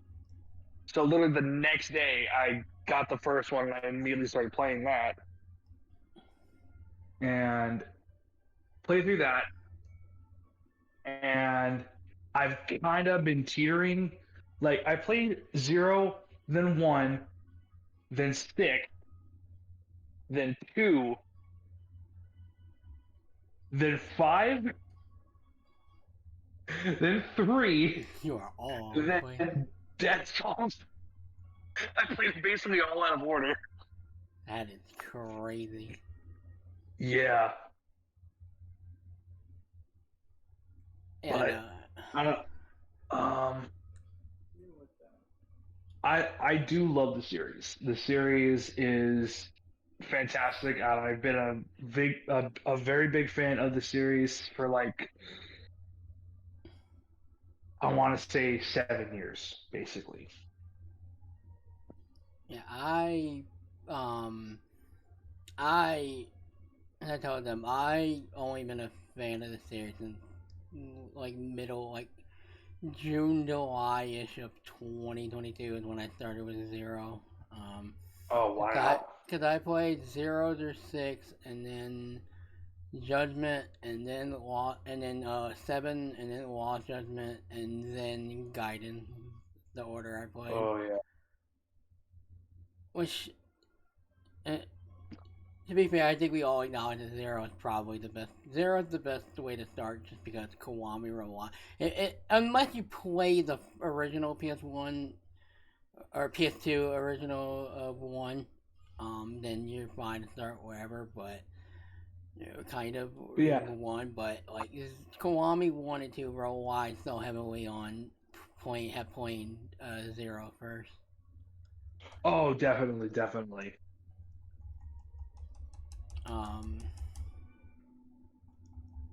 Yeah, my to reiterate from earlier, whenever this video comes out, my experience was like I had been a fan of a game called Shenmue 2 for like since the late '90s. Also another Sega game that plays similarly to Yakuza, but it's a little bit more down to earth, somewhat not as crazy as the Yakuza series. Honestly, Yakuza takes a lot of inspiration from Shenmue and other games in general. Which is why. Oh yeah, no. Oh yeah, definitely, because I've seen Shenmue gameplay and I've seen like how it is. I'm like, maybe this is the game where Yakuza gets a lot of its inspirations from because it's very similar in a sense. Yeah, no, they're definitely, which is why I think I fell in love with Zero, is because Shenmue 2 is my favorite game of all time. It's probably the reason why I loved Zero. I loved Zero so much when I played it. So, Oh yeah. yeah, that's basically where I started again. I started in 2022 and finally caught up. I think I beat Gaiden literally New Year's Eve, like the morning of New Year's Eve is when I beat Oh Gaiden. man. So I just caught up. So yeah. You obviously in the stream we talked a lot up to the 6. To I guess from here on you can give your thoughts on like anything you want from 0 to 6, and then we can have a proper discussion with some of the rest of the games. So Oh yeah, of course. you're able to have the forum, like your opinion on like 0 to any of the games from 0 to 6. All right. So 0, like you have said, and like anyone else has said, is definitely the one of the best ways to start the series because you don't need prior knowledge from like the other games to know who Kiryu and Majima are. Yeah. I mean, like, yeah, you can play the older ones and like, oh, hey, cool, this is them when they were younger. But if you're just starting out, but if you like never played the series before or don't know what it is about, and you start from there, like, okay, these guys are pretty cool. You actually get to see them, rise up from where they were, and yeah, definitely a great starting point to the series. Combat is very, very good combat wise, especially with the different fighting styles. Ooh, that is so good. Yeah, and Majima especially is busted. Oh my god, yeah. Majima's the bat and the breaker stop fighting styles are the most broken fighting styles ever. Yeah, And I slammed through those. yeah, the breaker is like most, especially if you don't do the cabaret glove, which gives you the secret, the last fighting style, which is Mad Dog, which is the most Yeah. broken thing. I, But breaker is good enough to get you through most of the game. yeah. I will just say this right now. I have never 100%ed any of the Yakuza games Gaiden is the because only one I've done just because Gaiden is the easiest game to do, so it doesn't require you to that's do what so I've much. heard. Even with Gaiden, I still haven't 100% yet percented it because I will not play Mahjong. I will not do it. Well, you don't even need to play. I don't think you need to play Mahjong. Or you think I don't remember there's trophies for that, but there is. It's just probably start the game and then. Yeah, I think it's just start the game and then you can leave. Oh, all right. Yeah, you don't have to. Um, You don't have to necessarily play them. so yeah, talked about 0. Kiwami 1 is a good kind of sort of retelling. Not a retelling, but no. Well, it gives you. It's basically going through the whole story of 1 with added in bits of Nishiki's backstory of how he turned into what he had turned into, and also adding in Majima just popping in and out of nowhere, trying to get Kiryu to fight the way he used to, which I like that. I like the fact they tweaked combat just a little bit to make changing fighting styles just a tiny bit faster. That I liked, but Kiwami 1 did feel a bit more just like a reskin of 0. Yeah, And it's mostly what it is. yeah, but I still really liked the story. That's how I experienced 1. I really liked the story for that one.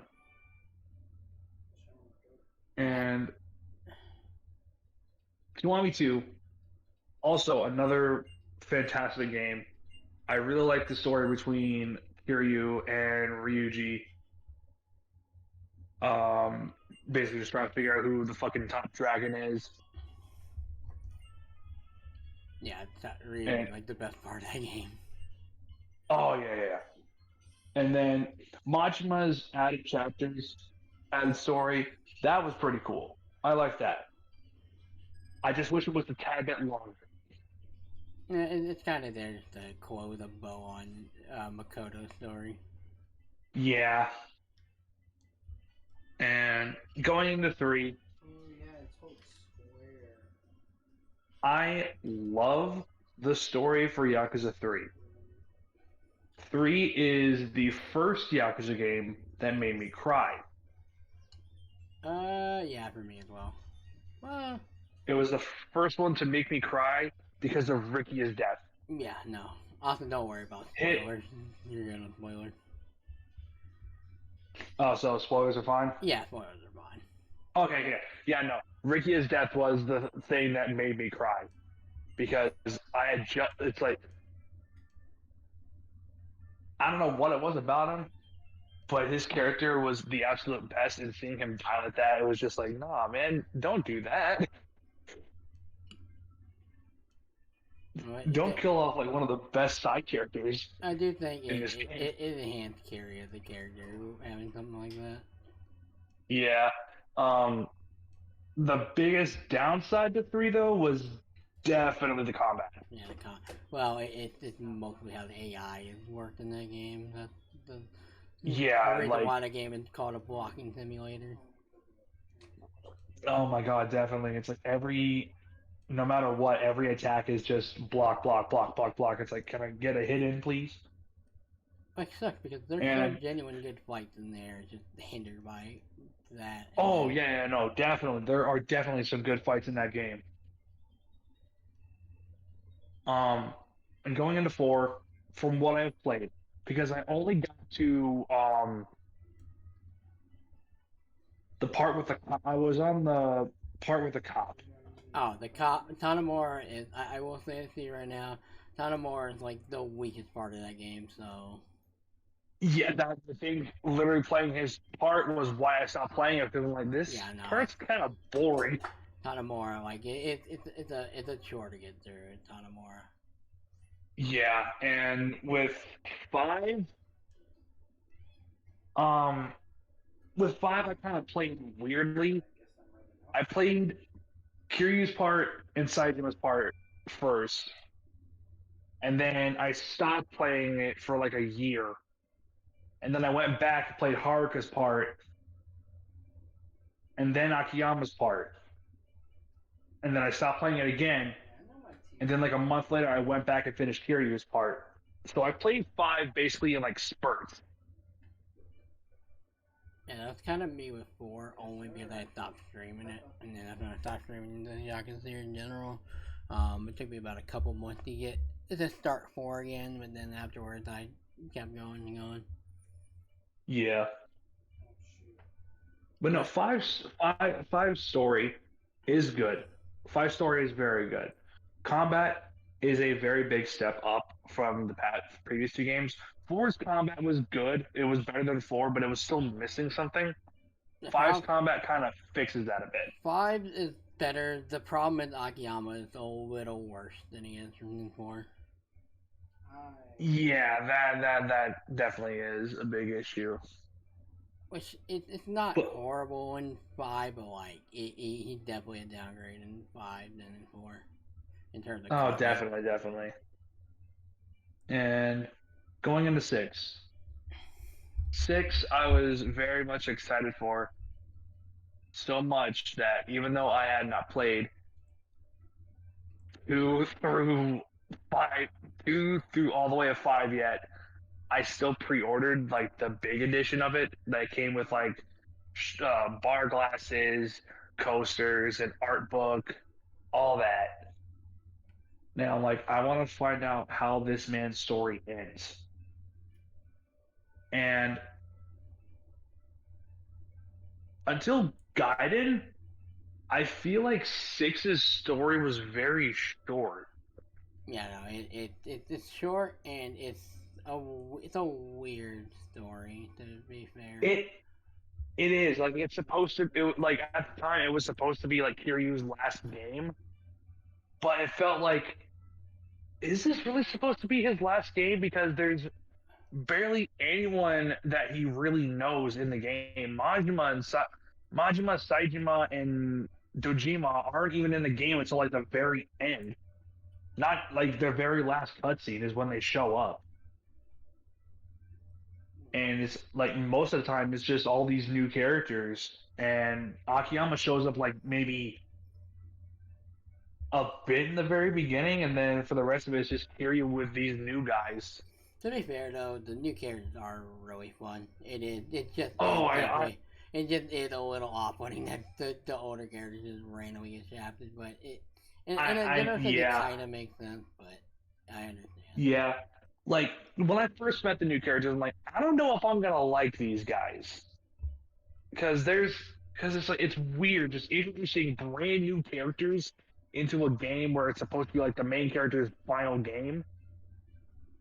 But the more I hung around them, it's just like, okay, I like these guys. They're just four idiots. Yeah, that would make them lovable. Exactly. And the finale of 6, I was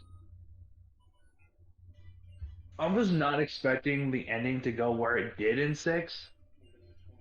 I wasn't expecting Kiryu to just go and fake his own death. Well, I unfortunately kind of figured that that's probably what was gonna be the case because I kind of know what happened leading up to 7 because I gotten foiled on like who showed up in 7 and whatnot. Unfortunately, but so I kind of knew that was maybe the route. If they were gonna do that, then that's probably what the route was gonna be. Yeah, but this was, I think,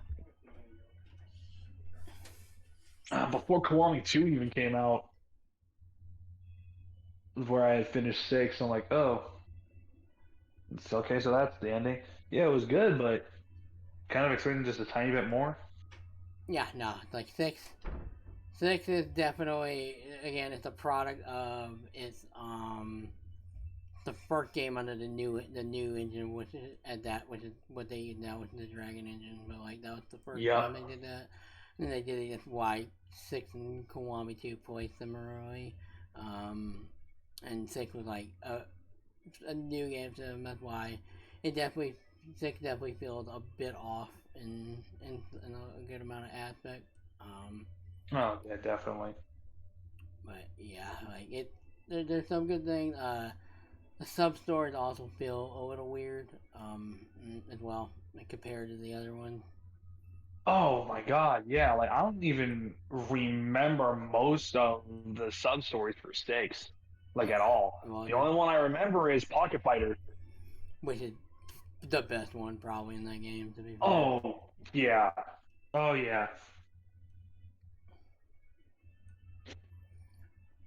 Yeah. All right, so. Yeah. Well, also, what in your, I guess, what is your favorite soundtrack in when it comes to those games in particular? Oh. Zero. Because out of those games it's 0, but then once 7 released, then it was 7, and then Lost Judgment has an argument. Oh yeah, oh yeah. But yeah. 7 is definitely up there when it comes to the soundtracks for the game because oh my god, especially Kuze's sewer fight. Ooh. Yeah, Kuze is definitely like probably one of the best characters in their own play. Oh yeah. It's like Blooded Demon is one of the best songs in the entire series. Yeah. Yeah, that's definitely up there. A lot of the karaoke songs are pretty good too. 3 is when they started doing karaoke, so that's why it's not that good in 3. But then after that, it gets better. So yeah, 3 karaoke is kind of mid. Yeah. Yeah. yeah, if you have nothing else to say about 0 to 6, then I guess we can start talking about 7 where we left off.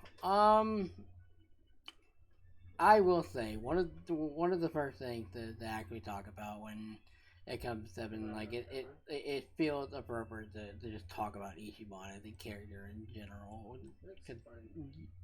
It's the first game in a while that uh that the series not only has a new protagonist, but also it pretty much is the protagonist. Like it's the first time where it is a different solo protagonist, and for some that, especially if they are used to seeing like Kiryu or like some of the other protagonists occur, it's probably a bit weird. But like after a couple of hours with him, people will understand why Ichiban is one of the best, not only one of the best characters in the franchise, but just one of the best protagonists in gaming in general. Like his characterization just in general is just so well thought out and put that it's hard to hate Ichiban as Oh a my god, character.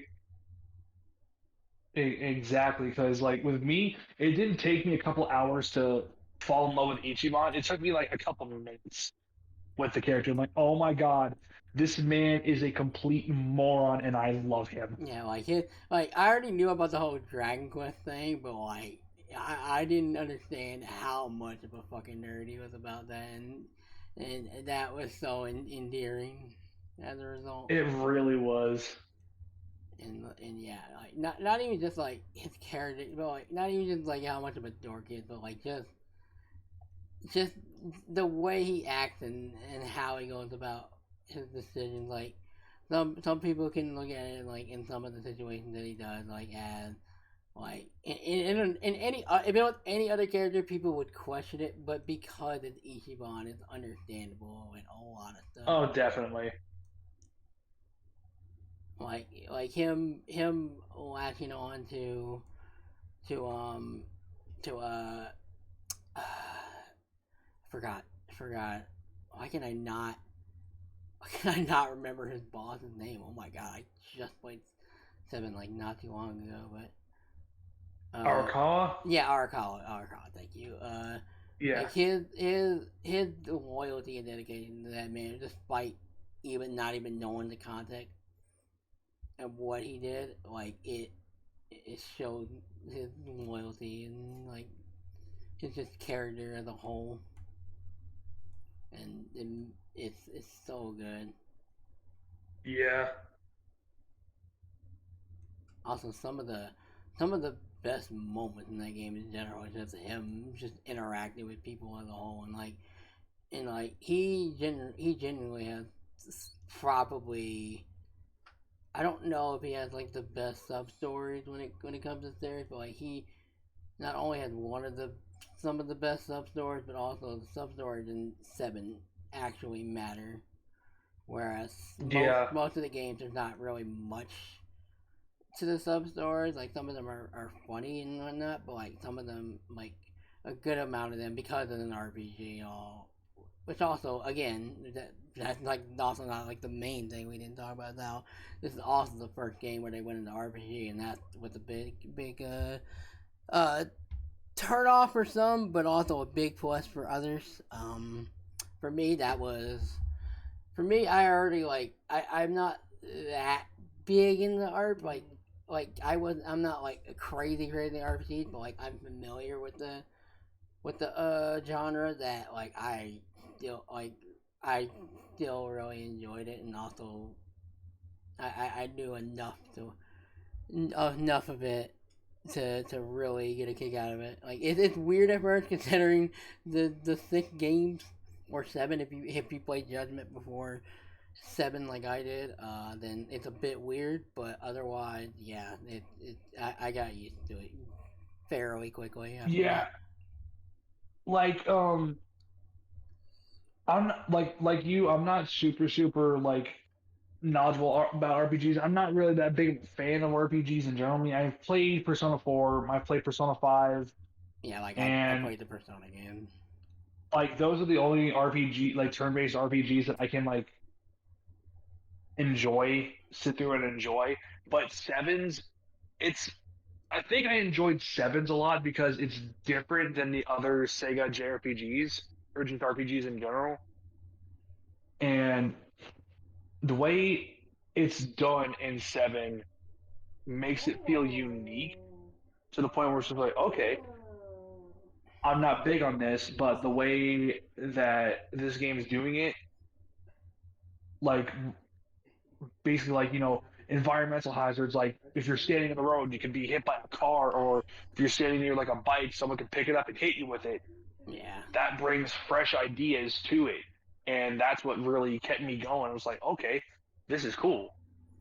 Yeah, which the one thing the first of all, getting run over is the first time in the series they can get run over, which is really funny, and very surprised that they never did that in the entire series until then. It's hilarious, but considering the first time it happened to Ichiban, it makes sense.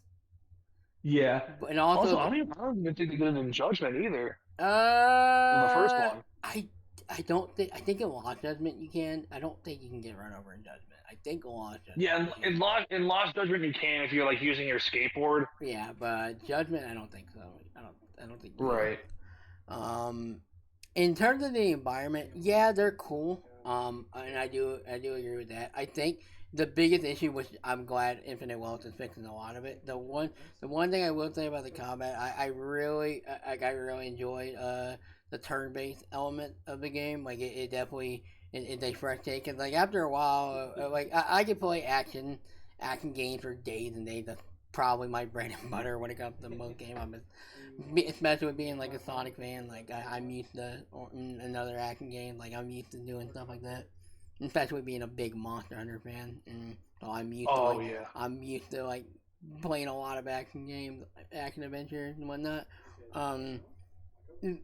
Even then, like it definitely is a good like break from that being a traditional or from doing that, because it definitely got a little bit tiring once you got to like 6,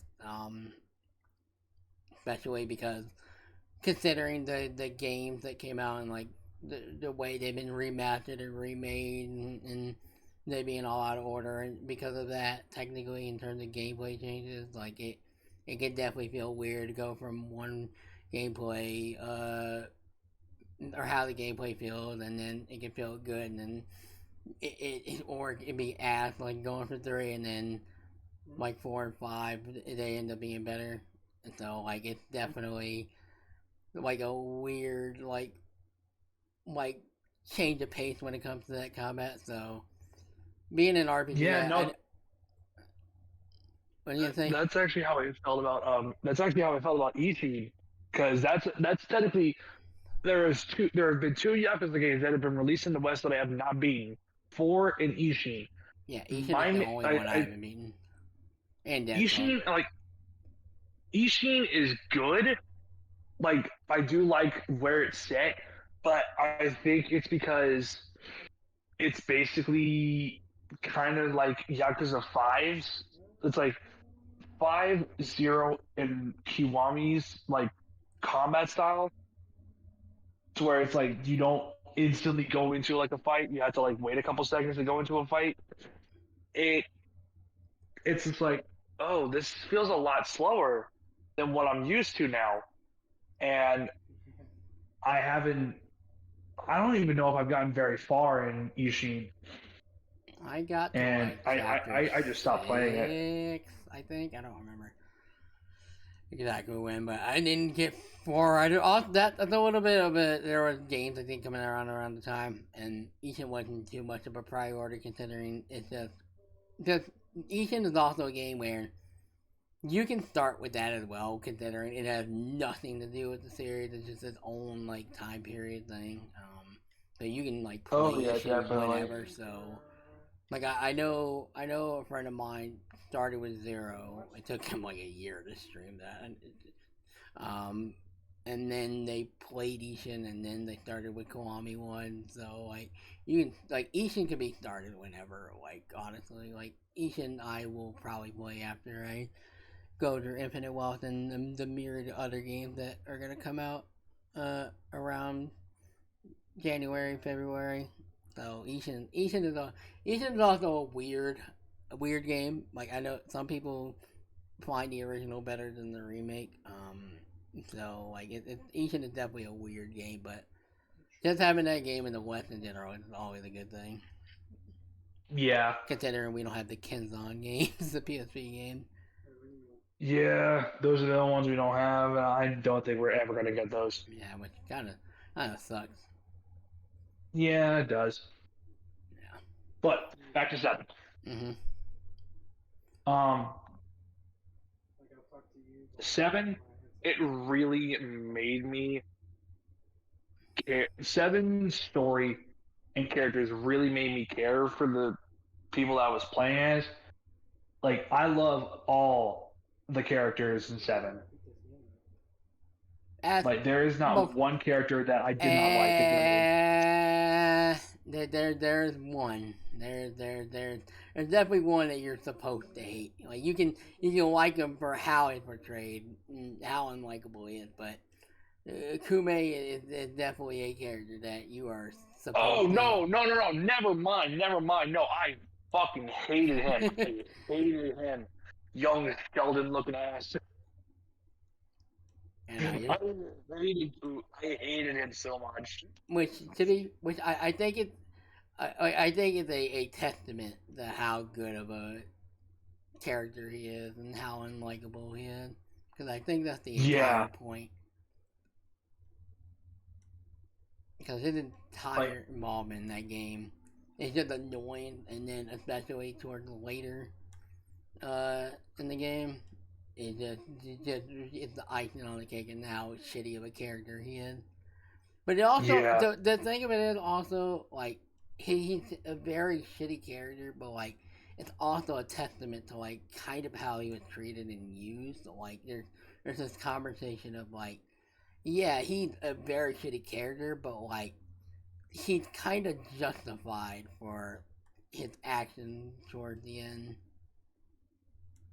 But like at the same time, like you just feel bad for the characters involved in the Kume. Yeah.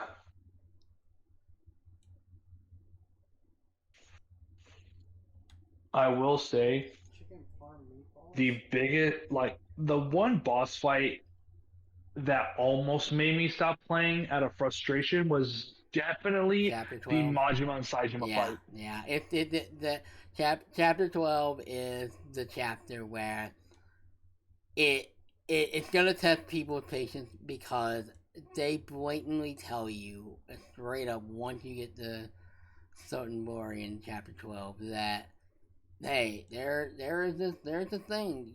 They show you straight up there's a new way to grind out levels. You should probably take advantage of that, and some people will take that as the option to do that, and then others will just be like, I'll be fine. There's no reason I won't be able to do that. Only to realize that you're gonna get to the fight in chapter 12, and you're gonna get your ass kicked, and for good reasons too. But oh, believe me, it took me like maybe, oh my god, I want to say like 4 or 5 tries. It took me 3 because technically 2.5 because the first time I got my ass kicked was the second phase because I got to the second phase.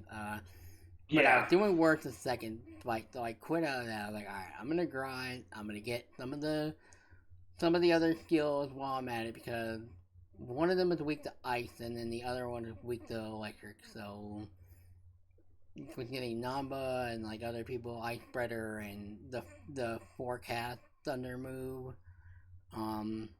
which that is also that's one of the biggest negatives I have about the game is changing classes or jobs. Or I wish it was faster. Yeah, having to go to hello work every time just to change a job is like a big issue, and I don't think that's gonna be changed in Infinite Wealth. Although I don't know how they're handling that in general, so I assume it's probably the same way. Yeah, that. So I don't know how they're That's a handling good it point. because even in the Infinite Wealth demo in Gaiden, like,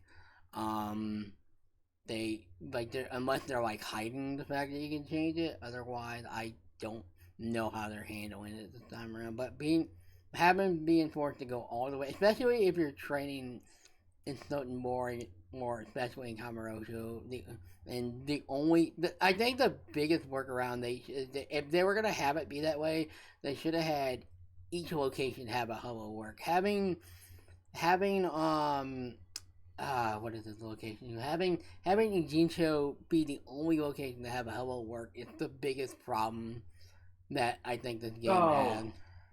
Yeah, definitely. And plus, when it comes to like the job classes, there are characters who are better in specific jobs than other characters are. Yeah. Like we had um no, I can't Adachi on what was it? The demolition class, I think it was. Enforcer. Yeah, Yeah, Enforcer's I the had him on only Enforcer. Enforcer's the only good class for Adachi, unfortunately. Which sucks. Yeah, Which I feel like Adachi it is does. probably the worst character to use in the game. Which he's not bad, but like he's just kind of average of a character to use. Yeah, and I hate it because like he's one of your first party members, and it's just like I don't want to get rid of him. But at the same time, Nanba is amazing. But honestly, Homewood Guy is like the best class for him. But like you can kind of work around with him being magic. I had him and Zhao is best with the chef. Definitely. Yeah. Also, getting level 18 for Fortune Teller is always a good thing for getting fulminating forecasters. Like, which is the one big thing they're changing, they're fixing in Infinite Wealth is that there's not really a lot of like wide range of moves in terms of like elements, which is a big problem. Pretty much starting chapter 12, because starting from that point, a lot of enemies have like element weaknesses, especially electric, and if you don't have it by that point, you're probably gonna start struggling. And especially, I think one of the like in chapter 13, I think at the end of chapter 13, I don't remember when that big fight happens. Might be the end of 14. I think it's chapter 13. It's 13 with like or the 14. big fight. Yeah. Yeah. But yeah, like that's like the one thing that they're definitely like just from playing the Infinite Wealth demo in Gaiden, like there's a lot more like I noticed there was a lot more like ice and ice slash water. It's either or electric moves in that game. Yeah. There's a lot more fire moves. There's more fire moves than there are like electric and ice moves in this game. But that's the one thing that's definitely getting fixed. And Infinite Wealth, and I think the job classes in general are going to be a lot more useful and viable. Oh yeah. I am excited for Infinite Wealth with all the new job classes and stuff that are coming into the game. Yeah, I think again though we talked about this when we recorded this for stream. Like it's unfortunate like that New Game Plus is being locked behind the edition, which I kind of figured is why I bought the deluxe edition like prior to. Oh yeah, no, I got the deluxe one too. Because I already heard rumblings that they might do that, which is very unfortunate. Yeah. That kind of is a bummer about that. Yeah, Zhao is really good. Gangster obviously best one, but Zhao is really good. Psycho, I definitely ran Idol. You can kind of run Hostess or Night Queen somewhat, but having her be an Idol is how I ran it. Yeah, I think I mainly catch her as Idol. Yeah, and then with Aerie. Yeah. Aerie was I had Aerie. Aerie, I think I kept her as Hostess. Oh. I didn't even unlock Hostess for Aerie because I didn't. I got Aerie. I got Ichiban Confession the rank 100, and then it got her, and then I did not complete the Confections minigame. I actually didn't either. I didn't complete it, and I kind of wish I did. Yeah, it's very confusing to do. That's the thing. It is, but it is an amazing way to get money. It is, and especially if you're gonna do New Game Plus, like you can put, I think you put your money in the bank before you go to New Game Plus. It'll be there next time you unlock Ichiban Confections, and it makes it even way easier to run the next time you New Game Plus it. So, Oh yeah, money is like after that point, like money is not an issue. like I don't even think I did like what was it like the Millennium Tower dungeon Yeah. in New Game Plus for 7. I never even did that, and I kind of wish I did.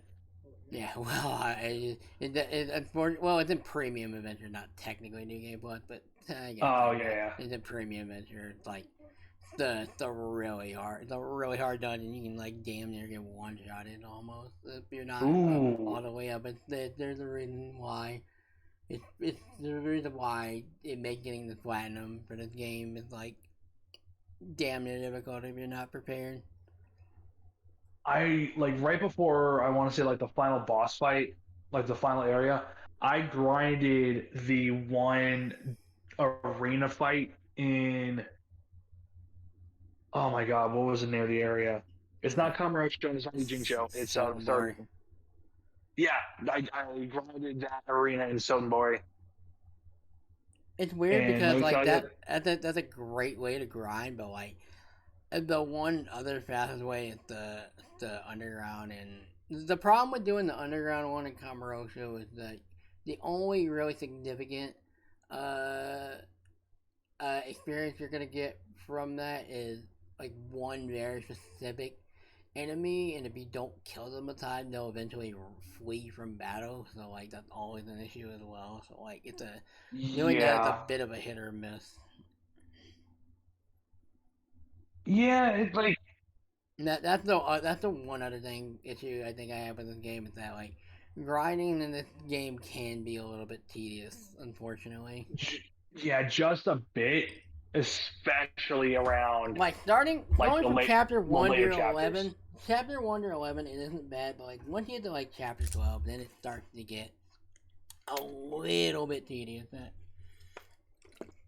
Yeah, it's just like, oh, what's that? You're level like 30 something. Well, guess what? All the bosses now are going to be like level 50 plus, so you better Yeah, fucking grind. yeah, It's like, why I don't disagree with people who have an issue with the game coming to a screaming halt once you hit chapter 12, because yeah.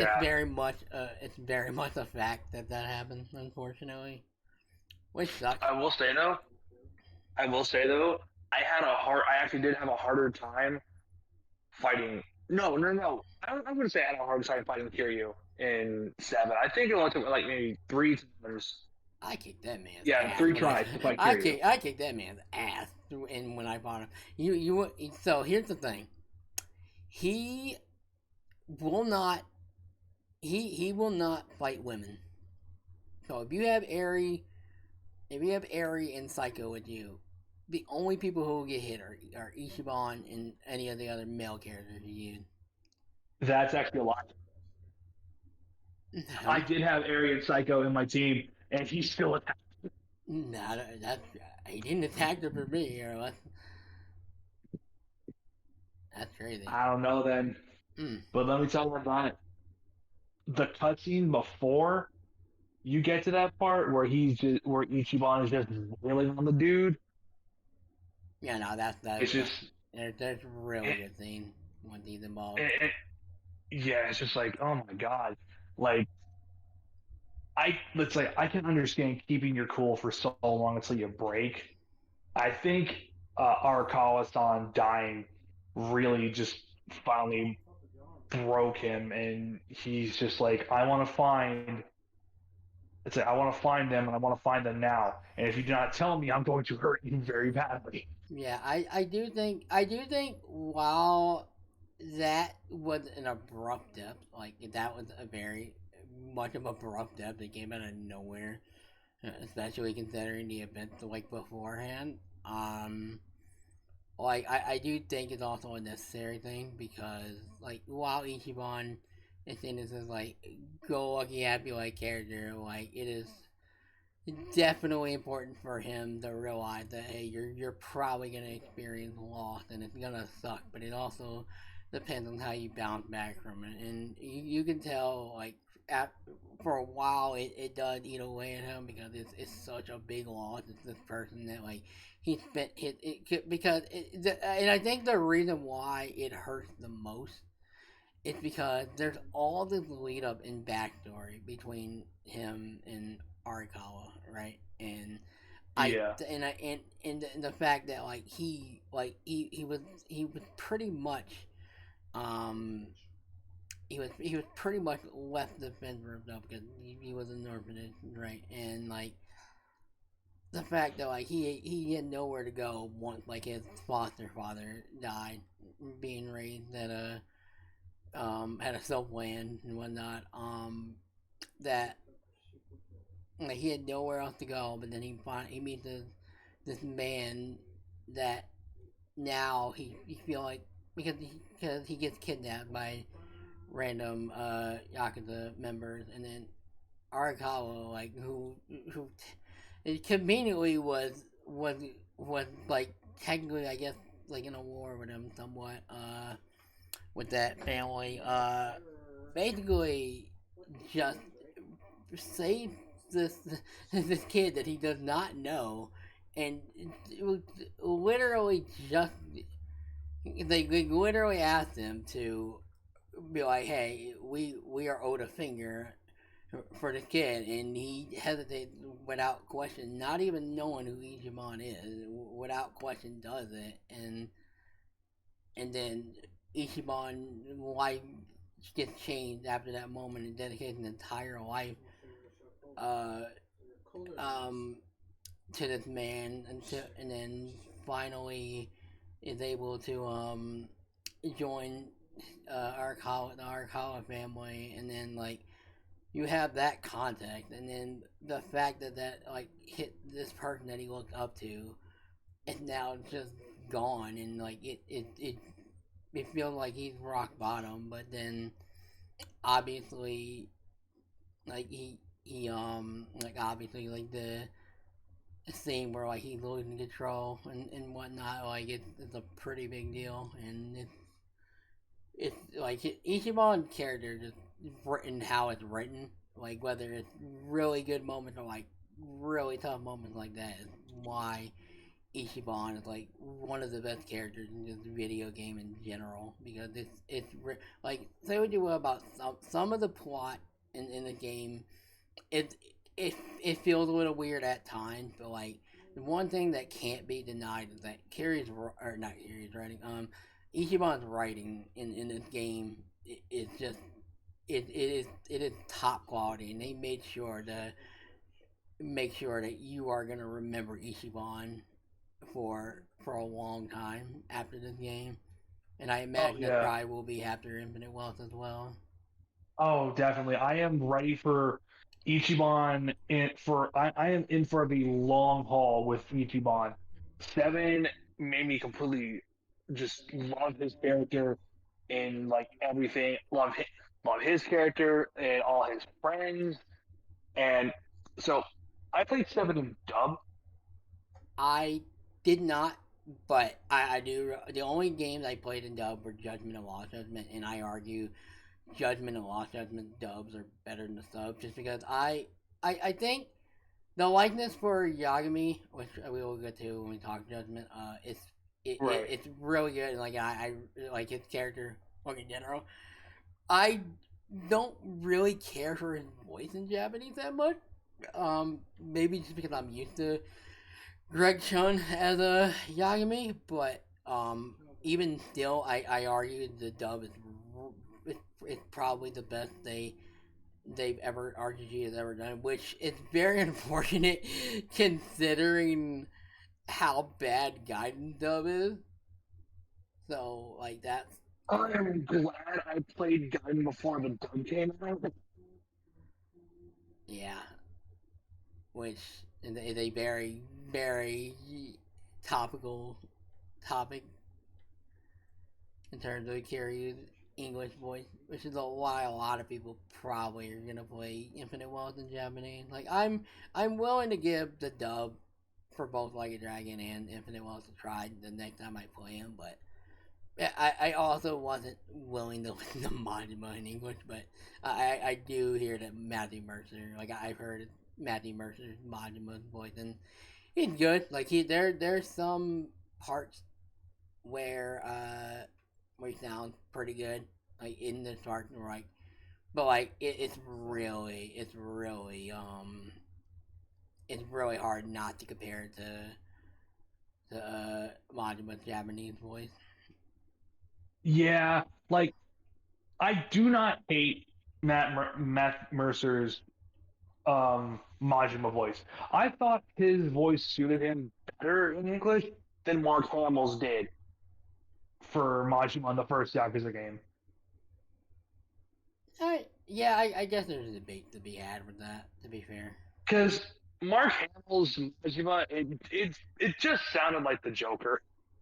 Which, to be fair, that does work for Majima, to be fair. That also does, but at the same time, it's just like, it doesn't really if it's gonna be anybody that plays them English, I'm okay with Matthew Mercer playing him. Yeah, Matt Mercer's voice is really good for Majima. He had the Greg Chun. Yeah. Greg Chun, I feel, is a great fit for Namba too. Which is funny because that's the second time he's been in this franchise. I know, and Ichiban's English voice, his English dub, yes, Kaiji Tang, his English voice was really what made me love Ichiban's character. Yeah, because for me, because I've seen both endings to this game in English and dub, because a lot of the time when I've been watching, because I've gone back and watched a couple of people play through these games, and like I've seen the ending to this game in English as a result. And while I do think the emotion of how Ichiban sounds in English or in Japanese is supremely better, that's not to be denied. That being said, the English is just the English line that Kaiji does for the ending is just as good. There are some lines where during that scene that it's just it like both the Japanese and English ending. Yeah. Works. Oh my God! Like the ending for 7 in English, it pulled me in. I was invested. I was just focused solely on that. I didn't care about anything else. I would like the Yakuza series is my favorite soap opera. Yeah, no, I've said that like Yakuza, Like a Dragon, whatever you want to call it, like you can go either or at this point. Yakuza's easier for a lot of people, and it's funny because there's even the Drewski promotional video where they still call it Yakuza, which is very funny because they call it Like a Dragon now. Yeah. Yakuza's endings are hit and miss at times. Like Zero's is really good. 1 is fine. I think it's fine. 2 is weird. 3, I despise 3's ending. Yeah, just out of nowhere, Kiryu's like, "Hey, I got stabbed." Yeah, and then what makes it worse is also the post credit, which is also why I probably consider 3 like the worst ending in the entire series. I'll be honest, I completely forgot about the post credit ending for 3. Which is the problem 2 has, which is the problem Yakuza has, where it's like, oh, what happened to this character, and the post credit like, oh, they're fine. So. Yep. Which it doesn't help, especially since the games are already out. That like they do that, and you kind of already know, like, hey, Kiryu is still in these games, whereas At the time, yeah, it would come as a shock, but then you get blue ball and it's like, oh, they're fine. Whereas now it's like, now it feels like you're wasting my time doing this because I already know what's gonna happen, and you have the audacity to do that ending as well. Two is better. 3 is just offensive. 4's ending is whatever. It's an ending. I have very much problems with 4. As a game in general and a story. I know there's some people, especially when we talked about 4, like one in particular adores 4, mainly because of side mode, but just the game in general. I have problems. But when 5 is good. I think the problem with 5's ending is that it gets ruined by how 6 plays out in the beginning, or going from 5 to 6. So that ending of 5 kind of gets ruined. But it also gets ruined, or it could be good in anybody else's case. I don't particularly I like 5's ending, but like 6 kind of ruins it for me a little bit. But 6th ending, I think 6th ending good. I think 6 is also one of the better endings. But 7, besides like Judgment and Lost Judgment, which I can also look at those endings. In Gaiden also is a really good ending. I still think 7's ending is the best in the series. Like 7's ending, and the fact that the way 7 ends is literally a parallel to how technically that game is played out in general, in terms of like the backstory of those of that scene, because because that's the second time they use that area for a big scene, and like that's like it's in parallel in terms of that. So like there's a lot of like parallels when it comes to that. So, and then just the emotion, the voice acting, like the scene as a whole is it's gonna like, unless like I have a feeling like while 7th inning is probably my favorite, I think 8 has, depending on how 8 goes, and I think it's gonna go, I probably think Infinite Wealth is probably gonna be their best inning yet, to be fair. Yeah. Because, like I said, 7's ending was just so amazing. From like the emotion of Ichiban literally basically talking to his brother, essentially. Yes. Be like, please don't do this. I already lost someone in my family. I'm not one to lose another person. And he's just like, all right, yeah, no, I'm not gonna do it. And then Kume's just like fucking. Which is I think I know people hate him for that scene, but I think that scene is so necessary for not only to hate him as a character, but also it is a cherry on top for just how that scene played out. And it goes back to what I've said about Ichiban's character, where he shouldn't, like, all things considered, the way the entire game played out, like, he has no reason to keep believing in general, but even till the end, he does not give up. Like, he doesn't, he still keeps pushing, like, regardless, even if, like, in any other situation, like, it would call for you to finally put a stop to it, he still is like, no, I'm gonna keep fighting for this. Yep. Yeah, and that's what makes me love Ichiban so much. Yeah. Yeah, the sub stories are really good. They're also necessary. I love the fact they brought back the giant babies. Yeah, that's one thing we talked about when we discussed that was a thing they did. That was like a sub story they did, and it was either Kiwami 1 or 2. It might have been 2. It was 2. It was 2. Yeah, and then they brought it back here, which is very funny. Yeah, there's a couple callbacks. They did that. the pants one in Zero, which unironically is just a really reference in Zero, but they call that back, but instead of pants being thrown now in bubbles and just clothes in general, which is just very funny. Yeah, a lot of the sub stories and like a lot of the other stuff in general are also like really cool callbacks. Yeah.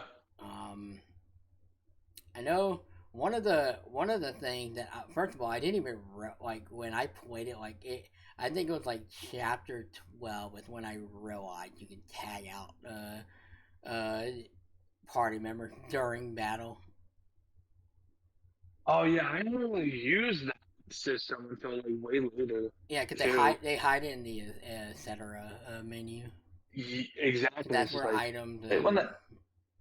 It's like, wait, when the hell did I put this in? Yeah, nah, because I also didn't use pound mates as well. Yeah. Until like pound mates I only used until like 12 because like which is also why sub stories are also essential because like especially the cat sub story where you're gonna find all the cats, it's definitely necessary because having Robson for chapter 12 is like completely necessary to be able to take like a specific hit. Robson gets rid of like the clones in that fight. And then another one, Mr. Masochist is like useful and necessary when you do phase 2 of that fight. But yeah, that other than that I didn't really pound made that much, but some of them are also very funny. Oh yeah. I do say like a lot of the characters are really good. Like the whole Nanba thing, which is why again another situation where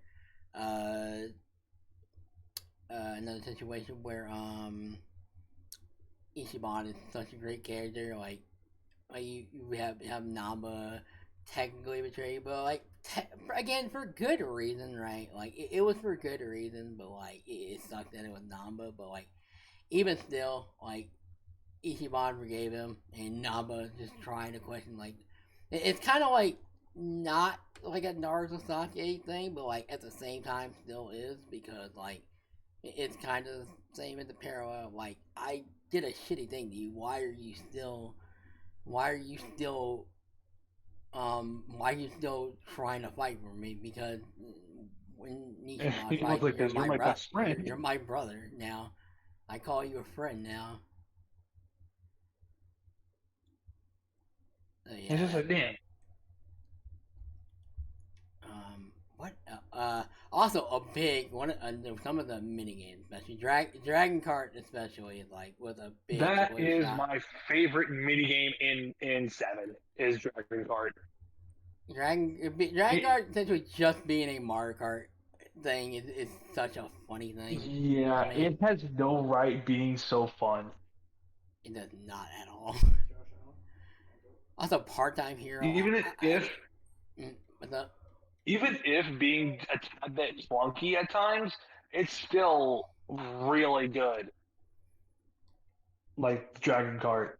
And Part-Time Hero is also really good too. Yeah, Part-Time Hero, like obviously there's some where it's like, just go to them, save somebody, fight somebody, like the typical thing. Like, as a system, it's pretty cool. I talked about Ichiban Confections. Like, I don't care for it that much. I needed a guy to get through it, but like, it is cool for what it is.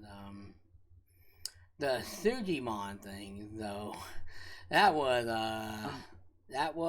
certainly a thing. Funny. Definitely was not Pokemon. It certainly was not.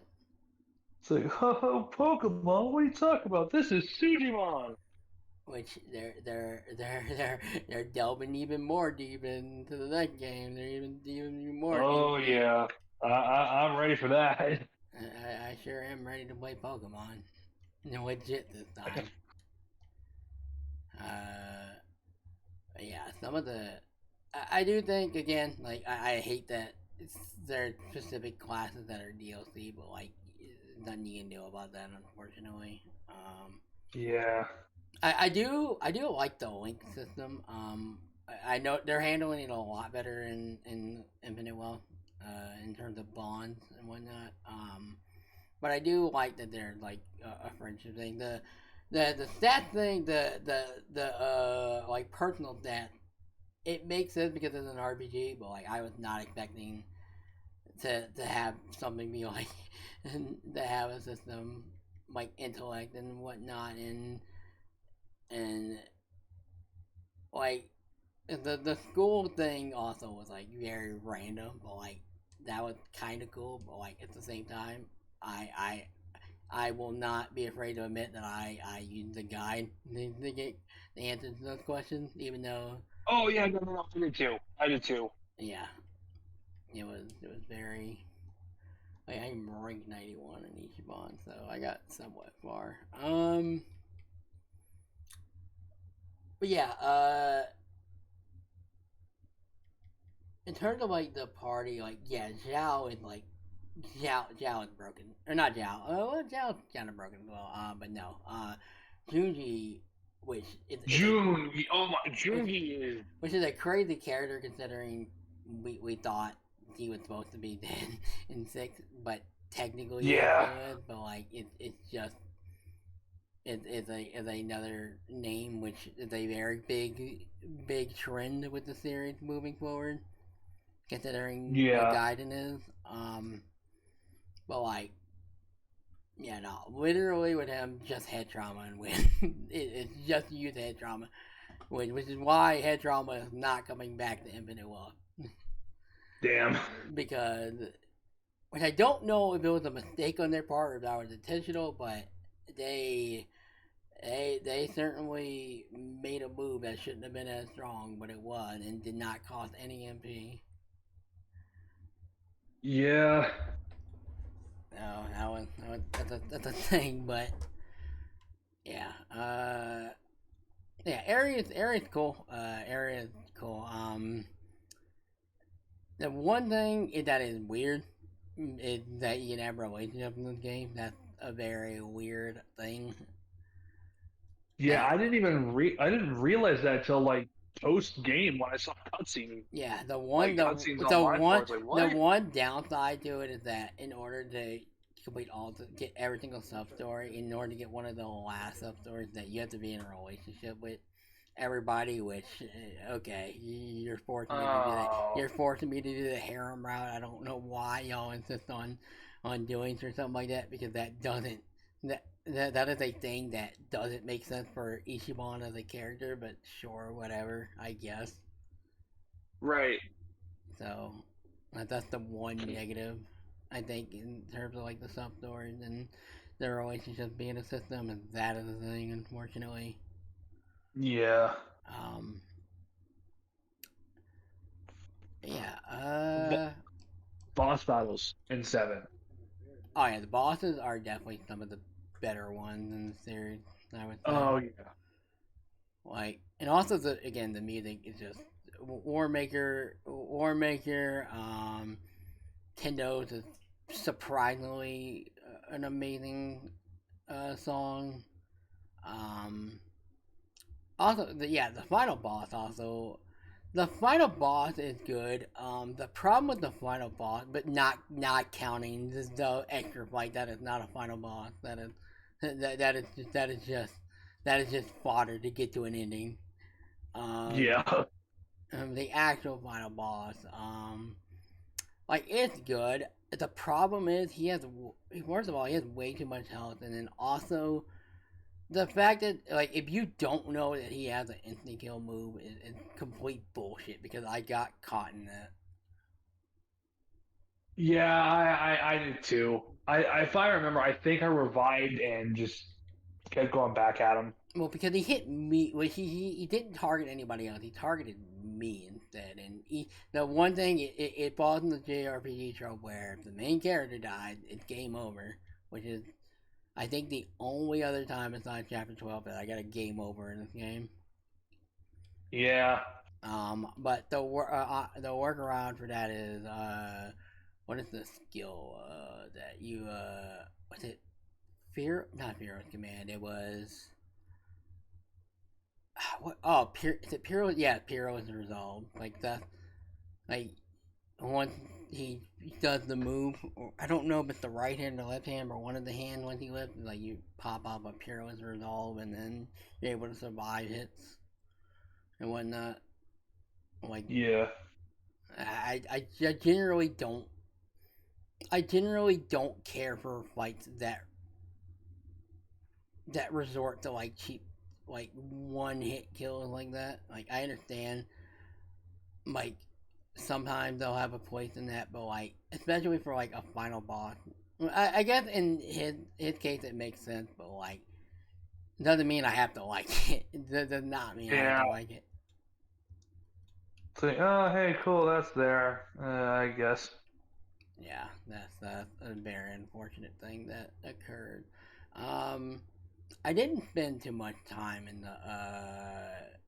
I think one of the one negatives I think I have about the game is that you have to unlock the techniques by walking up to them, which I didn't realize was a thing until like a couple of chapters in, which I find to be a That was very annoying. I find to be a very dumb mechanic because for a little bit I was like, okay, I guess the tactics are sparse in each show, that's fine. I guess I'm gonna just have to look for them or whatever. I guess sure, or not look for them, but I'm just gonna have to take what I can get. And then I realized, oh wait, I'm supposed to walk up to the tactic to unlock their location. I'm like, okay, that's a dumb mechanic, but sure, I guess I'll do what I must. But yeah, that was a weird one. I didn't do much of the can collecting minigame, although it is immediately fun the one time you're forced to do it. Oh yeah, the can collecting. That's another mini game that I spent a lot of time on just because it got me money. Yeah, cause that is like probably one of the earlier ones where you can get money kind of ish, but more so reward and whatnot. What else is there?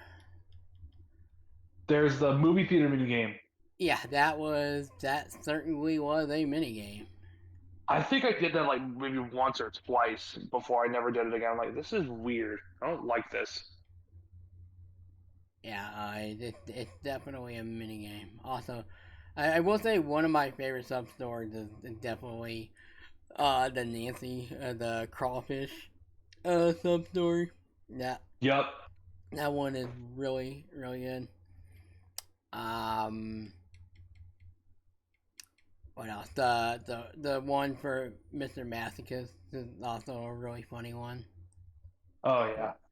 Uh, yeah. The karaoke is also complete new songs. Besides Bakamitai with non sing and Machine Gun Kiss for Dachi. Yeah. Which I will admit that is the dub's biggest issue was the karaoke. I think for some of them it is a big myth, but I think there is a charm to them sounding that bad because that's how it's supposed karaoke is supposed to be. You're not supposed to be that good at singing. Obviously, Yeah. in Japanese, it's actors that know how to sing as well, so that's why it sounds so professional. I will admit, in dub, Namba singing Bakamitai is actually kind of good. Yeah, no, like the and then Ichiban's English dub one, like again, it's not for the English. It's like yeah, it's supposed to sound bad, but they're also supposed to be having fun with it.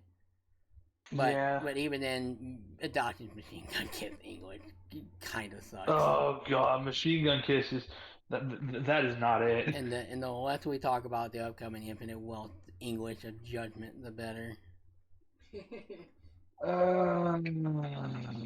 Yeah, the less I'm just glad I can play it in Japanese. I'm going to play Infinite Wealth in dub literally because of Kaiji Tang and every other character that was in 7. Yeah. I kind of like playing. I played a bit of Infinite Wealth, the demo for Infinite Wealth, and the dub for Kiryu isn't the worst I've heard. Yeah, so here's the thing, right? Like we had this conversation. He doesn't sound. The problem isn't that he doesn't sound horrible as Kiryu. Like he doesn't sound that bad as Kiryu. The problem is he's not the right person for Kiryu. Like it is a it is a 100% complete miscast because he's a decently good voice actor because he's young. Because he's in, yeah, that's also the issue. But like, he's in Lost Judgment in the Kaito File DLC, and he's like for a character that, while I don't care for as a character, but like him being that character makes sense. He sounds like his character is weird, so he sounds weird, and it works for him. So he's a good voice actor in some aspects. He doesn't have a lot of experience as well. That's all the other thing, and also people have other issues with him as well, so that's neither here nor there, I suppose. But for me, it's just more so he's not the right person for Kiryu, which is why it's unfortunate. Like, I know Daryl is a bit weird, somewhat, but like, yeah, he has experience with Kiryu, and he showed interest in returning, and it just kind of sucked that they kind of just went in a different direction than that. Yeah, like I don't, like I said, I don't hate Kiryu's like new voice. Like everyone like immediately was just jumping to the conclusion that his new voice is the worst thing ever. When it's just like, have y'all heard the dub for the first half of the game? Did you forget about that? Honestly, though, I really like Daryl. It's dumb, but like I kind of like that for Kiryu because Kiryu is also just a dumb little character. Like I don't need him to sound like. I just don't need him to sound young as well. That's the thing as well. So. Yeah, that's the problem. It's just like Kiryu is a 50-plus-year-old man, but his new voice makes him sound like he's 30. Yeah. That is a problem. Is there anything else to discuss about Like a Dragon before? I think that pretty much covers most of it. Basically, I do like the running joke throughout the game that everyone, like literally everyone, just makes fun of Ichiban's hair. Like they just call him like shrub head. Yeah, no, that is the thing. And after a while, they're like, after a while, he's just used to it at that point, and I find that endearing. But yeah, no, that should be it for 7. Yeah, honestly, 7 for me. I'll go on my ranking, but 7 is such a great game, and it definitely like there's problems obviously, but it was their first attempt at an RPG, and I think they did a really good job, a really great job with it. So I understand like I always heard like people like talk about how Ichiban is like the great character. I'm like, okay, I'm getting close. Let's see how it is, and I'm like, I get it now. I understand why Ichiban is this great character, why people adore him. Oh my god. Yep. Okay, well, before we get to Gaiden, I kind of want to take a quick detour into the Judgment games because let's get into Judgment. So, I will start with this. Before I do go dive deep, I think one of the biggest problems I do have with the first Judgment is definitely the bleeding system, or just like being like stabbed or like shot, and then it affecting your health, which they kind of fix. They get rid of in the Lost Judgment. Yeah, that was my biggest issue in the first one. Yeah, but like again. That it's like one of the few like I have a little bit of negatives with the game kind of, but like that's like only it's kind of like the only like big negative I have with Judgment, because in my opinion I think the first Judgment is the best story RPG has ever written in the entire series. I think Lost Judgment come pretty close. Lost Judgment story is great, and I love the themes and the themes they tackled. Definitely. But I feel like the Judgment 1, Yeah. there was something about it that just it hit so well. It's different, and obviously it's a different take. It's a different take. With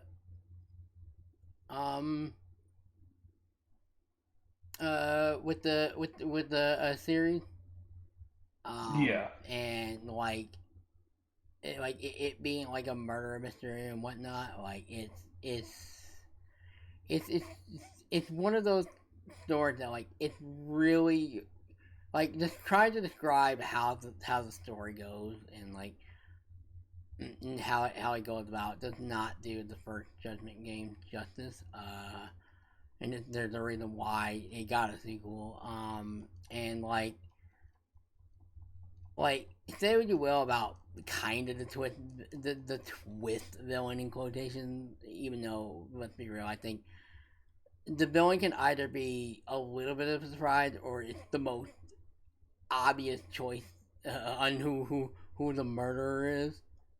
All things considered, I was kind of surprised with the twist villain in the first one. I was a bit surprised. I was about it. little bit, but I kind of figured it was. I kind of figured it was him. Yeah, it's just like I don't like it. He's up to something. Oh, he's the killer. Yeah, no, because the entire time, like he showed up in like pivotal moments, like next to you, and then obviously it turned out, oh yeah, he is the killer. So and honestly, that fight against him is one of the better final fights as well. In terms of presentation, I think it's probably the best one in terms of presentation. Oh yeah, with the title card popping in, the way they do that for the final boss of the first Judgment game, that cannot be topped. Yeah, no, Lost Judgment, like those final fights, they're good, but it is nothing compared to the Judgment 1. I will say though, like the fight before the final fight, even though I love the final boss, like the fight before that is also really good. But I'll get to that when I get to that. Yeah. But yeah, the fights. Again, the story is just absolutely phenomenal, and like it's really hard to top the story of Judgment. Yeah. I will say, I think the one other downside I have with this game is that while obviously there's two styles for Yagami, which also Yagami is a great character as well. The styles obviously are Crane and Tiger. I think the problem is that for whatever reason they decided to not in terms of like getting skills, like they mostly focus on Tiger rather than Crane. So like you have this one style that like sounds good on paper, and you like wall run and whatnot, but like it kind of just it doesn't have any buffs whatsoever. Whereas Tiger has a plethora of upgrades that you can choose from. So like you're kind of stuck to use Tiger and like, Tiger alone. Like Crane is Crane is the fight style you can use to, take out multiple enemies. Meanwhile, I'm using Tiger style to just take out multiple enemies at once using the same combos over and over again. It's like, isn't Crane supposed to be the group one? Yeah, no, like why am I doing more damage with Tiger? Yeah, no, it's just like in certain situations, Crane is useful still. Don't get me wrong, but like the fact that like you have to like the upgrades are only for Tiger, it's a bit weird. Well, yeah. I think the one thing I do miss about the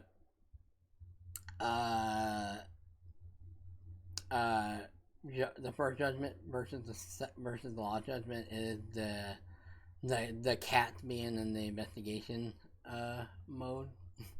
I'm a little disappointed that they got rid of that, but like I understand they were a bit tedious, but like they were also pretty fun. Considering cats have been a staple in the series. Yeah, I will say, for both games, for my least favorite part in both games is playing as Saori. Really?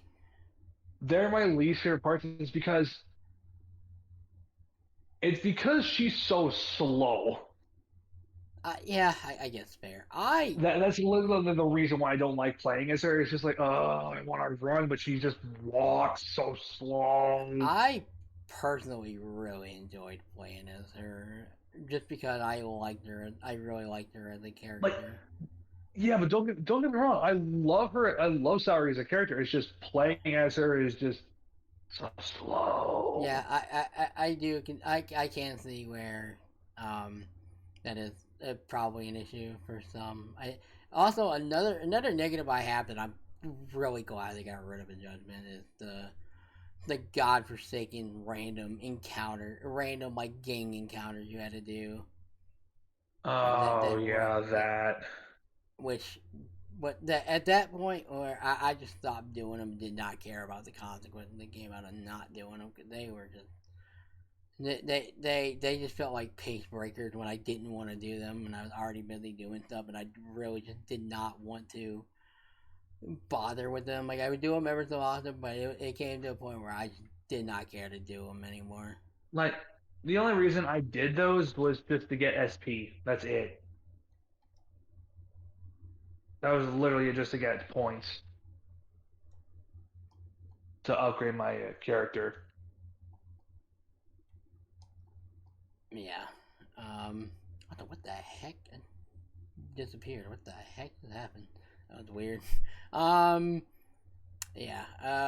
I think one of the other negatives I had, which they pretty much fixed in Law Judgment because Yagami just disappeared. I'm playing Judgment right now. Yagami keeps disappearing in and out. It's weird. It definitely, which is I know it's like a big part of like Yagami being like a detective and all. Definitely, I think one of the bigger problems that Judgment had that they kind of remedied is definitely the tailing missions. Like some of them I Yeah, didn't mind, but like the problem with the tailing missions in the first game is there's way too many of them, and it definitely yeah. it breaks the pace a lot of times. I'm glad that there's not as many of them in the second one, but at the same time, it's like I kind of wish they just got rid of the tailing missions altogether. Yeah, Like I know they're important to the story, but it's just like I don't want to do these. I do think they're not as inconsequential in the second game. Like they're still they're also improved as well. To be fair, I know Yeah, like there's I kind of still rather not do them, but like I at least can appreciate that they're a lot better this time around. So yeah I'm okay this with that. the sneaking missions, the sneaking parts into in Lost Judgment are also not my favorite Yeah, because of how easily you can get caught. yeah, I don't care for the sneaking missions that much. They're not as bad as Stall. I when I was hearing about them, like people were like thinking like the worst thing ever. I was like, these aren't too bad, but I also agree that I don't care for them. To be Another fair, main gripe I have with them is that there's no upgrades you can get to make them easier. I mean, yeah, like the only thing is like added extra time when you're looking at your phone, Yeah, that's literally it. which is kind of what just the kind of the upgrade in Judgment as well. Yeah. Um, but other than like that as being like kind of negative and like I guess some fights, which I think a lot of the bosses weren't too bad. I think a lot of them were pretty good. Like um, I think there's one chapter I know that was like kind of annoying to do, but like other than that, it was fine. Um, but other than that, like that's kind of like all the negatives I have about the game. Because otherwise, the one of the other biggest like talking points about, especially the first judgment and the second judgment, is definitely the characters. Like Yagami is such a great protagonist to do. He can be such a dork at times as well, which is crazy Yeah. considering character. Also, like his entire like purpose in like regretting how the murder like occurred, obviously, uh, Yeah. weighs on him. So that's why Yagami is also a great character. again, like I said, Greg Chun is obviously because the Judgment games are the only time I played them in dub. Greg Chun does a fantastic job in Yagami. I argue it's better than Japanese. Yeah, I haven't even touched the Judgment games in Japanese. I've only played them in English. I've only heard Kaito in Japanese once because obviously he appeared in Gaiden, so that is a thing. So, but like he sounds good in the Kaito. I was not expecting I didn't not expecting Crispin Freeman to sound as good with Kaito like for first starting out, but like I got used to him after a while. I was like, okay, yeah, now. Chris. To where I heard Kaito in Japanese. I was like, okay, he sounds weird now. Crispin Freeman's voice definitely fits Kaito, though. Yeah, it does. Yeah, no, it does. The one voice that just took me for a loop was Higashi's English voice, which is just Steve Bloom. Like, yeah. His voice does not fit his character. It does not, but like at the same time, it's so funny. It is. Like, Higashi looks like he would be voiced in English by Yuri Lowenthal. Kind of. I'm either him or Troy Baker or Matt Mercer. Well, obviously Matt Mercer is already a character in this game, though. Yeah. I was not expecting to hear Jeremy Lee as well in the game. That was definitely an interesting surprise to hear her. Yeah. Because obviously she didn't like a dragon as well. I don't remember who. I know Erica Harlacher with the school attendant. I forget who Jeremy Lee does, but anyway. But yeah, Judgment's a pretty good game. It definitely held back a little bit by it being a couple of the technical things like technical choices that they showed and whatnot. Yeah. But the story is just way too good. Like it's almost too perfect of a story. If I'm being completely honest. It really is, and that's what. Like, the story for Judgment 1 is so good, it put Lost Judgment on too high of a pedestal to be like, we need some way to beat the first one. Which I give them credit for trying to make the story just as good, because I think that with Lost Judgment, that was probably just as good as they could in terms of trying to top the first Judgment story, but like it was gonna be a tough task to be even able to top that game, the Judgment story, because it's something, it's completely different for how RPG does stories in general. So but yeah, go ahead. Oh, no, you go ahead. Yeah, I was gonna say, which obviously transition down to Lost Judgment. The topic of the entirety of Lost Judgment being like bullying and cause they're I don't want to understand. Like, I know Judgment is like this top tier story that it's the pinnacle of storytelling from RPG, but I don't want to undersell how great Lost Judgment's story is also, because to be able to still also be able to tell a story with topics of bullying in schools in general, and then also cause there's some heavy stuff that they deal with, especially very, very heavy, yeah. That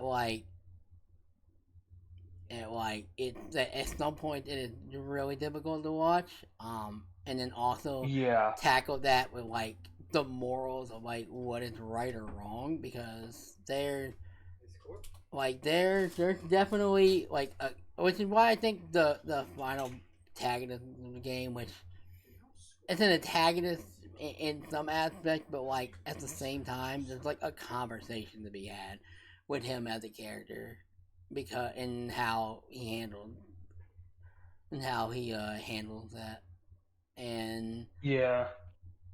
like it's one of those things where like it's hard to say.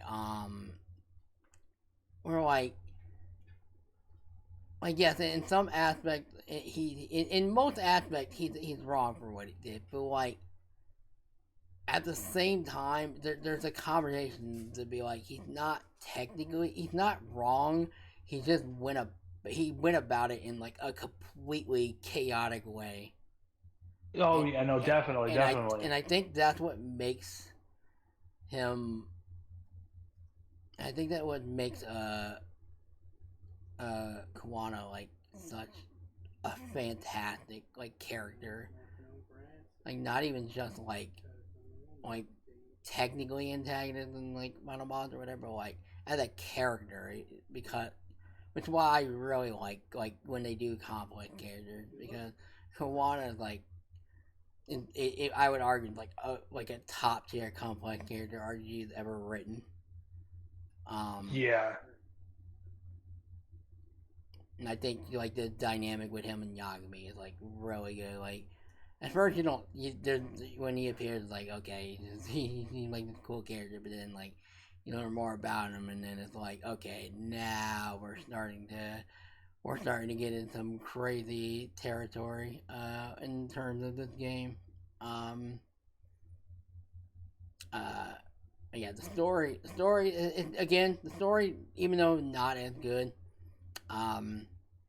as the First Judgment, it is still such a fantastic story, and it should definitely be applauded for how they handled like the bullying topic and just the story itself. I do say that there's one scene in particular, and it's a death scene that I really wish I didn't get spoiled on. I don't remember how I got spoiled on it, but I most definitely got spoiled on her death. For Sawa. Yeah, which sucks. But I don't remember. I don't remember how I got spoiled on her death. But like even though I got spoiled on that, like it wasn't as impactful, but like it definitely still hurt like that, and which is why I understand like Kawana's like it's like oh you keep bringing up like Sawa, but like no you're like even though your actions are justified in some ways, like your actions also affected the lives of an innocent teacher who was against what even though it wasn't initially was always against it, like she was someone who was forced to not initially speak out about this because of the pressure of the school system and like the other staff members and whatnot, and she always regretted that, and it ate away at her, and for you to just wipe her death away is like this is why it's definitely a conversation to be had in terms of like who is right and wrong in that situation. Like it can be obvious in most aspects, but like in some cases, like there's a conversation to be had.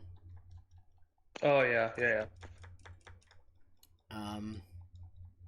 Yeah, the story is really good. Also, Kaito Files. I think the Kaito Files is a good story as well. Obviously, I actually have not played the Kaito Files. Okay, but okay. Yeah, I honestly don't care for spoilers. Oh, okay. Well, I mean, there's not much to spoil. it's more obviously it introduces new characters that weren't previously mentioned. But I will say the final boss that game of that specific DLC is actually pretty cool. Somewhat. Also, the fight is really good. It's short, like it's not too long, but like the kinds of files are pretty good. And Kaito is pretty fun to use, and just more excuse to play as Kaito is always a good excuse. To be fair, so Fair enough. The reason, even though again the story is not as good as it's not, which is again, was always going to be a difficult task to be better than the first Judgment. It's still a pretty good story, fantastic story even. The thing that makes Lost Judgment separate Judgment completely, and it's probably why Lost Judgment is my favorite game in the series, is I feel like the combat in Lost Judgment is probably the best in terms of the action combat that they have ever done. Like I agree with that completely. Like Crane is completely improved. Tiger is still pretty good. The DLC Boxer is like it's okay, but like it's whatever. I use it sometimes just for fun because it's funny just going around just punching people. Snake. I didn't use too much Snake, but Snake I seen it definitely broken if you use it wisely. Oh my god, yeah, no, Snake is a very overpowered fighting style to the point where I use it for most of, if not the entire game. Yeah, Snake. Honestly, it's either Crane or Snake, because Crane is also really good as well. What I use for most of the game. Yeah, my one gripe with Snake's fighting style is when you're using like your EX power up, it doesn't have like a special like finisher type thing like Train and Tiger do. Yeah, which again, probably because that style also has a parry, so that's probably another reason why. Yeah. It's already broken as it is. We don't need to make it more broken. But yeah, I think the one thing I think this is the story is like the some of the older cast definitely get thrown to the side this time around. There's a lot less of the people back at the Genma. Genma or whatever. I feel like which works anyway considering it's Indian show now. I feel like in the second game they made what's his name, I cannot remember, like the young guy who works with Genma. Yeah, I forgot his name too, but I feel like in the second one they made him more annoying. Kind of, but like yeah. They also kind of didn't do much with him as well. Yeah, and Sowery like calls him out on that. It's like, can you please stop bragging about that stupid test you took years ago? Yeah. Which I do appreciate that they're like they do confirm that they like I do appreciate that. Yeah. But yeah, also Bafumi, like she also like barely shows up as well. She's only there for like maybe like one chapter. 2 parts. Yeah, like straight up. It's to the point where I forgot she was even like around in the first one. Yeah. It's like, oh yeah, she's here. Yeah, no, that is an unfortunate thing.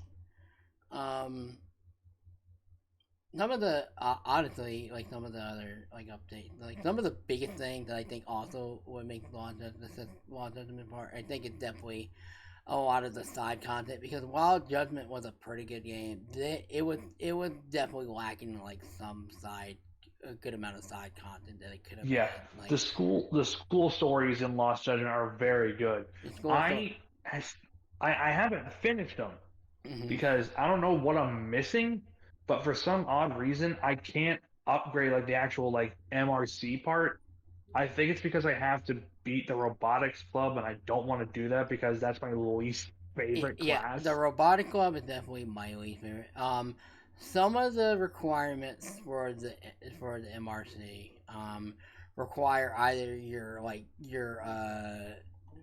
what's it called either your The leadership gauges. yeah, your teamwork, appeal. Like for the dance one, I think your appeal has to be your appeal. It needs to be appeal. Yeah, and like all the stats for that they're all maxed up. So I don't know what I'm missing. Yeah, so probably it's more than likely probably has to be like the robotics or maybe even the biker. It's the So worst mini game. yeah, the robotic one. Honestly, there is a guide like for like you could definitely like once you learn like the point of it, like getting through it with the beginning like stuff, like it's pretty simple. Like there is a point where like then you gotta start investing and getting like some of the like upgrades for it, and then it'll get you through Yeah, like most of the rest of the stuff. like I'm already on like the big tournament, like the first round, and I keep losing because my AI basically isn't doing like my teammates aren't even doing anything. They're just sitting there. Yeah, no, like yeah, people. Some of them, a lot of people don't really care for the robotics one. But the dance club definitely make like even though there's still not a karaoke for like Yagami and them, like the dance club more than makes up for it. 'Cause the dance club is Yeah, definitely. definitely a fun little mini game to have. Boxing is cool. Biker is fine. Biker cheats a lot though. Biker definitely like RNG. Biker suffers the Mario The Kart syndrome. the biker one I did not think I would like as much as I did, but I really liked the biker sub story. Yeah, I think it's cool. Like I didn't dive too much in it because I didn't get into bike. I wasn't able to start biker until like post game and premium adventure, um, but I didn't dive too much into it. But like even the tutorial, they were definitely rubber banding. So Yeah. like okay, this I see where this is going.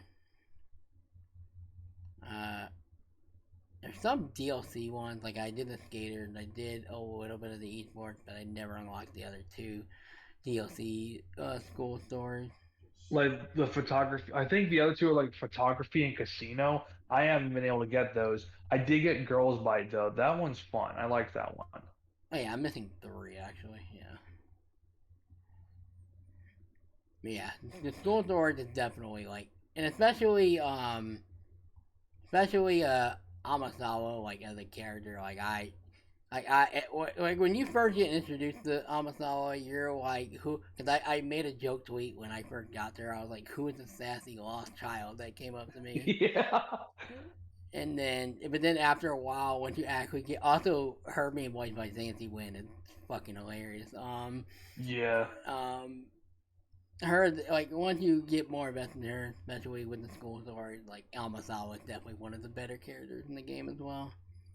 Oh, definitely, definitely. Also, it's funny that Itakura is also voiced by Cassandra Ray Morton, so there's two different persona users in the MRC. Yeah. Well, I never did figure out who was the professor, but one day I will. I never did either. I will figure out one day once I 100% this game. Eventually. Yeah, that's gonna be a bit for me. Yeah, it's gonna be a bit for me because I will put time on Infinite Wealth. What else?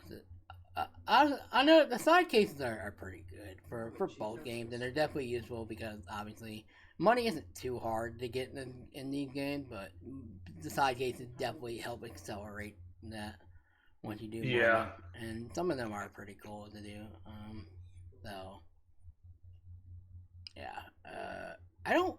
One of the mini games I didn't like care for was Paradise VR, like which was kind of a staple. I think it was like 6 maybe, but like Oh, like the dice thing. yeah, the Mario Party game. Yeah, that's not my favorite either. Yeah, I don't care for it. It's just okay, but like I don't really care for it. I didn't care Yeah. for drone racing either. I Yeah. barely did it in Judgment, and I did not do it at all in Lost I Judgment. did it a bit more in Lost Judgment than I did in the first one, but it's just like, it's there. Now, funny enough, Judgment is like the first time I actually started taking sub stories seriously, which I kind of regret because some of the sub stories, especially in Zero, are really good, and I only did like maybe like 15 of them out of the 100 that are in Zero. So I wasn't taking sub stories like seriously, whereas Judgment and Lost Judgment, I was doing side cases a lot more. Like I did half of the side cases in Lost Judgment, and that's not, and that's if you don't, and that's if you don't include the DLC one. So that's like more than half of them that I did. So Yeah. yeah, so those are good. Yeah, Lost, yeah, the combat in this game is just, in general is just it's just so good and so much better. Like, I do yeah. think it's the best one in the series. Yeah, Lost Judgment definitely like it improved on everything. It just couldn't really beat the story of the first one, but the story for the second for Lost Judgment is definitely still very good. Yeah, like it's like it can be understated how amazing Lost Judgment story is. Just the original Judgment just set such a high bar for their storytelling that it was gonna be impossible for them to top that. To be honest. Yeah, I think it honestly set too high of a bar. Yeah, it most definitely did. But again, it's the story of Lost Judgment is still pretty damn good, and also the final boss, the final fight is pretty good. Although I think one of the Lost Judgment has a Lost Judgment and Judgment have pretty good OSTs. It's one of my favorite OST. Destination and Final Destination are some of the best songs RGG has ever produced, and the song for the second to last fight in Lost Judgment is like probably the most creepiest song RGG has ever produced. Yeah. Especially when you're fighting in the like the frozen area. Yeah, that for the freezer. Oh my god, that part was fun. Yeah, no, it was a fun fight. The song was it definitely fit the character. Definitely, yeah. Yeah, the final boss was good. It was pretty good. The song is also fantastic. Yeah, Lost Judgment. It Lost Judgment is definitely still my favorite game, or is my favorite game in this series. Which is funny because I went like for a long time it was Zero, then like a Dragon, I was going back and forth and which I like better, and then I played Lost Judgment, and I was like, okay, this is easy for me. Even though again I love Like a Dragon, I love Zero. Like I just Lost Judgment, I had such a great time with this game. But I do think Lost Judgment, Lost Judgment is definitely, it's not the even with the story and like the gameplay improvement with Lost Judgment, I do think people are gonna lean more towards 0 and 7, which is fine, and I can understand that. I personally just like Lost Judgment a lot more. Yeah, that's understandable. Yeah. Is there anything else left to talk about the two Judgment games? No, not that I can think of. Alright. I'd say we just go right ahead into the final game, Gaiden. Which is Like a Dragon, which is when the series, besides Ishin, is when the series decided to finally go with a new name change. Obviously, the first game they did that for the West was Like a Dragon Ishin, but then after that they came out with Like a Dragon Gaiden, the man who erased his name. Okay, so like I'm not conflicted on this game. I think the game is great.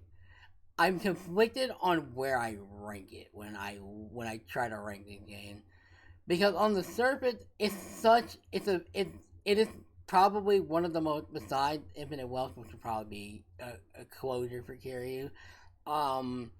I think this game is the closure that Kiryu should have had in 6, like straight up. Yeah, it really should have.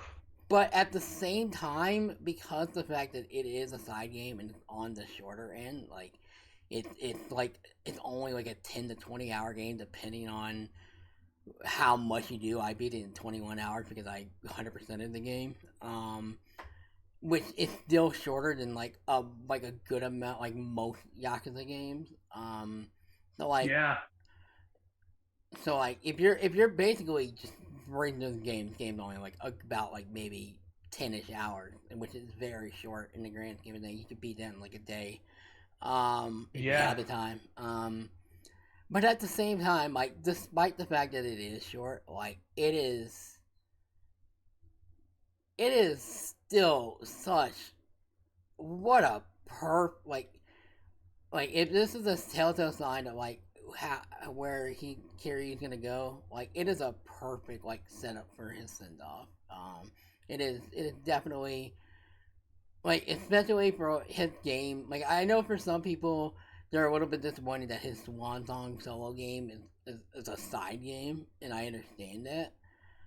But like I do think it was necessary considering how 6 turned around and how people felt about 6, and that considering that was supposed to be his swan song in terms of being playable.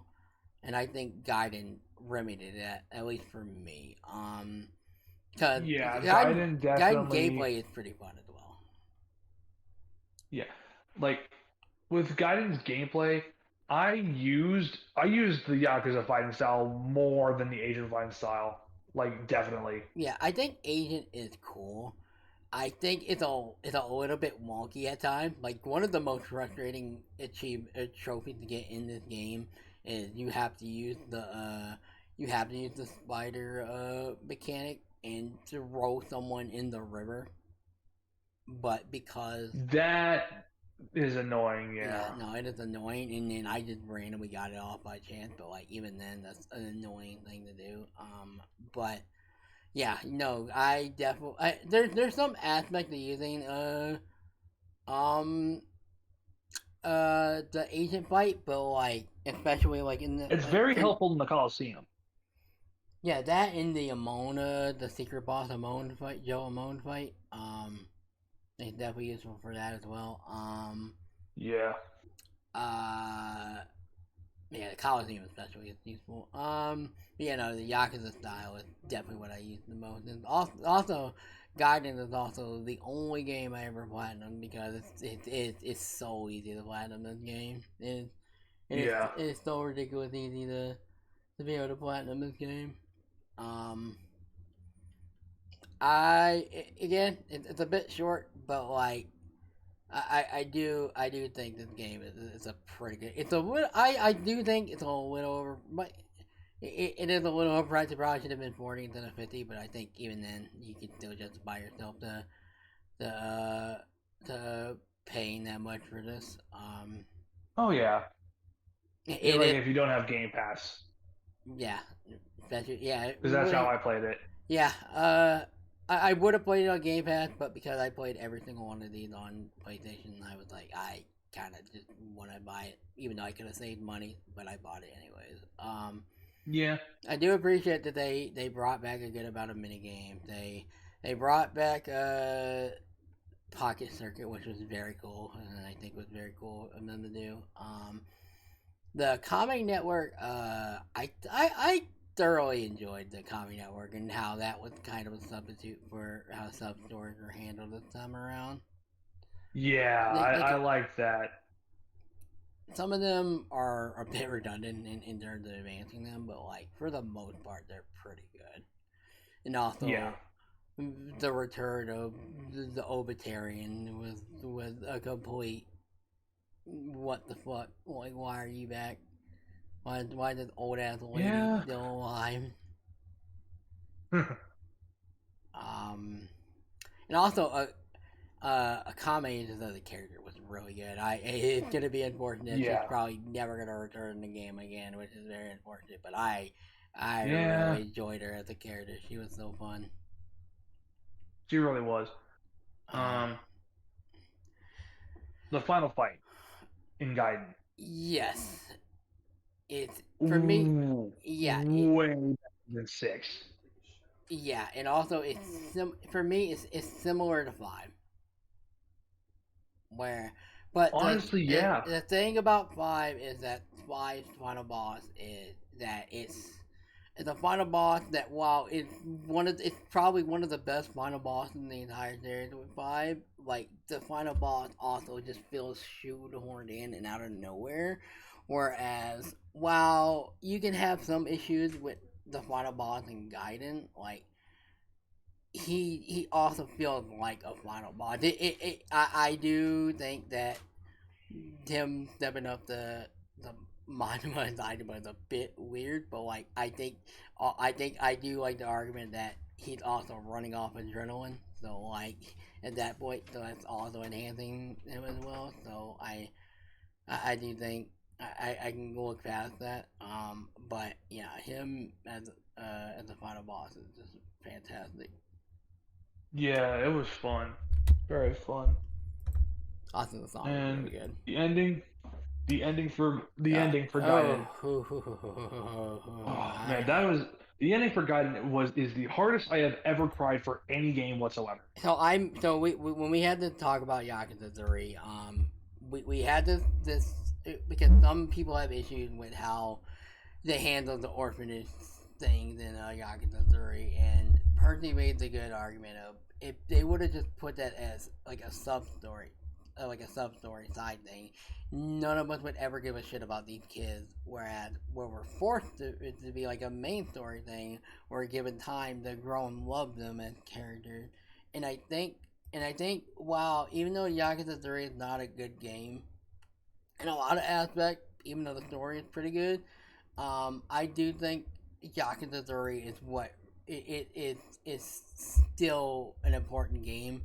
Like I know, like a lot of us will say like Yakuza 3 is probably the worst one, and some people will take that as I can skip that. No, you should still play 3 because if you don't play 3, and especially a lot of the other games later, especially, you're not gonna understand the importance of Gaiden's ending and how emotional it gets because seeing them grow, like seeing them from when they were young, and then see them grown up now, and someone as Kiryu who has pretty much given up on life after giving up his name in order to protect them, and to be able to get like the sliver chance to see them again and to react that way, where he's pretty much been holding back because he kind of is this like emotionless character now because he thought everything was over, whereas now when that scene happens, like he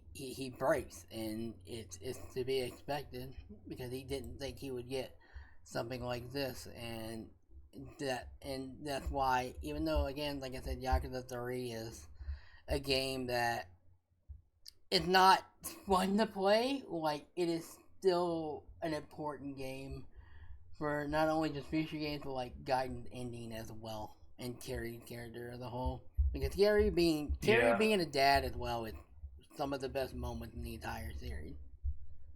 Oh, definitely. Story Gaiden's also pretty good. Again, short, but like still pretty cool. Also, Nishitani, them bringing back another Nishitani was very interesting, but a cool little nod for them to do. Yeah. Also, I don't, because we had the conversation, I don't know if you knew about the theory about how, what is the dude's name that Kiryu was with for like most of the game? I already forgot that. The theory. I did too. Because the theory, Hanawa is the name. So the theory is that because Hanawa makes like a statement like towards the end of the game, that when he basically was like, we need to change your Taishi Suzuki name, or we need to change your name. Then we're gonna choose Taishi Suzuki. And then he was like, he's familiar with the name or whatever, but the only one that would have ever known that was Morinaga from Yakuza 5, and Morinaga died off screen in Yakuza 5, but we never knew what came of him, and like the theory that is that he is the guy. Yeah, he is Hana. With that Morinaga, like pretty much changed his identity, and also Morinaga and Hanawa both have the same voice actors that also went to that theory as well. Again, we won't know until if Infinite Well says something, but like that's like the main theory that Morinaga is Hanawa. Yeah. Which is very cool, and it would make sense considering like the hint they were trying to make with that ending. Also, the explanation, I really like the explanation of him wanting to go, the reason he wanted to go Hawaii with Yumi, like Yumi and whatnot. Like I think that was a good reason for why they're going to Hawaii. Ichiban, on the other hand, I kind of still want to know why that is a thing, but and why that's a very convenient that they meet up. But like, we'll see. Well, we've got like 5 or so days left. Yeah, we'll find out when that happens. Yep. What's it called? Yeah, the Garden of the game pretty cool. The Coliseum is cool. The Coliseum reception song has no business going as hard as it does at all. Right? It had no business going as hard as it did. One of the coolest, like some of the fights at Coliseum are annoying, but like that some of the last ones are like some of the most creative. Like the problem is it's piss easy by the time you get to it because you'll probably already be maxed out levels and whatnot. But like the way they handled like one of the last fights is very creative and very cool. Oh yeah.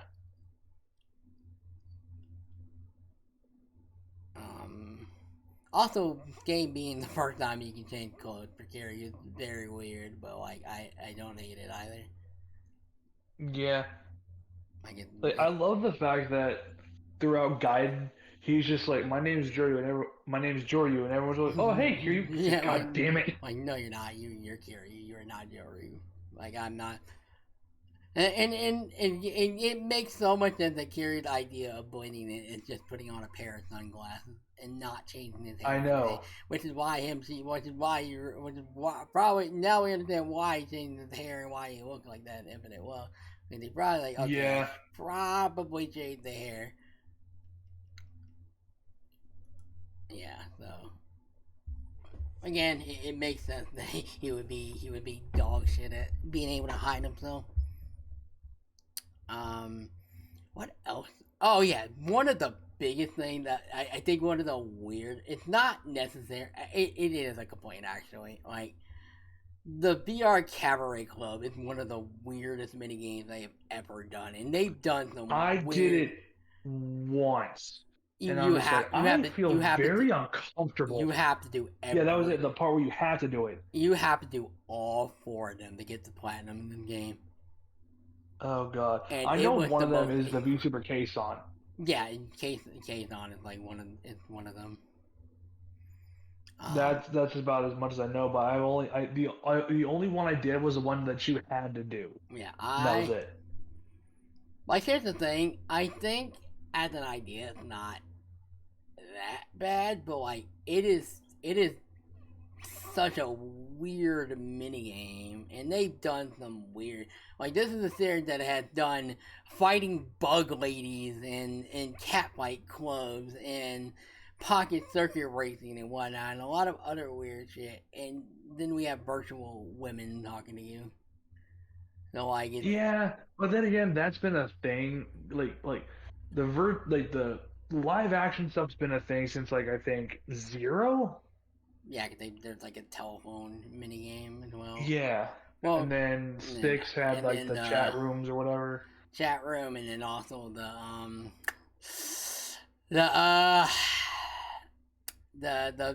the home video one. That's also that is also a thing in Zero. No, they've done some weird ones, but like that one is definitely is weird. It's a bit much.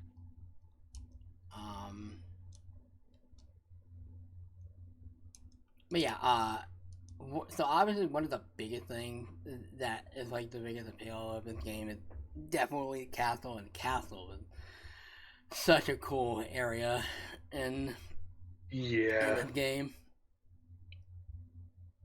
which is the host of like the Coliseum and how you change your clothes and whatnot. But yeah, no, it's definitely a pretty good game. And again, it's very hard to rank considering its length and considering it's meant to be like a side story, and how it pretty much happens between 6 and 7 and during 7 technically.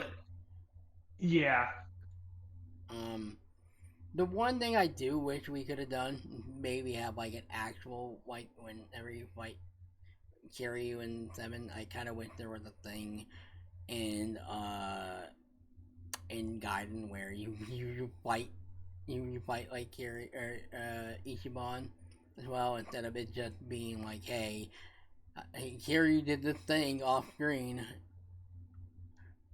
I was hoping that we could probably get like a boss fight between him and Ichiban, but they didn't. They didn't do that anyway. But oh well, they didn't do that. That's fine. We got the Coliseum, which is good enough, I guess. Oh yeah. But the Coliseum is pretty fun.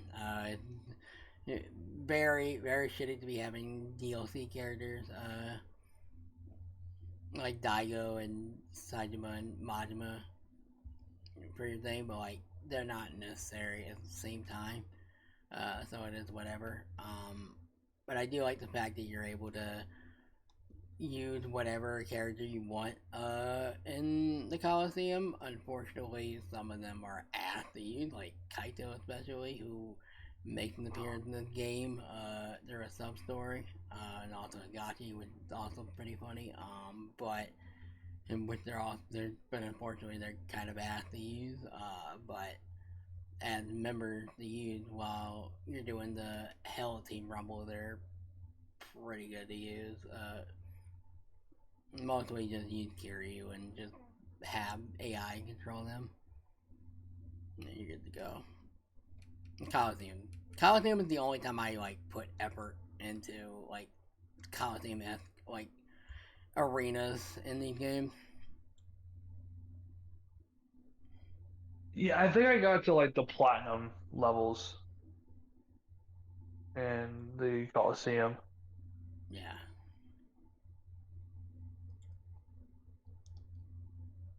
Also, the karaoke was also pretty good as well. There's like one new song, and then also a comedy doing "Fly Like a Butterfly," which was pretty cool. So that was fun.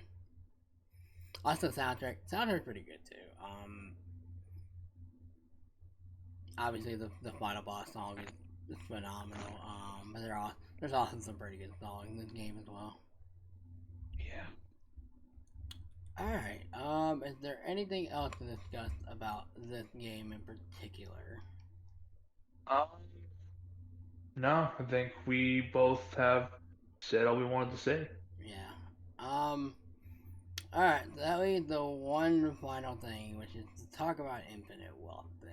Because obviously that comes out in about 5 days. The time of this recording. I've already got it pre-ordered. As do I. So unfortunately, I didn't get to talk to the others about Infinite Wealth too much.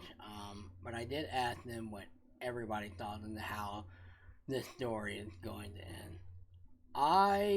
Which everyone agreed with what I was gonna say. I do think we're getting funeral scene and all. Yeah. Like, we're most like it's Kiryu is here. I think without the context of knowing because they don't. If you watch the trailer, I thought they were gonna give the context of what's happening with Kiryu through Gaiden, and they don't do that. But also, I think my game just randomly froze for whatever reason. That's weird. Even without that context, like it's clear as day that they're gonna probably kill him off more than likely. Yeah. Which I don't want that to happen, but at the same time, Kiryu's story is done. I'm the opposite, right? Where I wouldn't be against them not doing that. Like if they go about it right, like I'm not against them doing that. But I think if they don't kill him off, it feels. I think for me, I think I need to see how. If they don't kill him off, I need to see how they go about that. Yeah. Because I think because I'm so prepared for it to happen that if it doesn't happen, it's gonna feel weird. Yeah, it's gonna be like, it's like, what's with the cop out? Yeah, that's the thing. The one thing I want in Infinite Wealth is for Kiryu and Haruka to see each other one final time. If they do kill him off, I want them to see each other one final time. Which I do think they're going to do, considering what the bucket list trailer does. I do think they're probably gonna go that route then, more than likely. Yeah. And I do want to see how they're gonna handle Ichiban. I know what Ichiban is gonna be like. It's like his whole like thing is like he's looking for his mother, and like that's the main crux of it. Then it's also like the dynamic of his side stuff is like this crazy fun stuff, whereas Kiryu is like this sad like I'm trying to make amends and like not have last regret type of deal. Yeah. Also, I will admit I think from playing the Infinite Wealth demo, I do admit I'm really looking forward to some of the newer characters, especially Chitose. Like she especially looks like she feels like a character that is definitely for me, pretty much. Yep. But even just playing the demo, like it feels so much better being able to move around. Or being able to move around, whereas in the previous game they just stood around and whatnot, and then also being able to move around if there's an environment, if there's like like for instance, if there's like a chair on the ground, if you like go near it, you'll be able to. There'll be an indicator that you'll pick it up the second you hit attack and whatnot. Kiryu's whole ability, being able to just be like fuck this RPG shit and just start punching things. It's the funniest thing, and it makes so much sense in the grand scheme of things, and it's so cool. But yeah, there, and then also the tag team system, which technically the tag team system is just essence from the first game, but that's all. Yeah. I think a lot of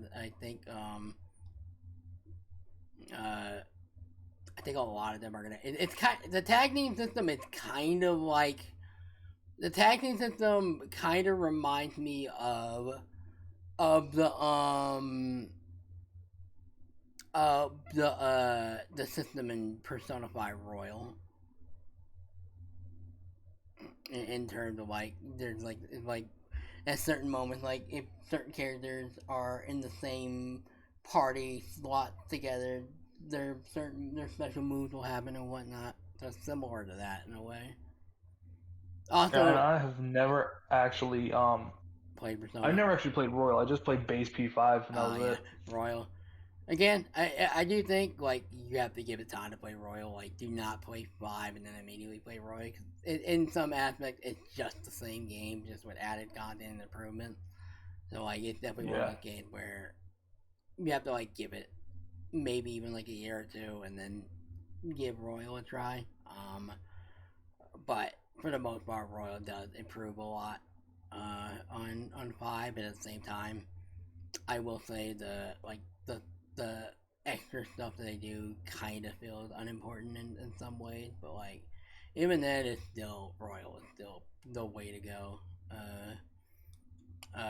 In terms of playing Persona 5, I will say the one thing that is going to be a big plus in terms of Infinite Wealth coming out the way it did is I recently went to Hawaii in November, and the fact that this game taking place in Honolulu and seeing like literally them having real life stores like ABC stores, which were like a staple all across Honolulu and Hawaii in general, and like that being in this game, and I'm gonna easily be able to recognize like a good amount of things from my trip in Hawaii. So that's gonna be a very fun experience. Like I already see a building that looks like a hotel that kind of looks like the similar one. Also, there is a oh my god, there is a weather system in this game.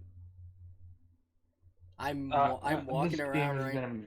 I'm walking around right now, and it just started raining out of nowhere. This is crazy. Nice. Yeah, no. I am ready for this. Another thing I want to see in Infinite Wealth is who is what is it? Kuma coming back, and Ichiban just killing him.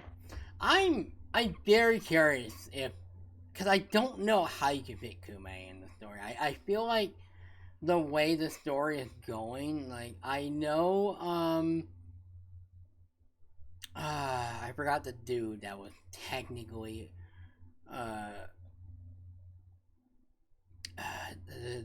dude's father, but ended up not being or no, he is the dude's father. That was Shiro. Yeah, him. Like I know he's supposed to randomly be back, even though he was in jail at the end of 7. Yeah. So I don't know how he ends up returning. But so I'm very curious on how he's gonna play. But then other than that, I don't know how Kume would fit in the story of this game in particular. Like I don't know how that would happen. So we'll see. I don't know. I know one thing, they're bringing the vocational school back, so more Awesome. more taking exams. Woo! Yeah. Yeah. I know some of the stuff I show you. I know there's some like crazy like there's something that's like similar to like the can collecting, but it's completely different as well. Obviously they have like a swimming thing, which I didn't even know was in 6. There's like a swimming mechanic in 6, and I didn't know that, which is very funny. But they're having that for this game, which makes sense. It's Hawaii. Why wouldn't you do that? But yeah, I think again, I think a lot of my wishes that I had from 7 to Infinite Wealth pretty much already got revealed in terms of like improving like the gameplay and whatnot, and I pretty much got what I wanted in that aspect. I just want like, cause this game is expected to be like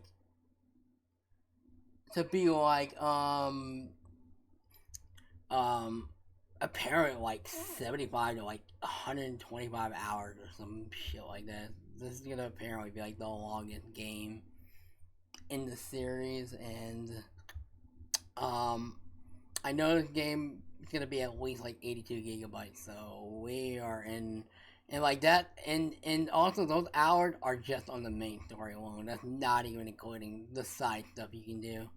That's just if you play the main story and nothing else.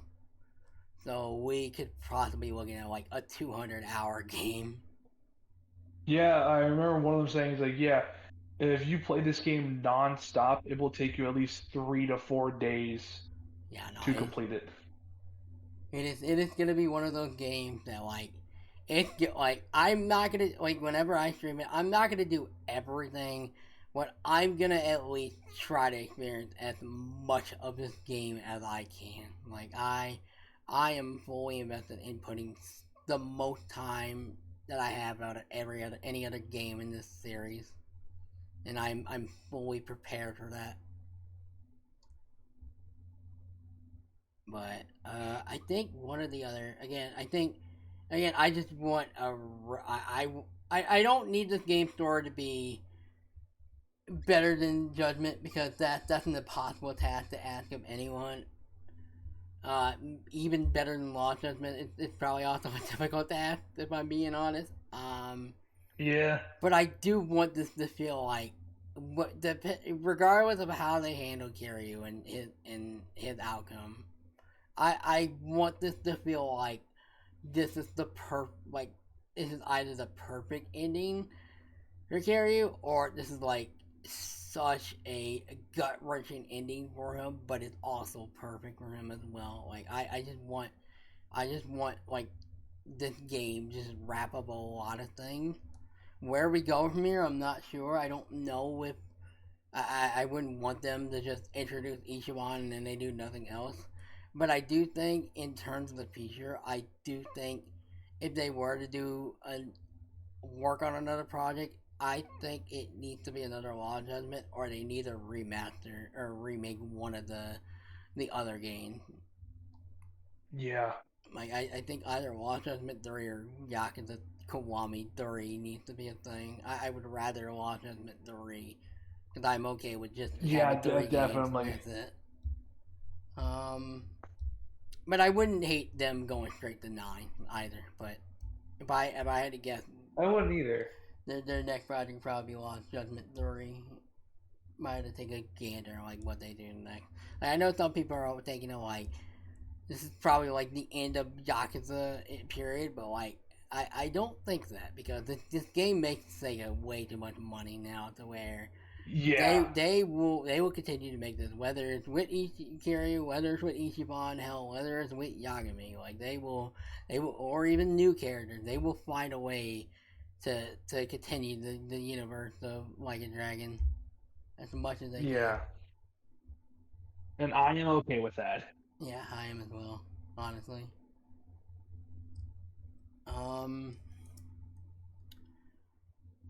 But yeah, I don't think there's too much else left to talk about. Again, I'm very excited for this game. It's again, As am I. It's been a while since I've been like there's been games I've been prepared for like. Frontiers is a game I was also very excited for, but like with Sonic, I'm always hesitant. Like before Frontiers came out, I was always hesitant when it came to Sonic because I had been it was the same with me. I had always been punched in the gut before when it came to Sonic, so it wasn't nice to write that Frontiers was as good as it was. But going into it, I was still a little skeptical. Whereas with Like a Dragon Infinite Wealth, this is probably, besides Rebirth, which comes out like a month later after this game, and also Persona 3 Reload, but I'm also more excited for Final Fantasy 7 Rebirth more than Persona 3 Reload, just because I'm not. I didn't have that much of an attachment to Persona 3. Yeah, same here. I played a bit. I played P3P and was like, it's alright. Yeah, portable is not a great way. I think Reload is gonna end up being like the best way to play it. Yeah. But yeah, Infinite Wealth is it's the first time in a long while that I have been waiting for a game like this, and I am absolutely ready for this game. Even though, again, I started this series in 2022 and just got finished in time. I'm so ready for this game, and As am I. This game is. I am ready to be broken. I am ready to be a broken man once I am finished with this game. Yeah. I am prepared to get my heart torn out after the end of this game. Yeah. But yeah, that's honestly should about do it. I'm looking at the time. We've been at this for like 2.5 hours. This is gonna be like Yes, we have. This is gonna be a 7-hour video on YouTube. Oh man. This is gonna be a video that I will literally have to upload the entirety of tomorrow. I kind of figured I was not gonna be able to get it up by on Monday, so more than likely I'll try to get it up by Tuesday, Wednesday at the very latest. So yeah, again, with that being said, actually one more thing. I wanted to know if you had to rank these games, what would it be for you? Oh, ranking. Okay, I'm not gonna count Yakuza 4 since I never finished Just it. the games you played. Just the games I played. Okay. If I had to say, Yakuza 7 at the very top. Mm-hmm. Then Lost Judgment, extremely close second. No. Yakuza 7, then Judgment, then right underneath Judgment is Lost Judgment. And then 0, then 5, then Kiwami 1, then Kiwami 2, then 3. No, wait. 6, then 3. I don't know what to put Gaiden. Yeah, Gaiden is a weird one to do, which is why it's very hard to figure out where to put it. For me, I want to say I want to put it between 0 and 5. Yeah, it's one of those things where it's like it's very difficult to put it. For me, it's Law Judgment 7, 0, 5, Gaiden. Just because I do think that because Gaiden is a bit too short, that I do have to cut off points for that. Even though I don't want to.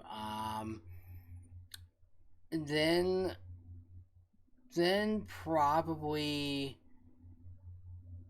Kiwami 2. Then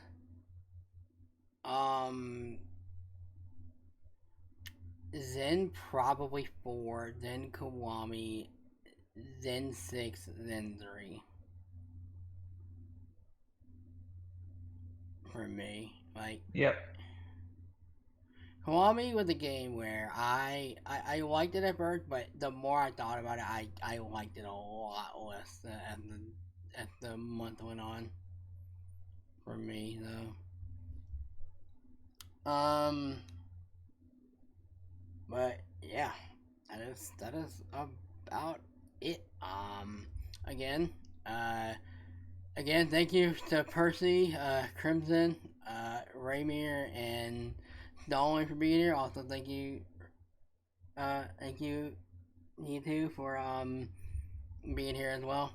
I know this took a long while, and that was just talking about like 4 games. So, yeah. I appreciate you being here. Taking time. Oh, of course.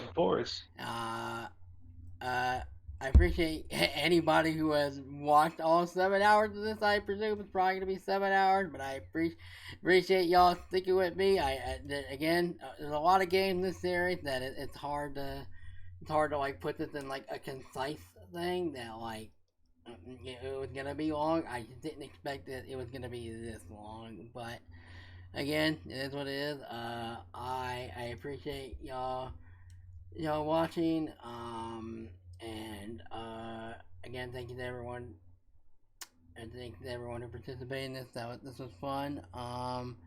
And thank y'all for watching. And I will see y'all probably when the next time we get content on the channel. More than likely will be when I play Infinite Wealth and whenever I get that ready. So be on the lookout for that, and I appreciate y'all for watching, and I will see y'all till then.